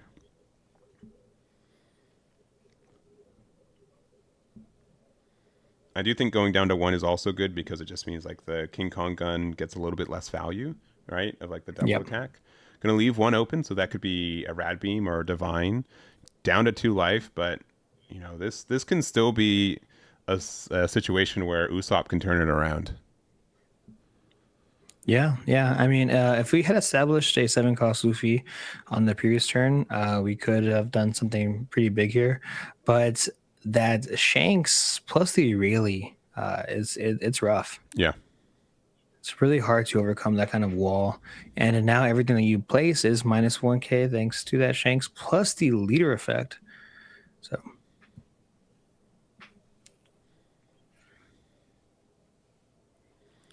Right. I think we just have to set up a turn so that possibly go for game next turn, right? I mean, there's mildly a way that we can go for game this turn, right? King Kong gun means that this, for 3 Dawn, our Rebecca becomes a 9K with the -1, right? So we're just, I think they're just like, we can't get there any other way.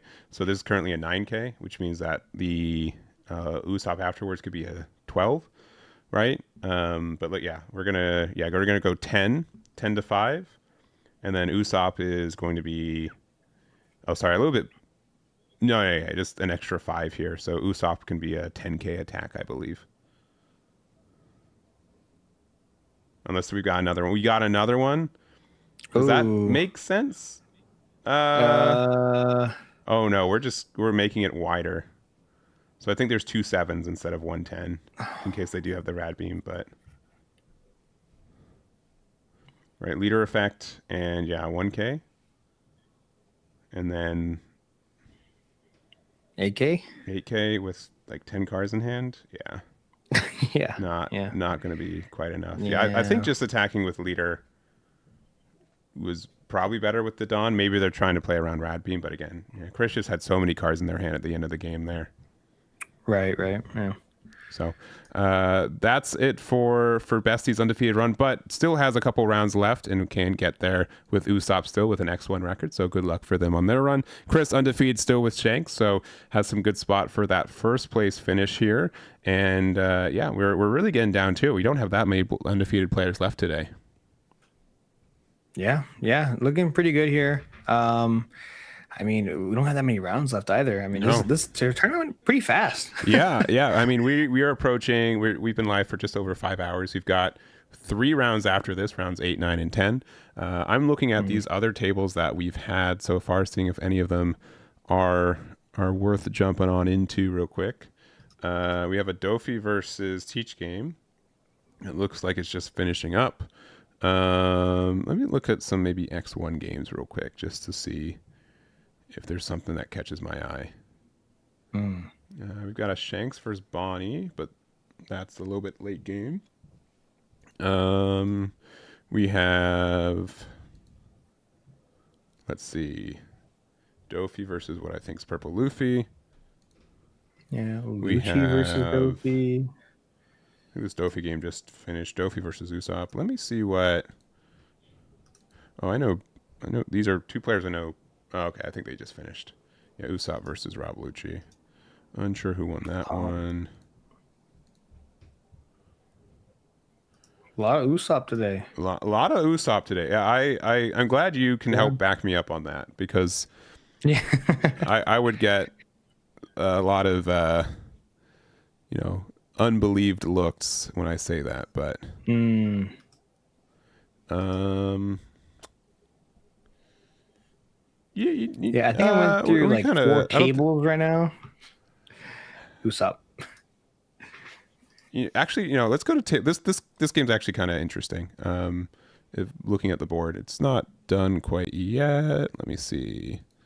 All right, cool. And the Shanks player is on the same size as the previous Shanks player, so I have less to set up. So that's another victory point for me on why we should go to this match. So nothing too crazy leader wise. Let me just get Mm. these over here. It's going to be Bonnie versus Shanks, but some interesting cards on board, I'd say. There are two Yeah. 7-cost new gates on the board. We've got the Yasop as well. We also see a 10-cost Shanks across the side. We also have 9-cost Shanks. We have Eustace Kid. It's 2 life to 3. And I'm curious to see what this the answer here. Another 9-cost Shanks would go pretty hard here. These new gates, very rare, I'd say, for Shanks to be playing them, but can get a lot of value. Yeah, especially I think in this matchup, we have 8 cost kit set up, but any blocker we set up at all is just going to get removed by 7 cost. So that paired up with the Yasop, we can actually reduce the power of that kid. But this is currently Bonnie's turn, Yeah, so uh, we could try to kind of get rid of this board. I don't know. I mean, we could also go for game here. yeah. 10-drop Dofi would also buy you a lot of time and get you a lot of pressure since you have this board set up. Um, I would be like, yeah, not so scared of losing. Looks like we're going to start with a 10k attack somewhere. Yeah, okay, into leader. Oh, we have 3 life left. Okay, Yeah, it yeah, yeah. looks like. Sorry, it's a little cut Okay. off on the stream as well, but yeah, down to 2 life for Mhm. Shanks. That interesting to go 11k into life instead of one of the new gates here. But this is a attaching one on to our character there. I mean, it could just be saying, you know what, I'm not so afraid of losing on the next turn. I think Kid's going to buy me at least a little bit of damage. I could try to pressure, the Shanks down to like 1. They're going to leader effect double 2k. It looks like because they are a 8k. Or sorry, they're just double 2k because they are 8k with the minus from the Shanks. Looks like we could play out like a carrot or a cabbage, something cost 5. Ooh, them staying at 5 life's kind of tough. Ooh, carrot is strong here though, so gonna likely Yep. prevent one of the new gates from becoming active. We have the 12-cost Shanks, but we also have a Dawn open for our leader effect, so that's some pretty good value, I feel. Yeah. So it looked like we swung 9k. Oh, there's also the 10 cost shanks in the corner. Yeah, yeah, Wow. he was kind of hidden there. I mean, it is an all black card essentially. So Yeah. So since the 10-cost Shanks is there, we can use Newgate to get rid of the carrot, which feels bad.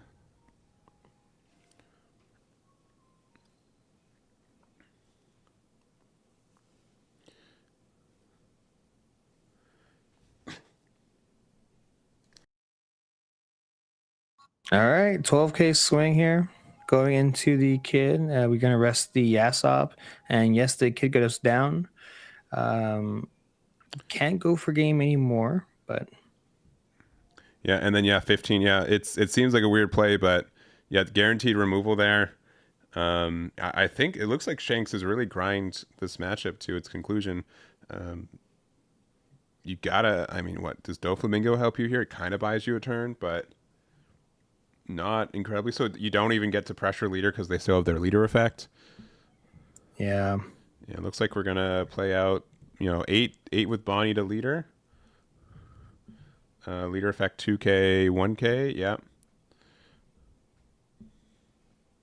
We'll play 2 for killer Oh no. and 5 for maybe like a Cavendish or okay, smoker. This, man, though. This is just rough. We can actually get rid of the smoker with Yasop plus Newgate. Yeah. We can go rest Newgate, swing Yasop, reduce, rest Newgate, just complete control. Yeah, this guy is just so strong. I wish I had a playset of these SPs. They are very gorgeous cards. Yo, yeah. I mean, they have the whole team up there, the whole crew. Whole family. Yeah. Yep. Okay, so 7K swing. We're gonna go ahead and rest the Shanks. I don't know about that. Ooh. Because we could just rest. Could just go for game. I mean, like we've been controlling the game the entire time, but like 9K swing. Yeah, and then like 12, 12K, 13K. Yeah, not quite. Yep. Yeah, Hodie's in hand, another smoker. Unfortunate that yeah, because like just with how like double, what a weird board state, right?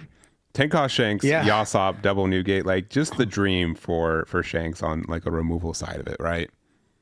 Yeah, yeah, and this is the complete opposite of what we saw earlier, Yeah. the control version, right? And when we had turned the camera on to go to their stream, and I saw the double Newgate, I literally was like, "Wait, hold on." Yeah. Nothing is surviving. Hold on. No, nothing is. Yeah. Nothing is surviving. I'm used to that card for like Marco, right? Because like you get like it gets rid of a 7K or less essentially in that leader. But when all that goes for you so well, right? Like it's in a really good spot, I find. So we're really getting down to it. We'll have 8 players who are undefeated at the end of this round, with 3 rounds left for us today. But we know that we've got a Shanks who's undefeated left, right? We saw them beat Usopp.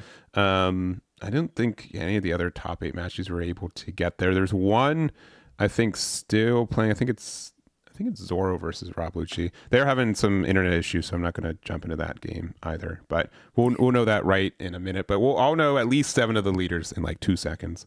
I know that Newgate still has a chance to be undefeated. I know that Lim still has a chance to be undefeated, and a couple other decks too. So we're going to take that break, probably our last like longer break-ish for the day, and then we'll have 3 more rounds for this event. Don't go anywhere. We'll see you guys in 15-20.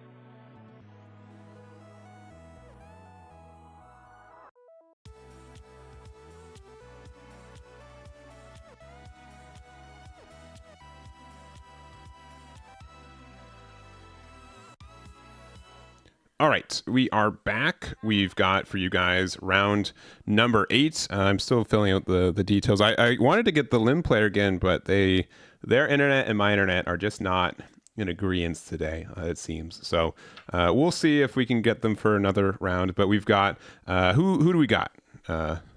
We have on the left-hand side, we have Shanks versus Doflamingo. Okay. And we saw a bit of the end of the Shanks game earlier. We've got Chris on the left there. And then we've got 707 on the right. He won the last Carta Magica event, the in-person in Montreal earlier this season, so last month.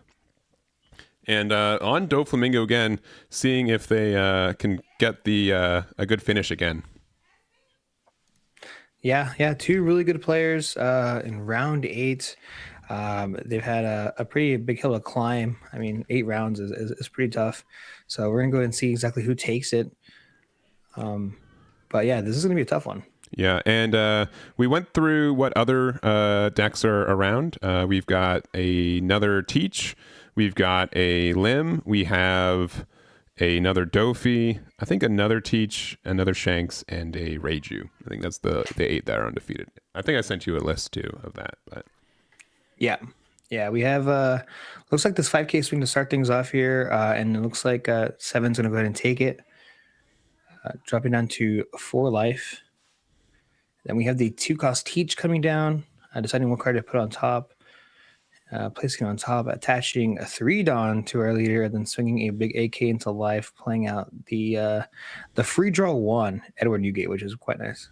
Yeah, and interesting to see that we just kept 3 Dawn open, right? I mean, I guess we don't really want to pressure. We know that they take it anyway. Oh my goodness, no cards to play, and or just really wanting to make sure that Weevil gets pressured are getting 3 cards out of 7's hand. Yeah, I guess the idea is that if we play Lucky Roo, they can just bounce it. But actually getting rid of the Edward Newgate there. I'm sorry, the Weevil. Yeah. The Weevil. The other Edward.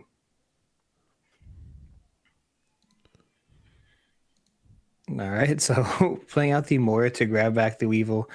Most likely put on the very top there. This could be a 7K swing. Yep, 7K swing going into life using the leader effect, playing out that Weevil to draw the 1, and kind of acting like nothing really happened at that point. Yeah. And then going in and playing out the Sengoku to look at the top 5 to grab a card there.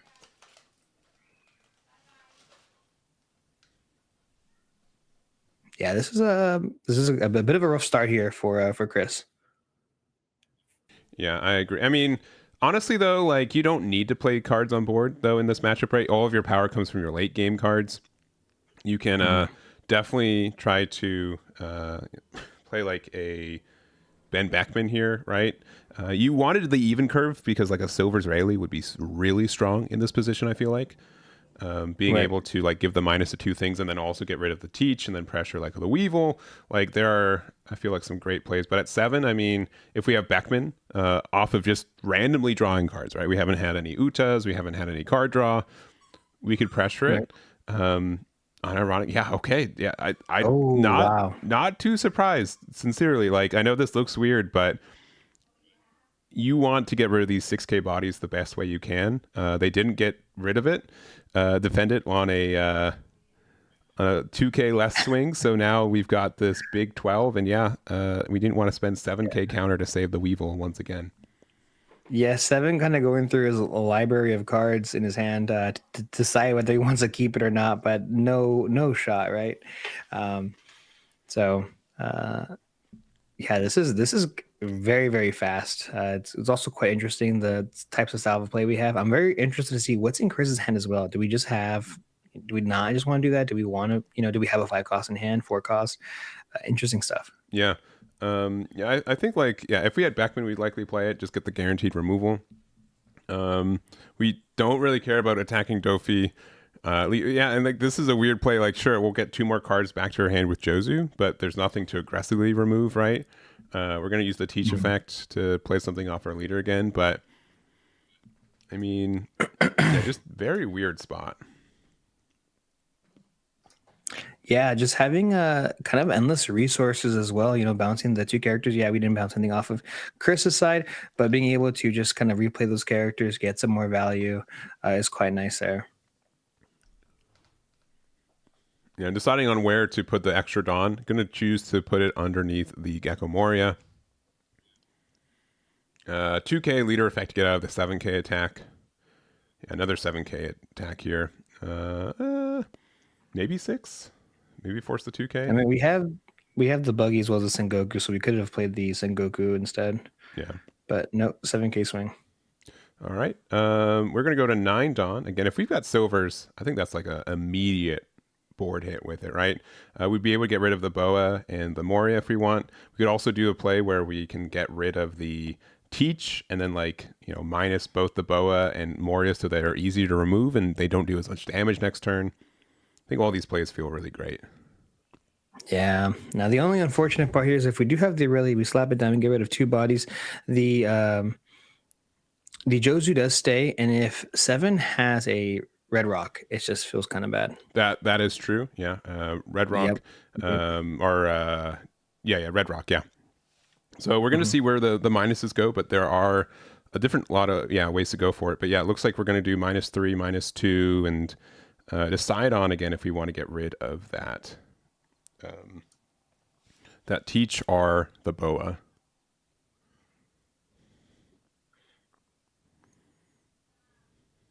Yeah, I think at this point, we could also get rid of the teach, yeah. And then we're going to go tack that into the Boa. So I'm assuming that we got this right. This is going to be a 5 into 3. Both the Boa and the Moria are both going to be 3K bodies next turn until the end of their next turn too because of the Silver's effect. So that's good. It's crazy that the Silver is the first card that Chris has played this turn. This game at all, right? Like this is actively the first card. So yeah, getting a 2K, 1K out. We're going to play Uta to get some final search. Getting a 10 drop, which knowing that's coming down next turn is potentially, if we need to, is pretty scary. And really, it's atypical, but I think Chris has done a good job at just recognizing what's important in this matchup. Yeah, I think this is 7's at a point where Shanks is in our hand, in Chris's hand. We have to be very aggressive this turn. Yeah. Jozu is still a 7K body, so we can apply a lot of pressure here. My fear is that 4/7 is that, you mentioned this before, just the big bodies just coming down one after the other, right? Yeah. So we're going to go ahead and see exactly what happens. Most likely, this bow will not attack. It will stay standing. We still have the Gecko to...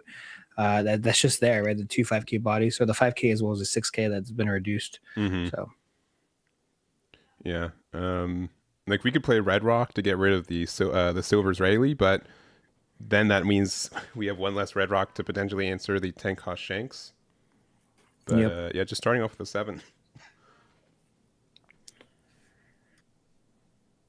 Yeah, 7K swing. We see the leader effect. Dissolve that by 1K, and then we have the 2K counter coming down, and losing Teach was actually quite important for 7 here. Being able to reuse 2 Ladon is very necessary. So it looks like we could be tapping 2 yet for another Teach. Yeah, we have another Teach in our hand. Using the effect there to give 2 Rested Dawn to our leader. Of course, putting 1 at the very top. Now, this could be just a pretty big swing, plus and maybe another 4-cost character on the board. And if we have 1 Red Rock, we actually might be saving it for the 10 cost, like you mentioned before. Putting out that Weevil is pretty good. Yeah, this is some good numbers, some good pressure here. And we still have a lot of Dawn that we can work with too. Yeah, that's the beauty about Dofi, right? You spend like 4 Dawn, and you spit out like 3 bodies. Yeah, right. And you're yeah. just aggressively attacking at the same time. Yeah. Yeah. Now, if we had like a card that could play another card, then it'd go crazy. Mm-hmm. Now we might be swinging with this Boa here. Yeah, I mean it's a lot of Dawn to just get like a little bit of pressure, but if we don't have anything really else, like our board is already at max size with 5 cards, right? Right. I could also just see like you just put everything on the the Gecko Moria. So you know what, you just guarantee ish to put them down to 1 life. Have our blockers still be able to block next turn. Not a terrible spot. Yeah, I actually really like that play a lot. Just kind of guaranteeing, or hopefully guaranteeing, dropping down to 1. But this is a 6K swing here going to life. All right, you see the counter, and now followed by another 6K swing going into life.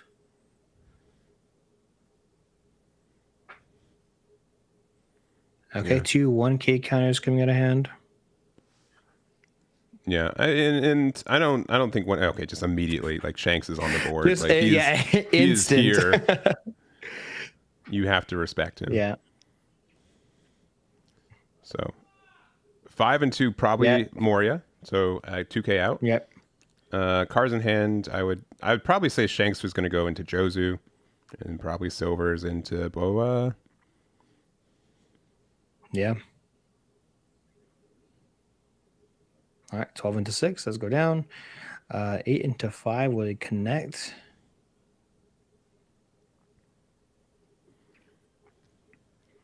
I mean, this is kind of rough for, even though Tenko Shanks is on the board, it is a little rough for Chris just because of how many cards we have in our hand. We have like 2 or 3 cards in hand now. So 8K swing into the Boa most likely. Yeah.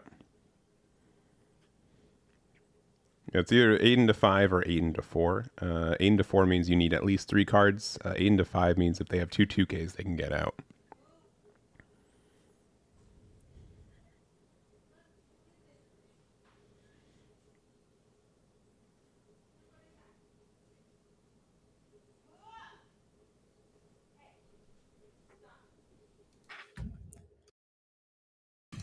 All right, so 7 here, taking his time, trying to see if it's worth it. Can I let this body go? Yeah, and we've been playing pretty fast, right? We've got 24 minutes left in this round. We're going to double 2K to save, so pretty expensive there, but that will help us be able to really pressure Shanks here at 2 life, which is crazy. Yeah. And the Red Rock hits the board, bottom decking the Shanks, and we feared this for Chris. And now with 4 active Dawn, we can apply a ton of pressure, especially with that 2-cost Teach on the board. So 6K swing going into life.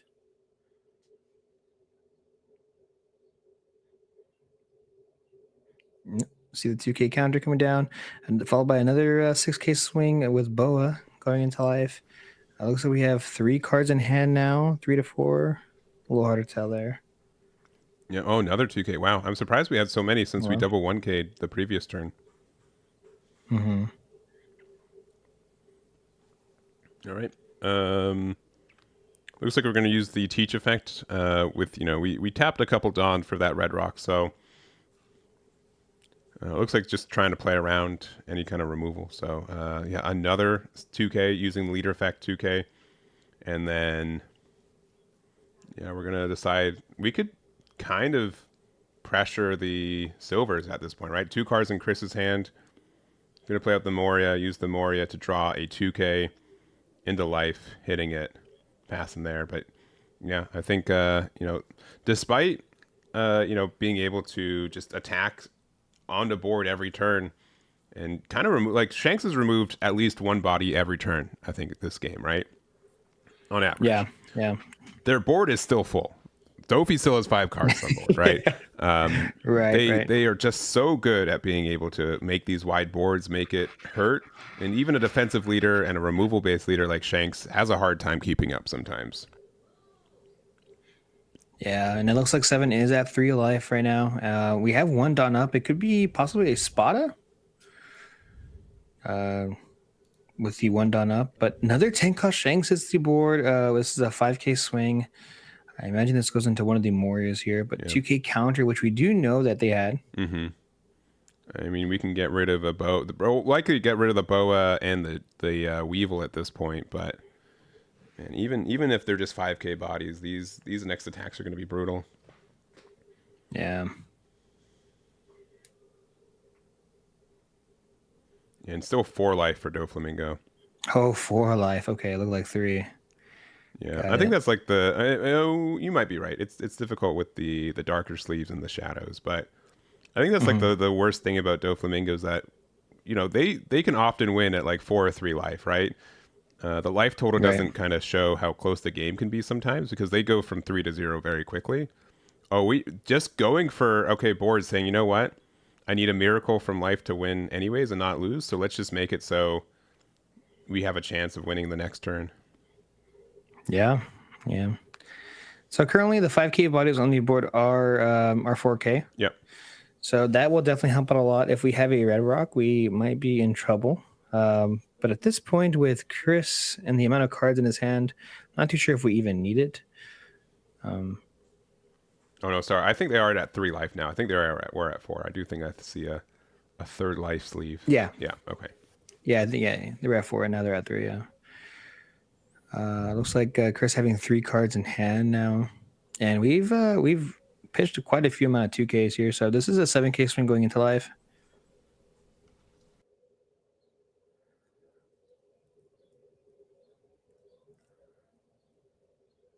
Yep, taking it there, and I think I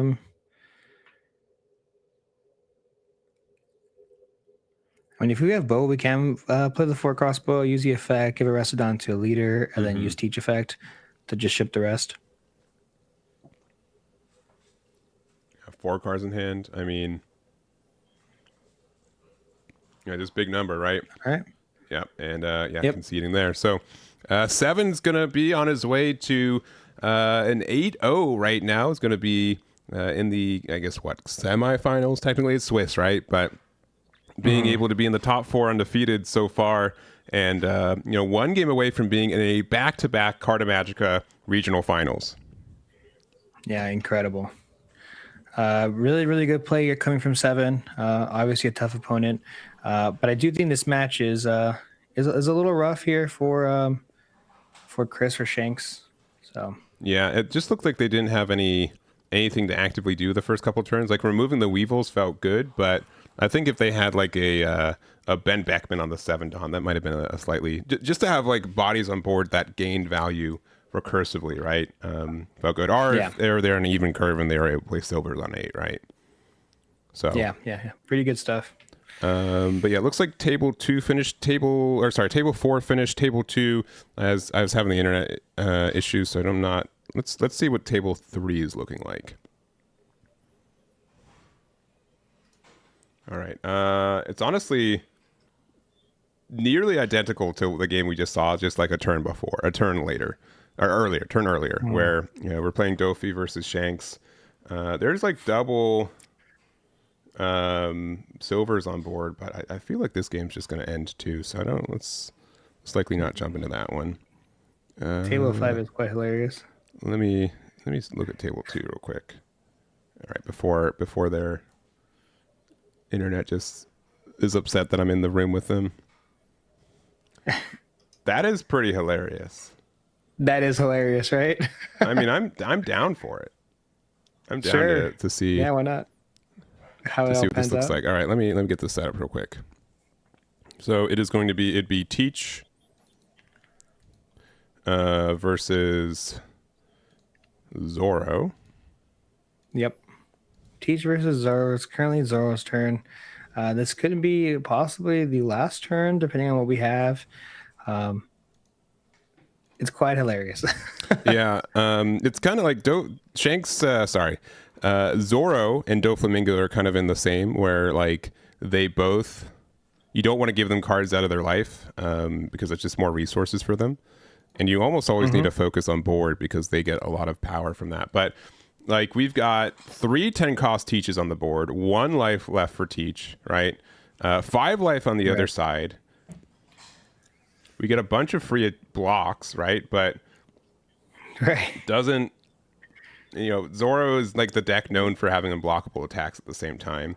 We've got Hiking Bear giving his buddy Chopper a plus 1k. Insane things going on. Yeah. This is pretty interesting stuff here, and we can actually reduce a character if we wanted to with the swing of the chopper. At this point, if we can get them down to 0, and even if we don't win this turn, they either have to win the opposing turn, Teach would have to win the next turn, or if they're just able to find some sort of unblockable character, they could just win the game there. Yeah. Yeah, which I think Zoro doesn't run too many unblockable characters anymore. I know they run the Sanji, but that is an on-play ability. So Yeah. Outside of like, yeah, maybe like 3-drop Chopper, I think on plays aren't needed as really much, right? right. So we do have a ton of Dawn left over here.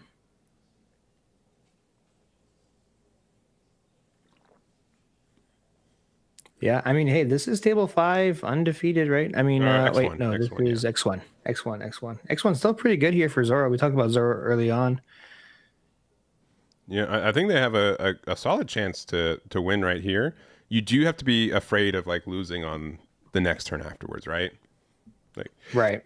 like your goal is to mildly just set your opponent to 0 life and then just attack like 15k unblockable next turn. Right. Funny enough, we're just turning cards sideways. We're just we're just turning the same Teach card turning sideways every attack. So this is a 10k Chopper with the Zoro boost and the Hiking Bear boost. We're likely going to give the Dawn minus effect to, or like the minus 3k power to the Teach. So this is going to be, I believe, a 9k attack, or sorry, a 10k attack, and the Teach blocker will be a 9k for right now. Yep. And so We're going to block 2K in out. 2k or 1k. Oh. Okay. Okay. Maybe I did my math wrong, right? Should be 10k, right? 5, Because 9. Hiking Bear plus 1k, Teach. Because Oh, yeah, you're right. Huh. Maybe they forgot one of their boosts. Yeah. Because I think it was 10k. Yeah, no, Hiking Bear, yeah, he visibly gave him Hiking Bear the plus 1K plus the Zero effect. So, yeah, that would have been 10K. Yeah. Huh. Okay. Well, all right. Yeah, that's fine. All right, so it looks like it's Teacher's turn here now. We have 10 Dawn, 5 Life, and Zoro still has quite a few cards in their hand. So, honestly, we could actually win with Jambei next turn too. Yeah. And I know that this deck doesn't run Jambei as much anymore, but that is a possibility. So 5K swing over the Hiking Bear. Yeah. This is going to be. Do we have a 4th one? All right. This is probably going into Luffy. Mm-hmm. I'm surprised we didn't have any bodies to play on board that were 3 either. Ooh. Oh, this is why. This is why. Yeah. This is good. This is really good.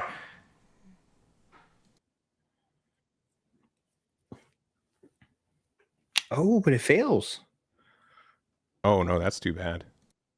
Yeah. I mean, to be honest, though, if we did put out a body, if we have another 10 cost character, we could. Okay, hold on. We've got a second one. There, do we have Top 3? 10. Oh, wait, does he have 3? Do we have I think 3? he might have 3.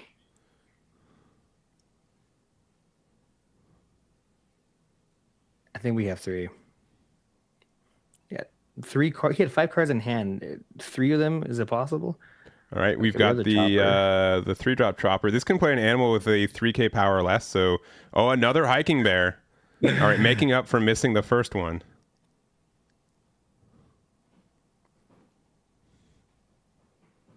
Yeah, yeah, yeah, yeah. Yeah, it's a weird, it's a unique art, so I can see like why you would have to Mhm. let them know which one it is. Okay, what's really nice here is the Van Augur can get rid of something. Most likely the could get rid of the hiking bear or the blocker. So it looks like we're going to go ahead and do that. We're going to go ahead and reduce something by 3 costs, which, okay, it's going to go ahead and be the chopper instead. Yeah, and I mean at this point, it's either what we have Jambay, which generally people are playing like 1 or 2 copies, so I don't think it's outrageous if we don't find it. Or we needed to have a Straw Hat stay on board to be able to give the unblockable with the 2 cost Sanji, which they might have been hoping for that, the chopper to just stay on board just to give it unblockable, right? Right. Yeah, asking for how many copies of only 3 with 1 Dawn left open. Oh, you hate to see that. I mean, there's no way we attack again because if we have a rusher, we just lose, right? Yeah. So, But do we? okay. Okay. We're gonna use the Lafitte there. Hopefully, finding like a copy of any kind of removal. The other Shiryu would have been able to remove the hiking bear. Hmm. Okay, gonna try to Pitching a find 2K. any removal. Any removal would be good here. All right, another blocker. Okay. I mean, you can have Blocker's 5 not bad. blockers here, but unblockable does get around that. Yeah. I mean, if we have unblockable, they just lose, right? So Yeah, attacking to the chopper. that's a. Do we have the? Oh, there's no way! Oh my Wow, we were goodness! holding on to 4 copies of this. Hold on. You could have played all 3 last year, but we chose not to do so. Do we have a target? We We do, do. yeah. That's the super rare chopper, Ooh, 3-drop that's a good 5K. one. Again, like if Hmm. if the last card in our hand is that Sanji 2K, now we are in trouble.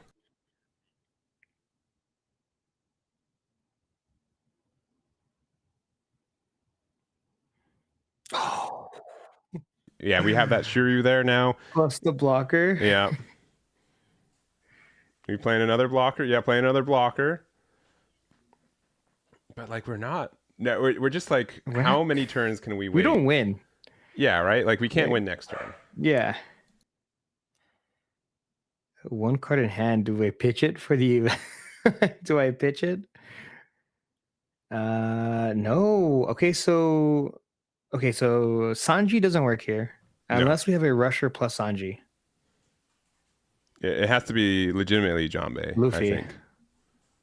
I mean, Well, you can. we could go Luffy plus Sanji, right? They've got 2 blockers though. 'Cause they got the Vasco still. Right. Sanji giving it unblockable, right? Because we didn't use lead effect. Oh, that's true. Yeah, yeah, you're right. You're right. If we have a rush Yeah. card and the Sanji, you're right. Now, with that being said, 2 cards in hand. Off of top decking all that, yeah.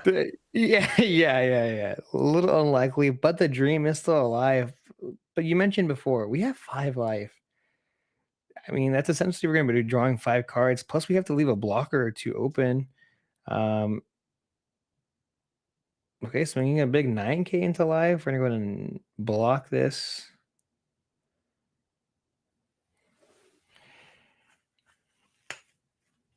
We gotta play a body, right? We need a body on the board. Yeah, we do. I mean, Hiking Bear can still attack. Oh yeah, with his buddy Hiking Bear. Okay, all right. I like this play. It's I solid. like this play. We'll But see. here's We'll the see. thing. We need pistol. I think if we have a pistol or some sort of removal, we can get rid of the chopper and go for game here. We could. I just No hand. We go 5K with Vasco shot. 7K, I'm and then not the saying rest that's we could go wrong. for game here. Okay, but this makes it way easier to go for game, right? Like as in like not lose, Next turn. assuming that they don't have Next turn. the thing, right? So I think it's just Yeah. two 5K attacks and then teach again and then just wait one more turn.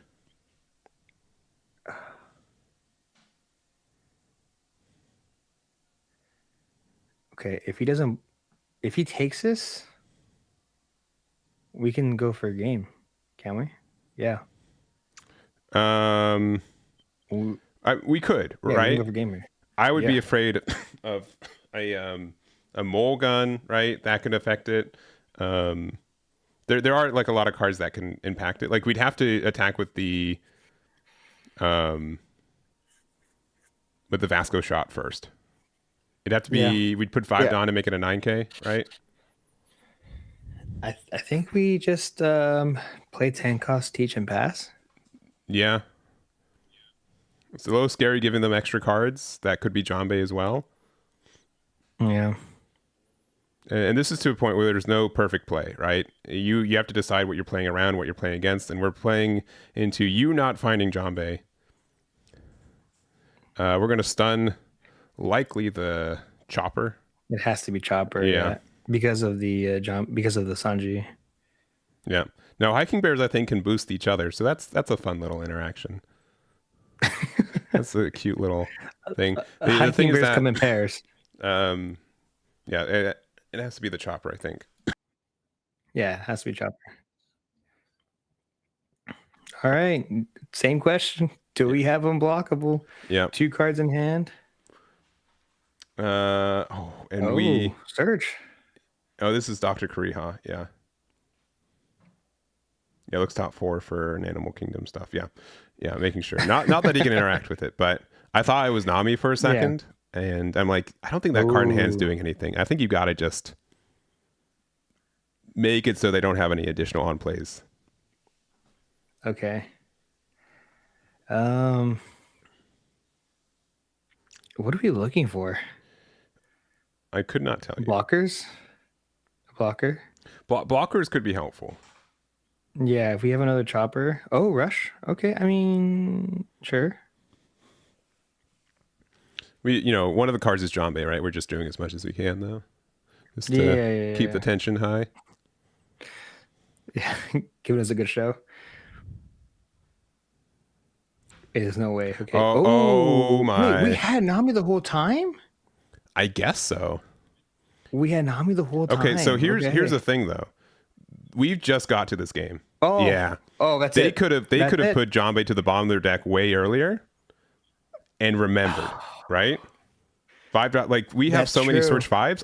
I'm almost guaranteeing that they have cycled so much through their deck. And if they would have discarded off their leader effect for teach, game was over. Right? Game was over. And not respecting the triple search hurt the teach player there. Yeah, I'm in complete awe right now. I can't believe I just witnessed that. Yeah, we almost didn't go to this game as our backup one, but I'm really happy we did. Yeah. I think that was a real fun one. Double animal search, triple animal search from the opponent's turn, right? Or from Zoro player's turn, and then into double animal search with the doctor to find the Jambé. It's like, which again, what? like because of how this game works, right? We put cards at the bottom of the deck and we stack. We know the order which we put to the bottom, and we can know how many cards we have left. So if you can count your searches, you can be like, well, I just played triple versions of whatever, right? Knowing that I can give the, if I know that the Jambé's like 11 cards away, double Kuriha first to get 10 cards out of them for Nami to find it is super fun. So, but yeah, I think the teach player probably could have discarded a card, right? Either they have them unblockable or not, right? And so not respecting those on plays, I think, cost them that game. Yeah, if we would have just pitched that card, had no cards in hand, so you know what, I have 5 blockers on the board. Yeah, good luck. It's for sure, because that also would have it would have prevented like Sanji rush and Sanji rush having 2 cards in your hand too. So Yep. But you know, this has been a long term. We're entering over 6 hours of being live, so we're getting into 2 more rounds with it. So I understand like why, you know, a lot of thinking today, a lot of gameplay, and it makes sense. But you know, still in a good spot. I think they're X2, so if they win their next 2 rounds, they can definitely get a top in the next little bit. We've got Zoro X1, so hoping for a win or 2 left to try to get into those top placements. And yeah, really, really cool. Yeah, really good stuff. I mean, I can't even imagine 8 rounds of Blackbeard must be tough. Yeah. Very. That deck is, pretty intricate. I think. Yeah, in my opinion. I So, agree, and the sequencing is really important, and you got like. I think it's the deck that rewards the player who knows the most about matchups, which means that Sure. when there are like literally a dozen plus matchups that exist right now, it's really hard to know optimally against every matchup that you're expected to see. Yeah. So anyways, we're at the end of this round. We've got we're almost out of time too. I'm going to put 15 minutes on there. We've got 4 players left undefeated. One of them is 7 with Doflamingo. I'll find the other 3 out as we get there. We'll be right back, and we'll see you guys in our 9th round out of 10. Be right back.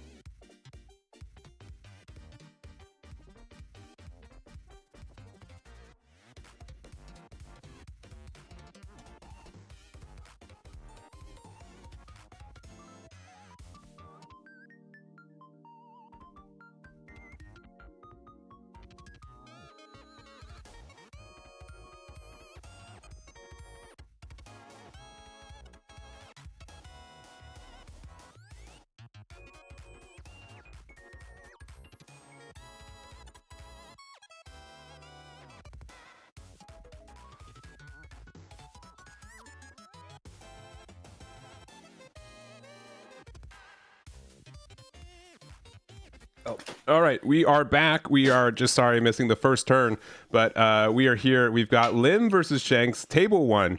2 of our 4 undefeateds. We also do have Sevens07, who is with the Dofi, and I think our last other players also. It's either Shanks or Teach, I believe. But we've got Lim here. Went first, was not able to find a 1-drop Lim, but we are going to be able to play something off of our leader effect, deciding what we want for right now.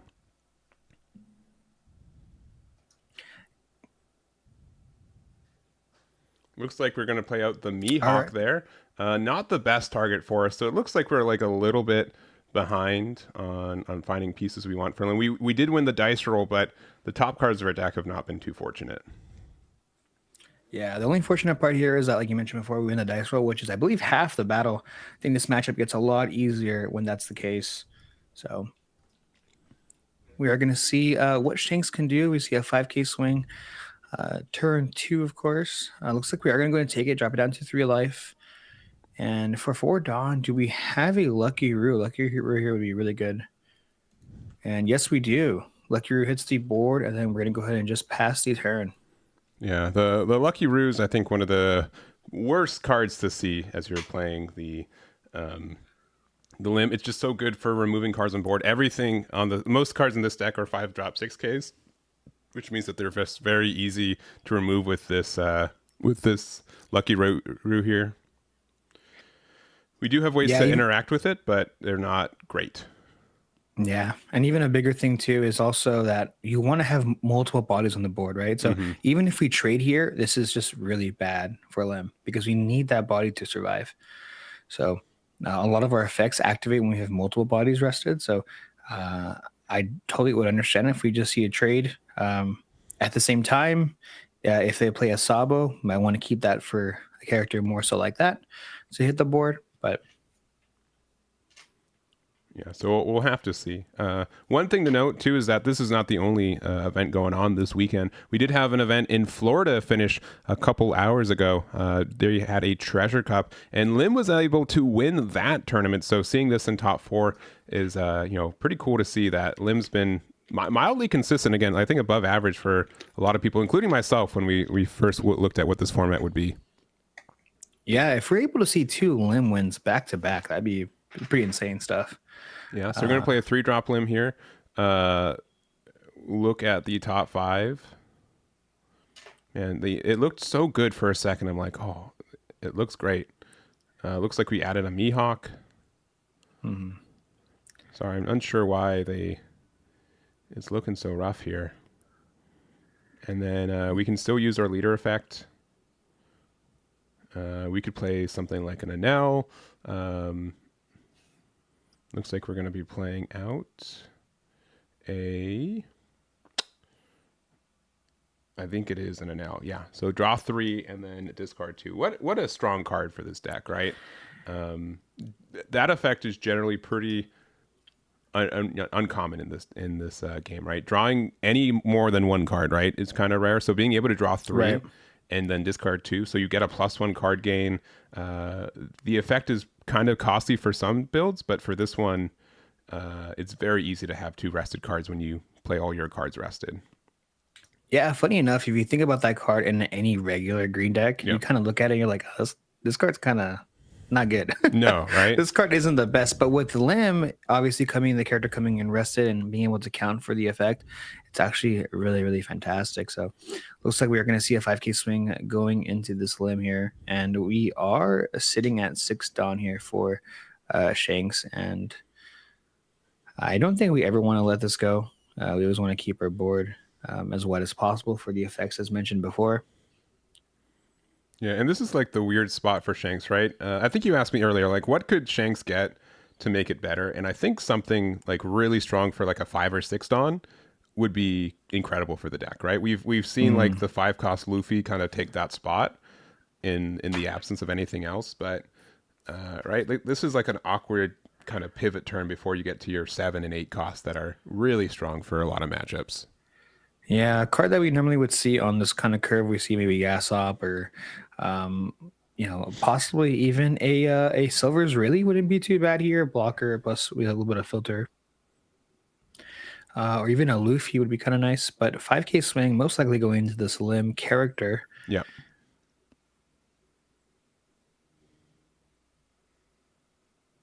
And, all things considered, looking pretty good for a limb here. Yeah, they've got some setup. The cameras fix itself, and I hope it stays that way. Yeah, now, I mean, maybe we play Luffy for 5. We can have it attack like 8K into either the Enel or the 3-drop limb. The issue is that like once you get a wide board, that limb just stays on board for the rest of the game, right? It just always sets itself active at the end of the turn, and it just you get a lot of effects from it. But maybe a Lucky Roo. Oh, a Zoro. Interesting. Oh, okay. Yeah, there's a really interesting build here. Attaching 2 Dawn to the Zoro to have Rush. Now, this could be a 7K swing going into this limb. Yeah, I've been seeing this card a little bit more present lately. The fact that it's a 1K, the fact that it gives us out Rush is good. The fact that it kind of has like a protection effect, right? You can play out a 3-drop Sanji, a Tony Chopper, the 5-drop Luffy as well from hand. It just gets a lot of value. Yeah. Yeah. So I am actually very interested in this build. A card that, isn't too common, but I do like it.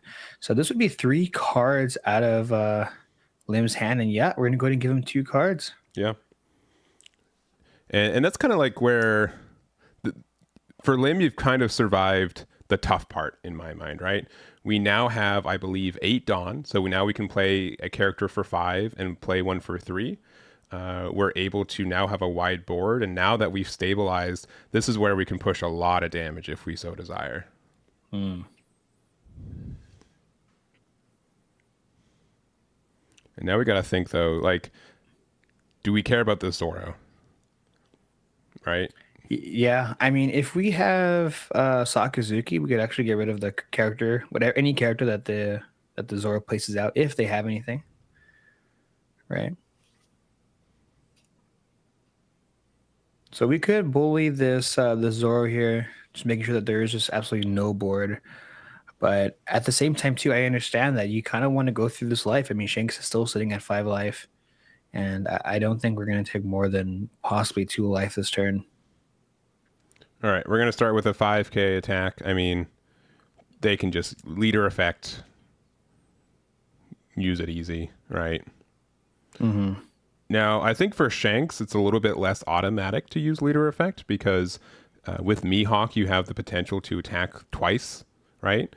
Right. That, yeah, which is just really, if you could give it to an L later, so it's, 2 6K swings instead of 2 7s, if they attach to Dawn or something.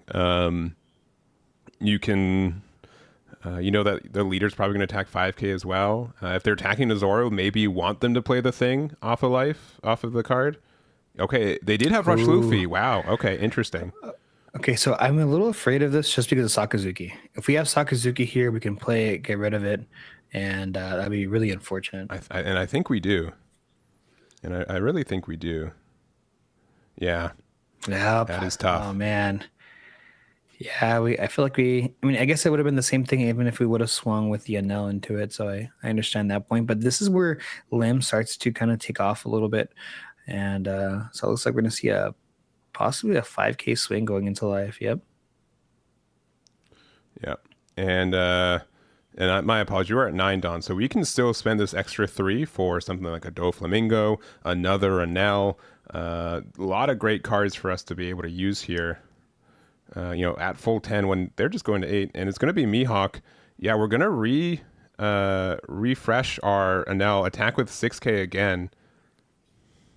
Get a 2K out. You see this, and this is why like the -1 from Shanks, you can't use it as free as I think in the other matchups because you have to respect that some cards can attack twice.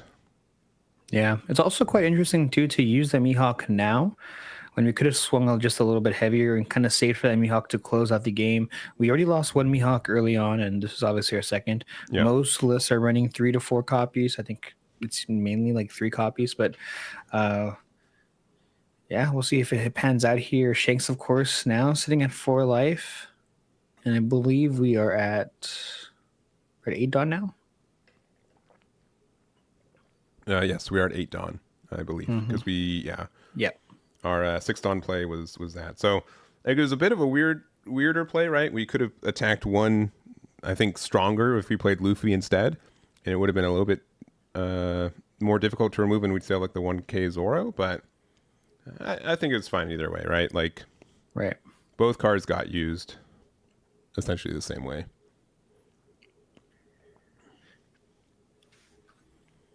All right, thinking about this play, this is a pretty wide board from the limb, and weirdly enough, Silver's is probably Silver's Rayleigh is probably the best card to play off of this 8 Dawn here, but they're not always guaranteed to have it.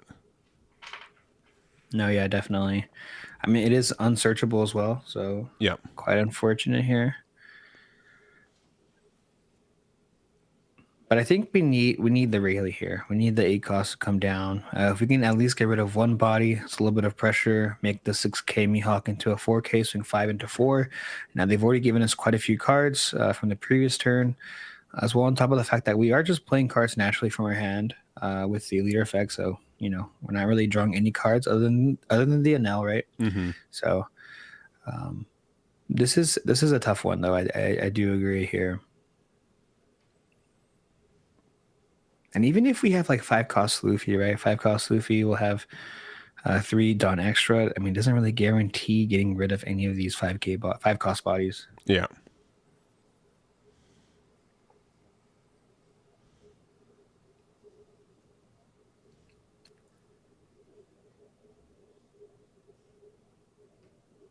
All right, 5K swing going into life here. It looks like Lim has, I believe, 3 cards in hand as of right now. Mm-hmm.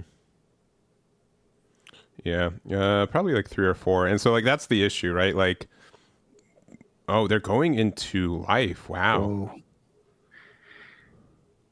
Yeah, because the whole board is 6K, right? At least. Yeah, so we're gonna 7. Beckman get rid of one of these 6Ks. For one, we keeping up one for, I guess, Divine, I suppose. Yeah, it could be a Divine, or it could be Radical Beam, just because we saw the Zoro as well as the Luffy in the deck. So Sure. Could be running the Nami Searchers. That's very fair. Yeah. But nonetheless, we are still at 4 life, so Divine would be better in this situation. Mm-hmm. Yeah, and Beckman's doing its best to be a Silver's Rayleigh impression, but not quite the same strength. And this is going to be, I think, a lot of potential damage from our limb play, especially since we're probably going to still play 2 more bodies out on the board. Yeah, definitely. The 7K Sakazuki is quite nice as well. Going a big 2K above lead is quite strong. And this is when I kind of wish we had Mihawk still in our hand. Mm-hmm. If we had Mihawk in our hand, we could just honestly probably take them down to 1 life this turn. Yeah, we've used 2 Mihawks already. We used 1 turn 1. We're going to start with a 5K from Lim. Going to use the leader effect. So, I mean, oh, sorry, we have so many more cards in hand with Lim. I thought we had like 4. It looks like we have like 6 right now. Oh, wow. I mean, I guess we had 4, and then we took 1 from life and 1 from top of our deck. So not. Oh, there you go. Maybe I was right at one time. Once upon a time. So 7K swing going into life here. We already used leader effect, so this most likely might connect if we have Divine. We might just use it here. And yep. Okay. Yep. Sorry, Sos. Yeah. I know. It's right again. I'm 0 for 2 right now, man. All right. 7K swing does connect you here. Dropping down to 3 life. And 10 active Dawn.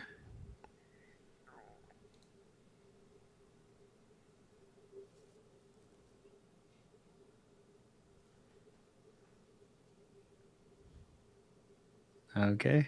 Big 8K swing going into life.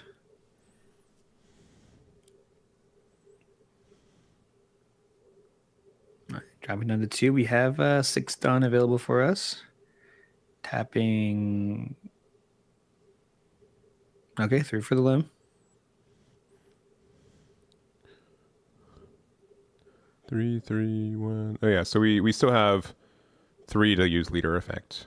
Yeah. I mean, if we get like Yeah, another 5. Enel, right, like that. Oh yeah, if we find another one now, I think it's looking pretty good for us. I mean, it's already looking good for us. Mm-hmm. Us, we're the limb player now. Yeah, yeah. Me as a I changed once I got the divine wrong. I was like, all right, you know what? Oh, this Nami can also be very nasty here. Hmm. So we are going to play 2, or 2 or 3. We could use it if we wanted them to not be at 10 dawn next turn.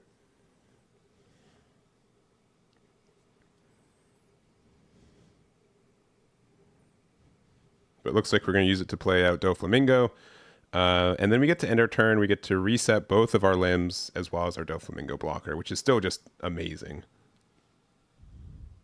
You know, funny enough, through all the limb games that we've seen today, we haven't seen a single 1-cost limb. I agree. Yeah, we've seen quite a How few. is that possible? Yeah, newest card for the deck made the deck a lot more playable, and yeah, okay, just going through how it works. All right. Yeah. So Limb says at the end of your turn, if you have 3 or more rested cards, you can set this card active. So at the end of our turn, we had 5.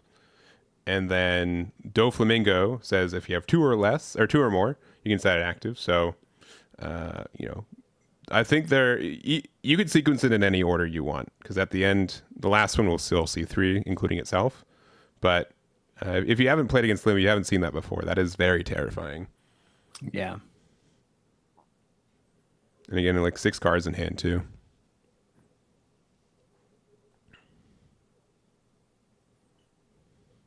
So Shanks is at 10 dawn, 2 life. Looks like about, it's tough to tell with the darker sleeves, but I'm going to guess 6 cards in hand. Yeah, I think that's a pretty safe bet. 6 cards in hand, maybe 5 to 6. And I mean, what's the best case scenario here for Shanks? I mean, is it Rayleigh? I don't think we have the opportunity to play a 10-cost Shanks. I mean, it's possible, but we just need to have a good amount of counter. We probably would just lose to a welly timed, a good timed Mihawk, right? Yeah. So. But yeah, we just look at these cards like, man, these are what do we do here, right? When it kind of reminds me a little bit of the Doflamingo matchup, at the same thing that we saw last round, right? Yeah, we got to the late game, but there's just so many attacks that we have to consider next turn. Even giving everything on the board a minus 1k, that's still a lot of pressure when they're already at 10 dawn too.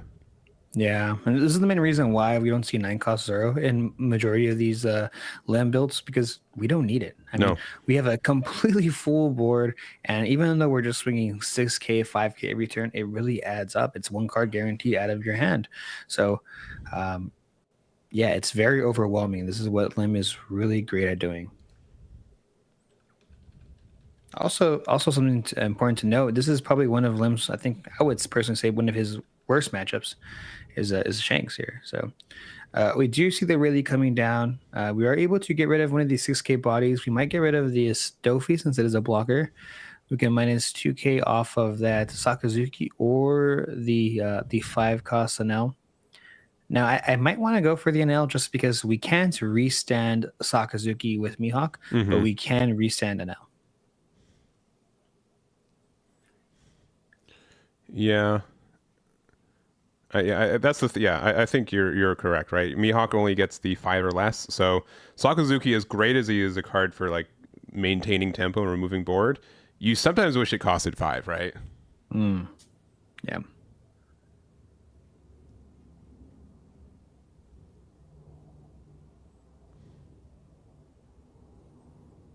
Yeah, we currently have 2 Dawn active, so if we actually have a Red Hawk, we could get some good value here with one of these limbs.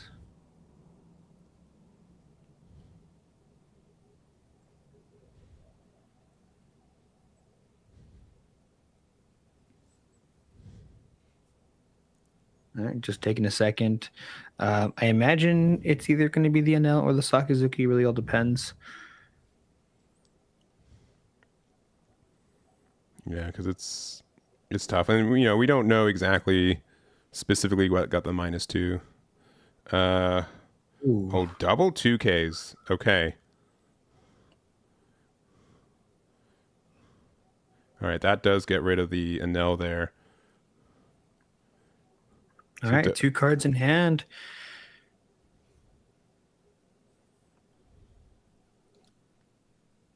If I'm Shanks here, I am terrified. Yeah. This is a tough spot. Absolutely terrified. You're like, well, at least they've already used 2 Mihawks. Maybe they don't have a third one. But yeah, still tough. Yeah, on top of the fact that, I mean, Lim, now we know for a fact Lim only has 2 to 3 cards in hand now. So that's a bit of a sigh of relief coming from the Shanks side. But nonetheless, this is a very difficult position to be in.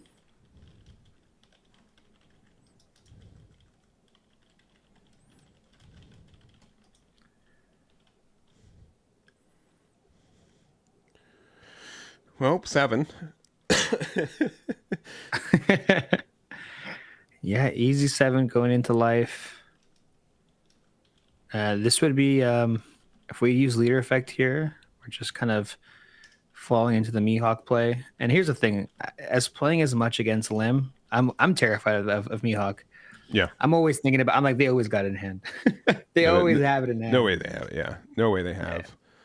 I mean, again, spoilers, like, the event that happened simultaneously, the Versus Games Treasure Cup, Lim won with just legitimately Mihawk attacked twice. Good enough for the game. Yeah. Sometimes that's all you need.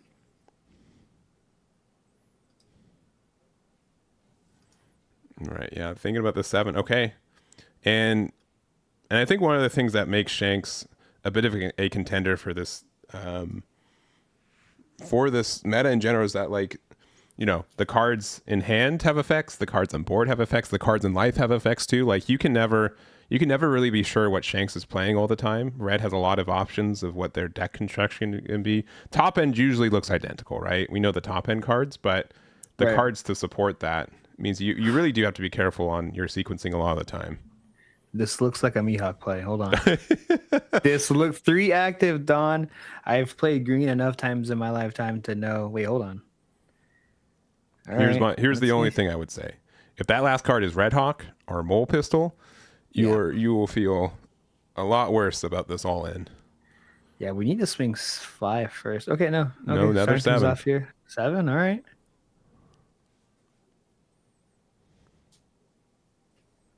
Lim player very composed at this moment. Yep.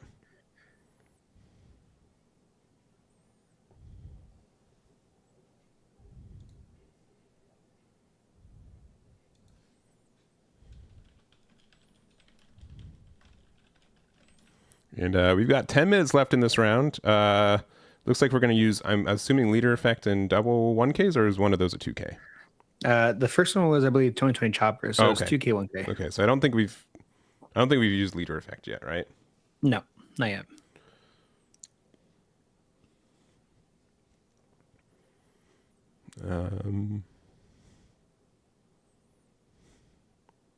Yeah, so now we can do like something like go maybe 7 with leader, and then we can do double 8s with Lim, or just big 11 with Lim if we don't have.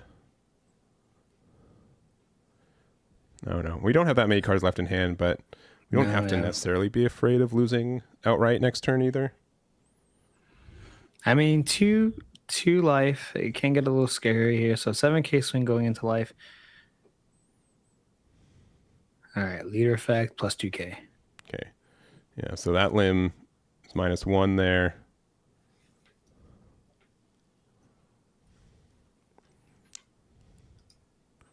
Another 7.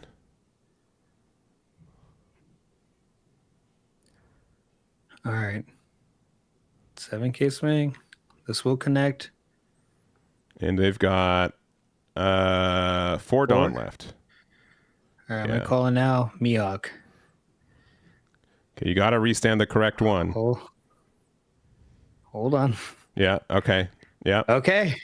And that's the one that didn't get -8K. Is it enough to go for game? Leader effect used. No, Oh man, no, I see yeah. 1K worth in there. Man, I'd be so afraid to go for game with 5 cards in hand, but they ended up doing it. They ended up getting the win for it, and we've got Lim in finals. And I looked it up. It's going to be a repeat for the Treasure Cup we saw earlier this today too. It's going to be Doflamingo versus Lim in our Whew. finals for today. I told you in the beginning of this, always be afraid of Mihawk. Yes, yeah, It is. I am on your side. I promise.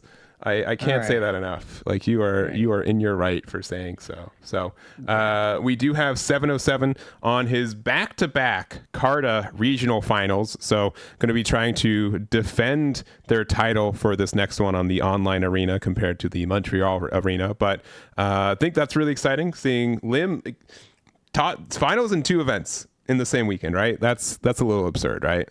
Surely it's not possible, right? Surely. So Surely. I mean, even if Dofi were to win this last round, right? The finals, it'd yeah. be, pretty interesting. We had one Dofi win, we had, a Lim Yeah, yeah. win. But and again, it would mean back-to-back wins for 707s, Yeah. which is already insane in that way. So we'll have to see what that looks out. We did kind of talk about it kind of off camera what we thought. I would say Lim generally kind of has the matchup win into Dofi. Even going second, I don't think it's that bad compared to other matchups. That's my understanding. Do you have any thoughts about that matchup? Yeah, I feel like it is kind of flipped. Yeah. I'm on the opposite side. I actually think Dofi wins that matchup. But I mean, we'll see. I think it all depends whether you're running Zoro, things like that. The die roll. Sure, I think for sure. Yeah, I agree. If Lim wins the dice roll, it's going to be, they have a 50-50 chance already to have it in their favor, right? Yeah. But, my experience is that, Sakazuki does help the matchup. We have these cards from Dofi that's really good for answering 4 drops, but also really good for answering 6 drops. But like 5 gets to you kind of overpay for Jozu or underpay, or law can't affect it. Gravity Blade is really great for removing board, but if you don't have a board to back it up, right, you're not really doing that much.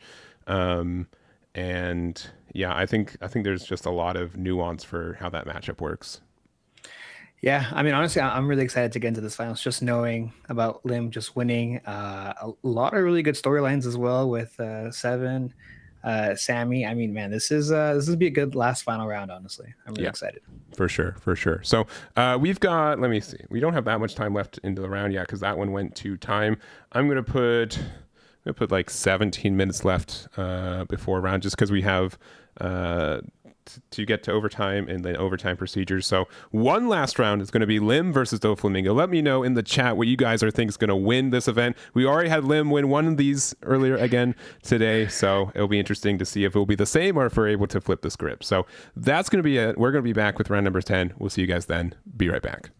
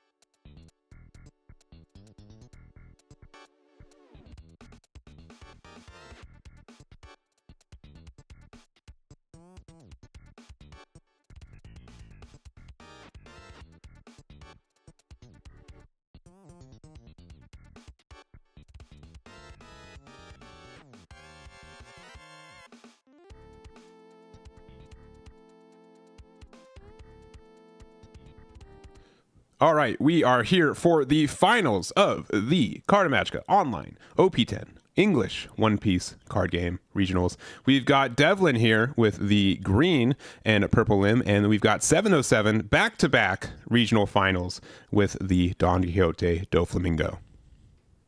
Yeah, we have a brand new, like relatively brand new deck, and then we have a OPO1 deck, which is kind of crazy. And honestly, like when it comes to how these decks work, they do have a lot of similar qualities, right? They have ways to essentially play cards onto board for cheaper than they're supposed to be, right? Mm-hmm. Yeah. And Lim does it by ramping, right? So you get more Dawn. Doflamingo does it by playing it off the top of their deck, so it costs one less card in hand to actually play the card. So it's really like the kind of age-old trade-off of what's more important. Cards are Dawn in this game. Yeah, definitely. And this would be Seven's actually back-to-back, potentially back-to-back win here. Yes. So yeah, a lot on the line here for this Lim player. I'd be a little worried, Yeah. a little scared. He's got quite the pedigree, right? And if you guys are watching other events, no deja vu. This is a different Lim versus Doflamingo finals today. We had it at the Versus Gaming Online Treasure Cup that they finished a couple hours ago, and they had Lim versus Dofi with with Lim taking it. So we'll have to see if that's going to be the same or if Doflamingo is able to win it this time around. Yeah, and I said it earlier, I do think that Dofi has the upper hand here. I know you think otherwise, so we're going to see who takes it. I know it's going to be close nonetheless, and I'm just really excited to see some really good One Piece play. Yeah, and honestly, the most important question, who's going first? And it looks like Doflamingo. So already a little bit of a minus on the Lim side. That deck, famously wants to go first anytime that it can. And so having to go second is a bit of a negative for it. Right. So it looks like we have the perfect turn one here with the Perona. We're organizing the top 5, seeing what we can grab. Now, obviously, we can't put this at the top or the bottom. It's pretty rare when it goes to the bottom, but when it does, I mean, you got to be very happy as the opposing player. Mm-hmm. I find like Perona generally does fine looking top 5. You don't usually want to bottom deck anything. Buggy, on the other hand, Buggy will find you 3 of the worst cards in your deck at the given moment, and you're like, these are stuck here. I have to do something else. That guy is a clown. Yeah, he is. He's living up the reputation for sure. Definitely. All right, thinking about the top 5, and yes, going to the top and things looking pretty good here for 7. And do we have a 1-cost searcher? This will be the first time we could possibly see a 1-cost character hit the board for Lim. No. Yeah, we kind of mentioned it last game. This is our, I think, 3rd or 4th time watching Lim on stream. I don't think we've seen a 1-drop Lim hit the board yet today. Yeah, no, not at all. So the 7K swing does connect here, Lim dropping down to 3 life, and we have the Weevil hit the board. A really, really great start here from 7. This could have been a Crocodile or something else like that, but no, we hit the Weevil. We get to draw 1, and we have the Teach on the board as well. So fantastic turn. Yeah, and now we have to maybe we do have ways to remove this Teach potentially. By being able to like use a 1-drop and then play Weevil, or sorry, the new gate out to rest and KO the copy of the Teach there, but not quite being there. We're gonna play out the Luffy. Okay, that's a bit of an atypical ad for the deck, but does get some value.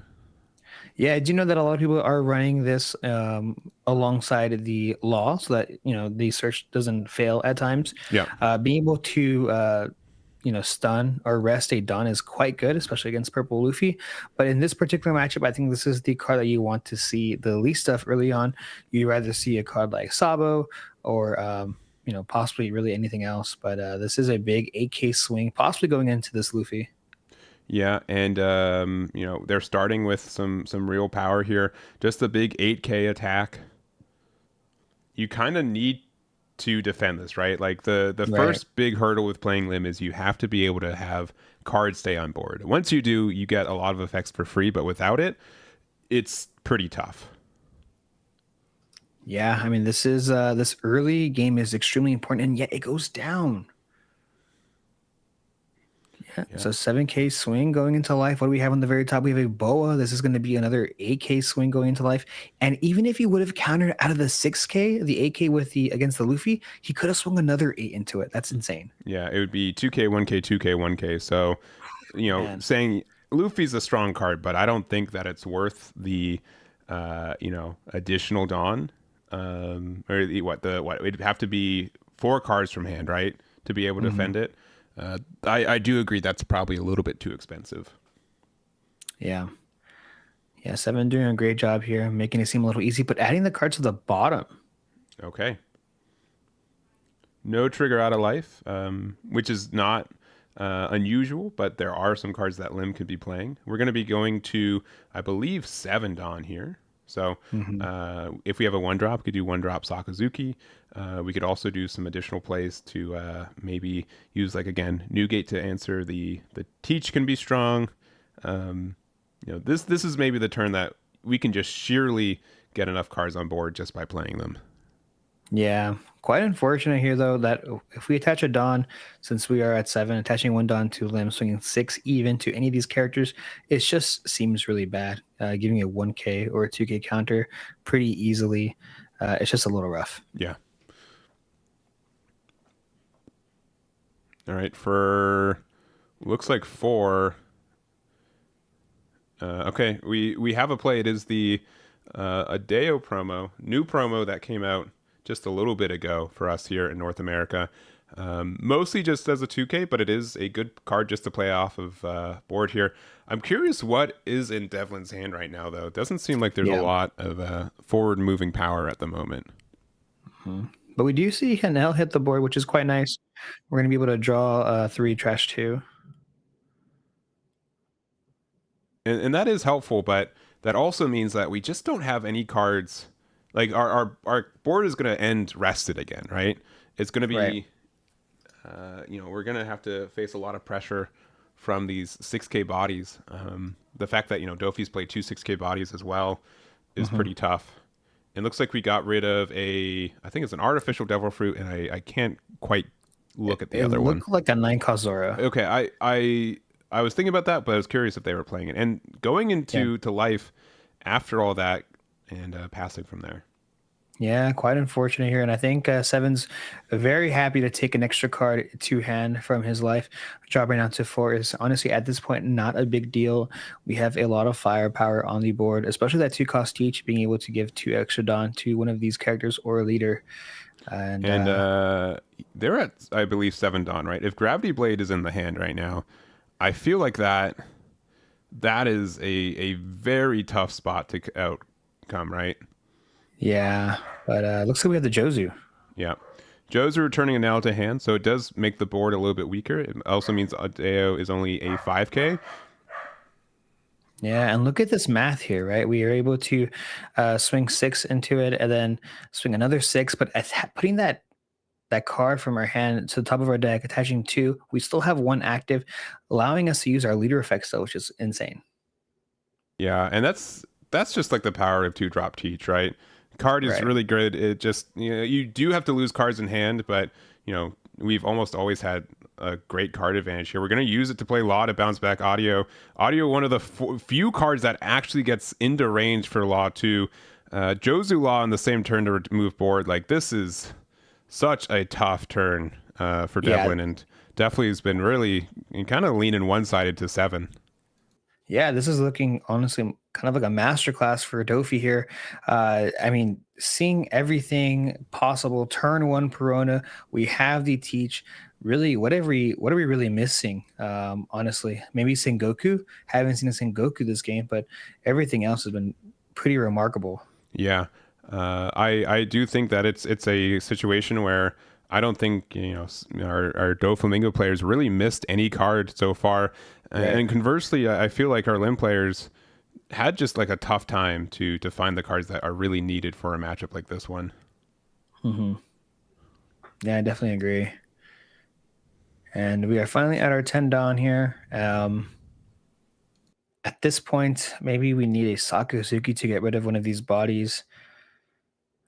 Looks like we're going to start things off here with a Lim search.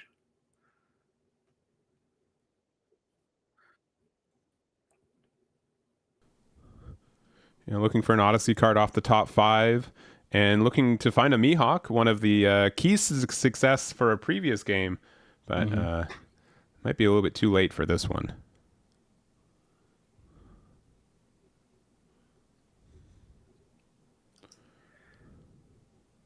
All right, we're going to spend what looks like 6 for, Sakazuki. Okay. Yeah. We do get some removal, likely onto the Boa. Yeah. This is definitely one of the first steps to kind of get back into this game. But a 5K swing going into life here.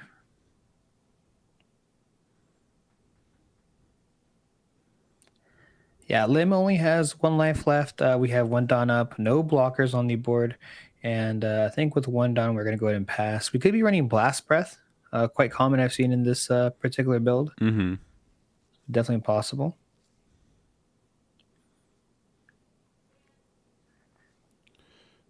Same thing, though. If Gravity Blade's in hand, gets so much value here. Yeah, I'm just pretending that card doesn't exist right now. Yeah, I think our opponent, our Devlin is too. Like, they saw everything else so far, right? Surely they don't also have a Gravity Blade available. Yeah. But starting with a quick 7, probably to the life at this point. Yep, 7 swinging 7 here, 2K, 1K.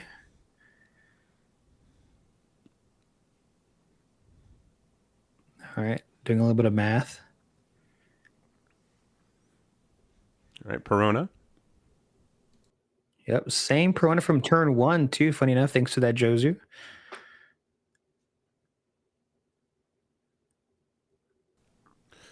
All right, feeling confident with the, or almost confident. All right, now we're, Wait, hold on. Wait. Do I want to draw or do I want to give a Residon to something? Yeah. Alrighty.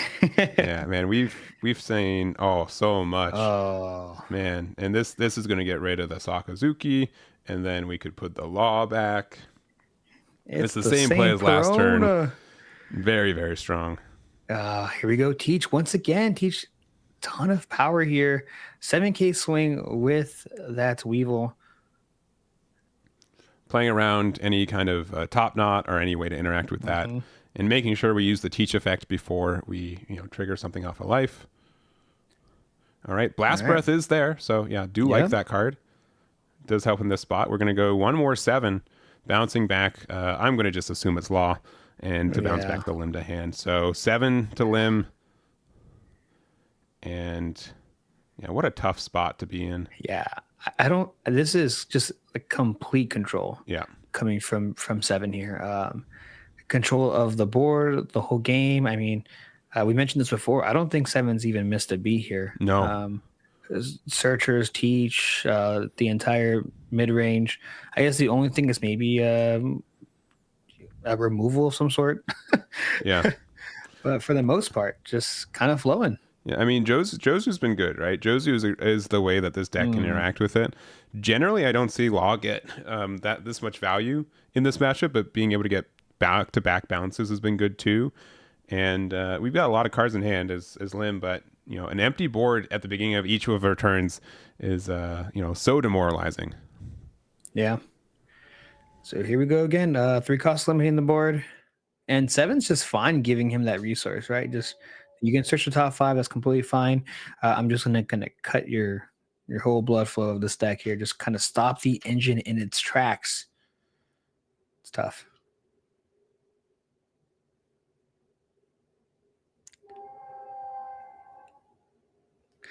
All right.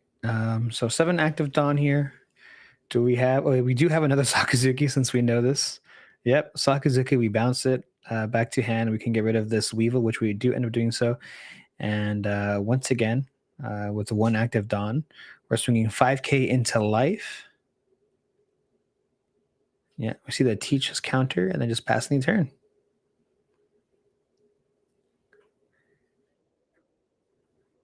Yeah, it was a good turn last turn, right?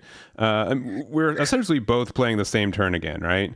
But Yep. Dofi, I think, was already in the lead, so it just kind of pushes Doflamingo's lead a little bit more. Yeah. 7K swing. We see 3 1Ks coming out of hand. This is a big 6K swing with, I believe, and then another 7. Yeah, And yep. and that is it. Yep. And 7 takes it. our back-to-back winner for Carta Magic events, we got 707, 2 regional wins with Doflamingo. What a finish. Yeah, absolutely insane. Masterfully played by 7 as well. A little unfortunate here for Lim. Didn't see its pieces. Like we said, we keep saying this today. I didn't see the one cost searcher or the one cost Lim at all today, which is a huge help in any matchup. Yeah. So yeah, if we're able to play that 5 cost Luffy and just keep it active, right?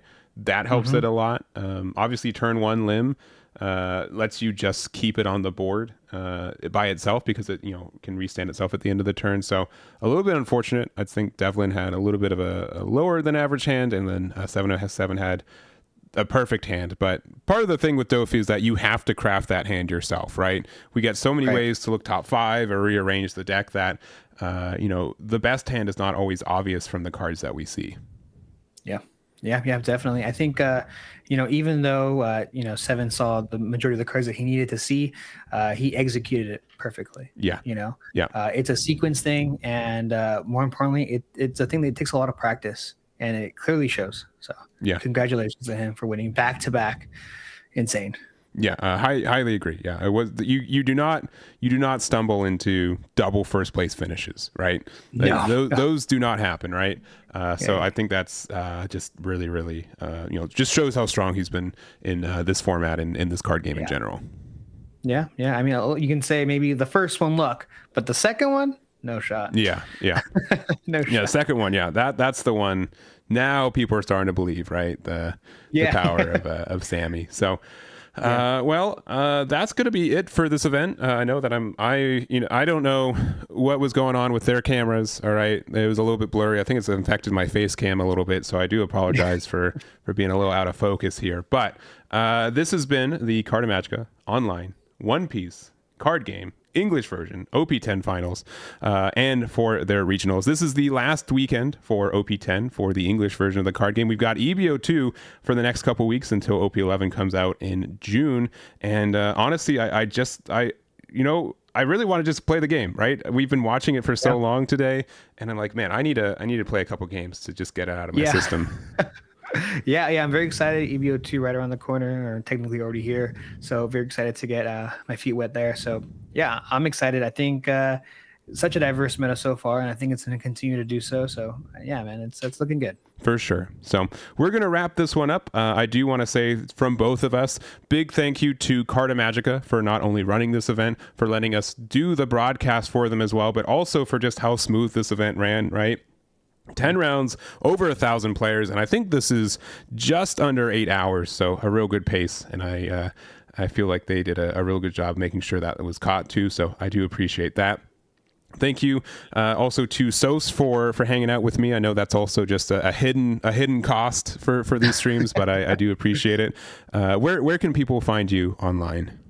Yeah, you can find me on YouTube or Twitter as The Strongest Wizard, and where I post a good amount of content EBO2 related now. So yeah, it's exciting stuff. Yeah, and we collab quite a bit, and we make a lot of content. We don't live too far away from each other, so don't be surprised to see us in the same room the next time for some of these either. But for myself, you can find me at the Eggman with 1G. Despite what any of your search engines will try to correct it for you, it is with 1G. I make a lot of content for the One Piece card game, and we'll be going over tournament results later this week for this event and many others. So lastly, make sure to follow Carta Magica on their socials. Make sure to like this stream on wherever whatever platform you're on with it. And I believe Carta will be releasing the top data for this event specifically on their Facebook on Monday morning. So you don't want to miss that either. So that's going to be it for us, though. Thank you guys very much for watching with us. Again, congratulations to 707 for their win with Doflamingo, as well as the X1 finish with Devlin, with Lim as well. Really crazy to see that be the finals for like two large events this weekend too, right? Yeah, insane stuff. I mean, back-to-back is crazy to me. Yeah. I'm still thinking about the back-to-back. I was like, okay. And we're just watching, right? Imagine being the one who did get the back-to-back, right? It's a great accomplishment. So anything else from you before we wrap this one up, though? No, that's it. We're really happy to be here. Really excited for One Piece, and yeah. Yeah, great. Well, thank you guys very much. Again, we really do appreciate it. This will be available. If you guys missed any rounds, you want to watch any, they should be on both Twitch and YouTube to watch if you want to. And that's going to be it for us. So again, thank you guys so much for watching, and we'll catch you at the next one. Bye-bye.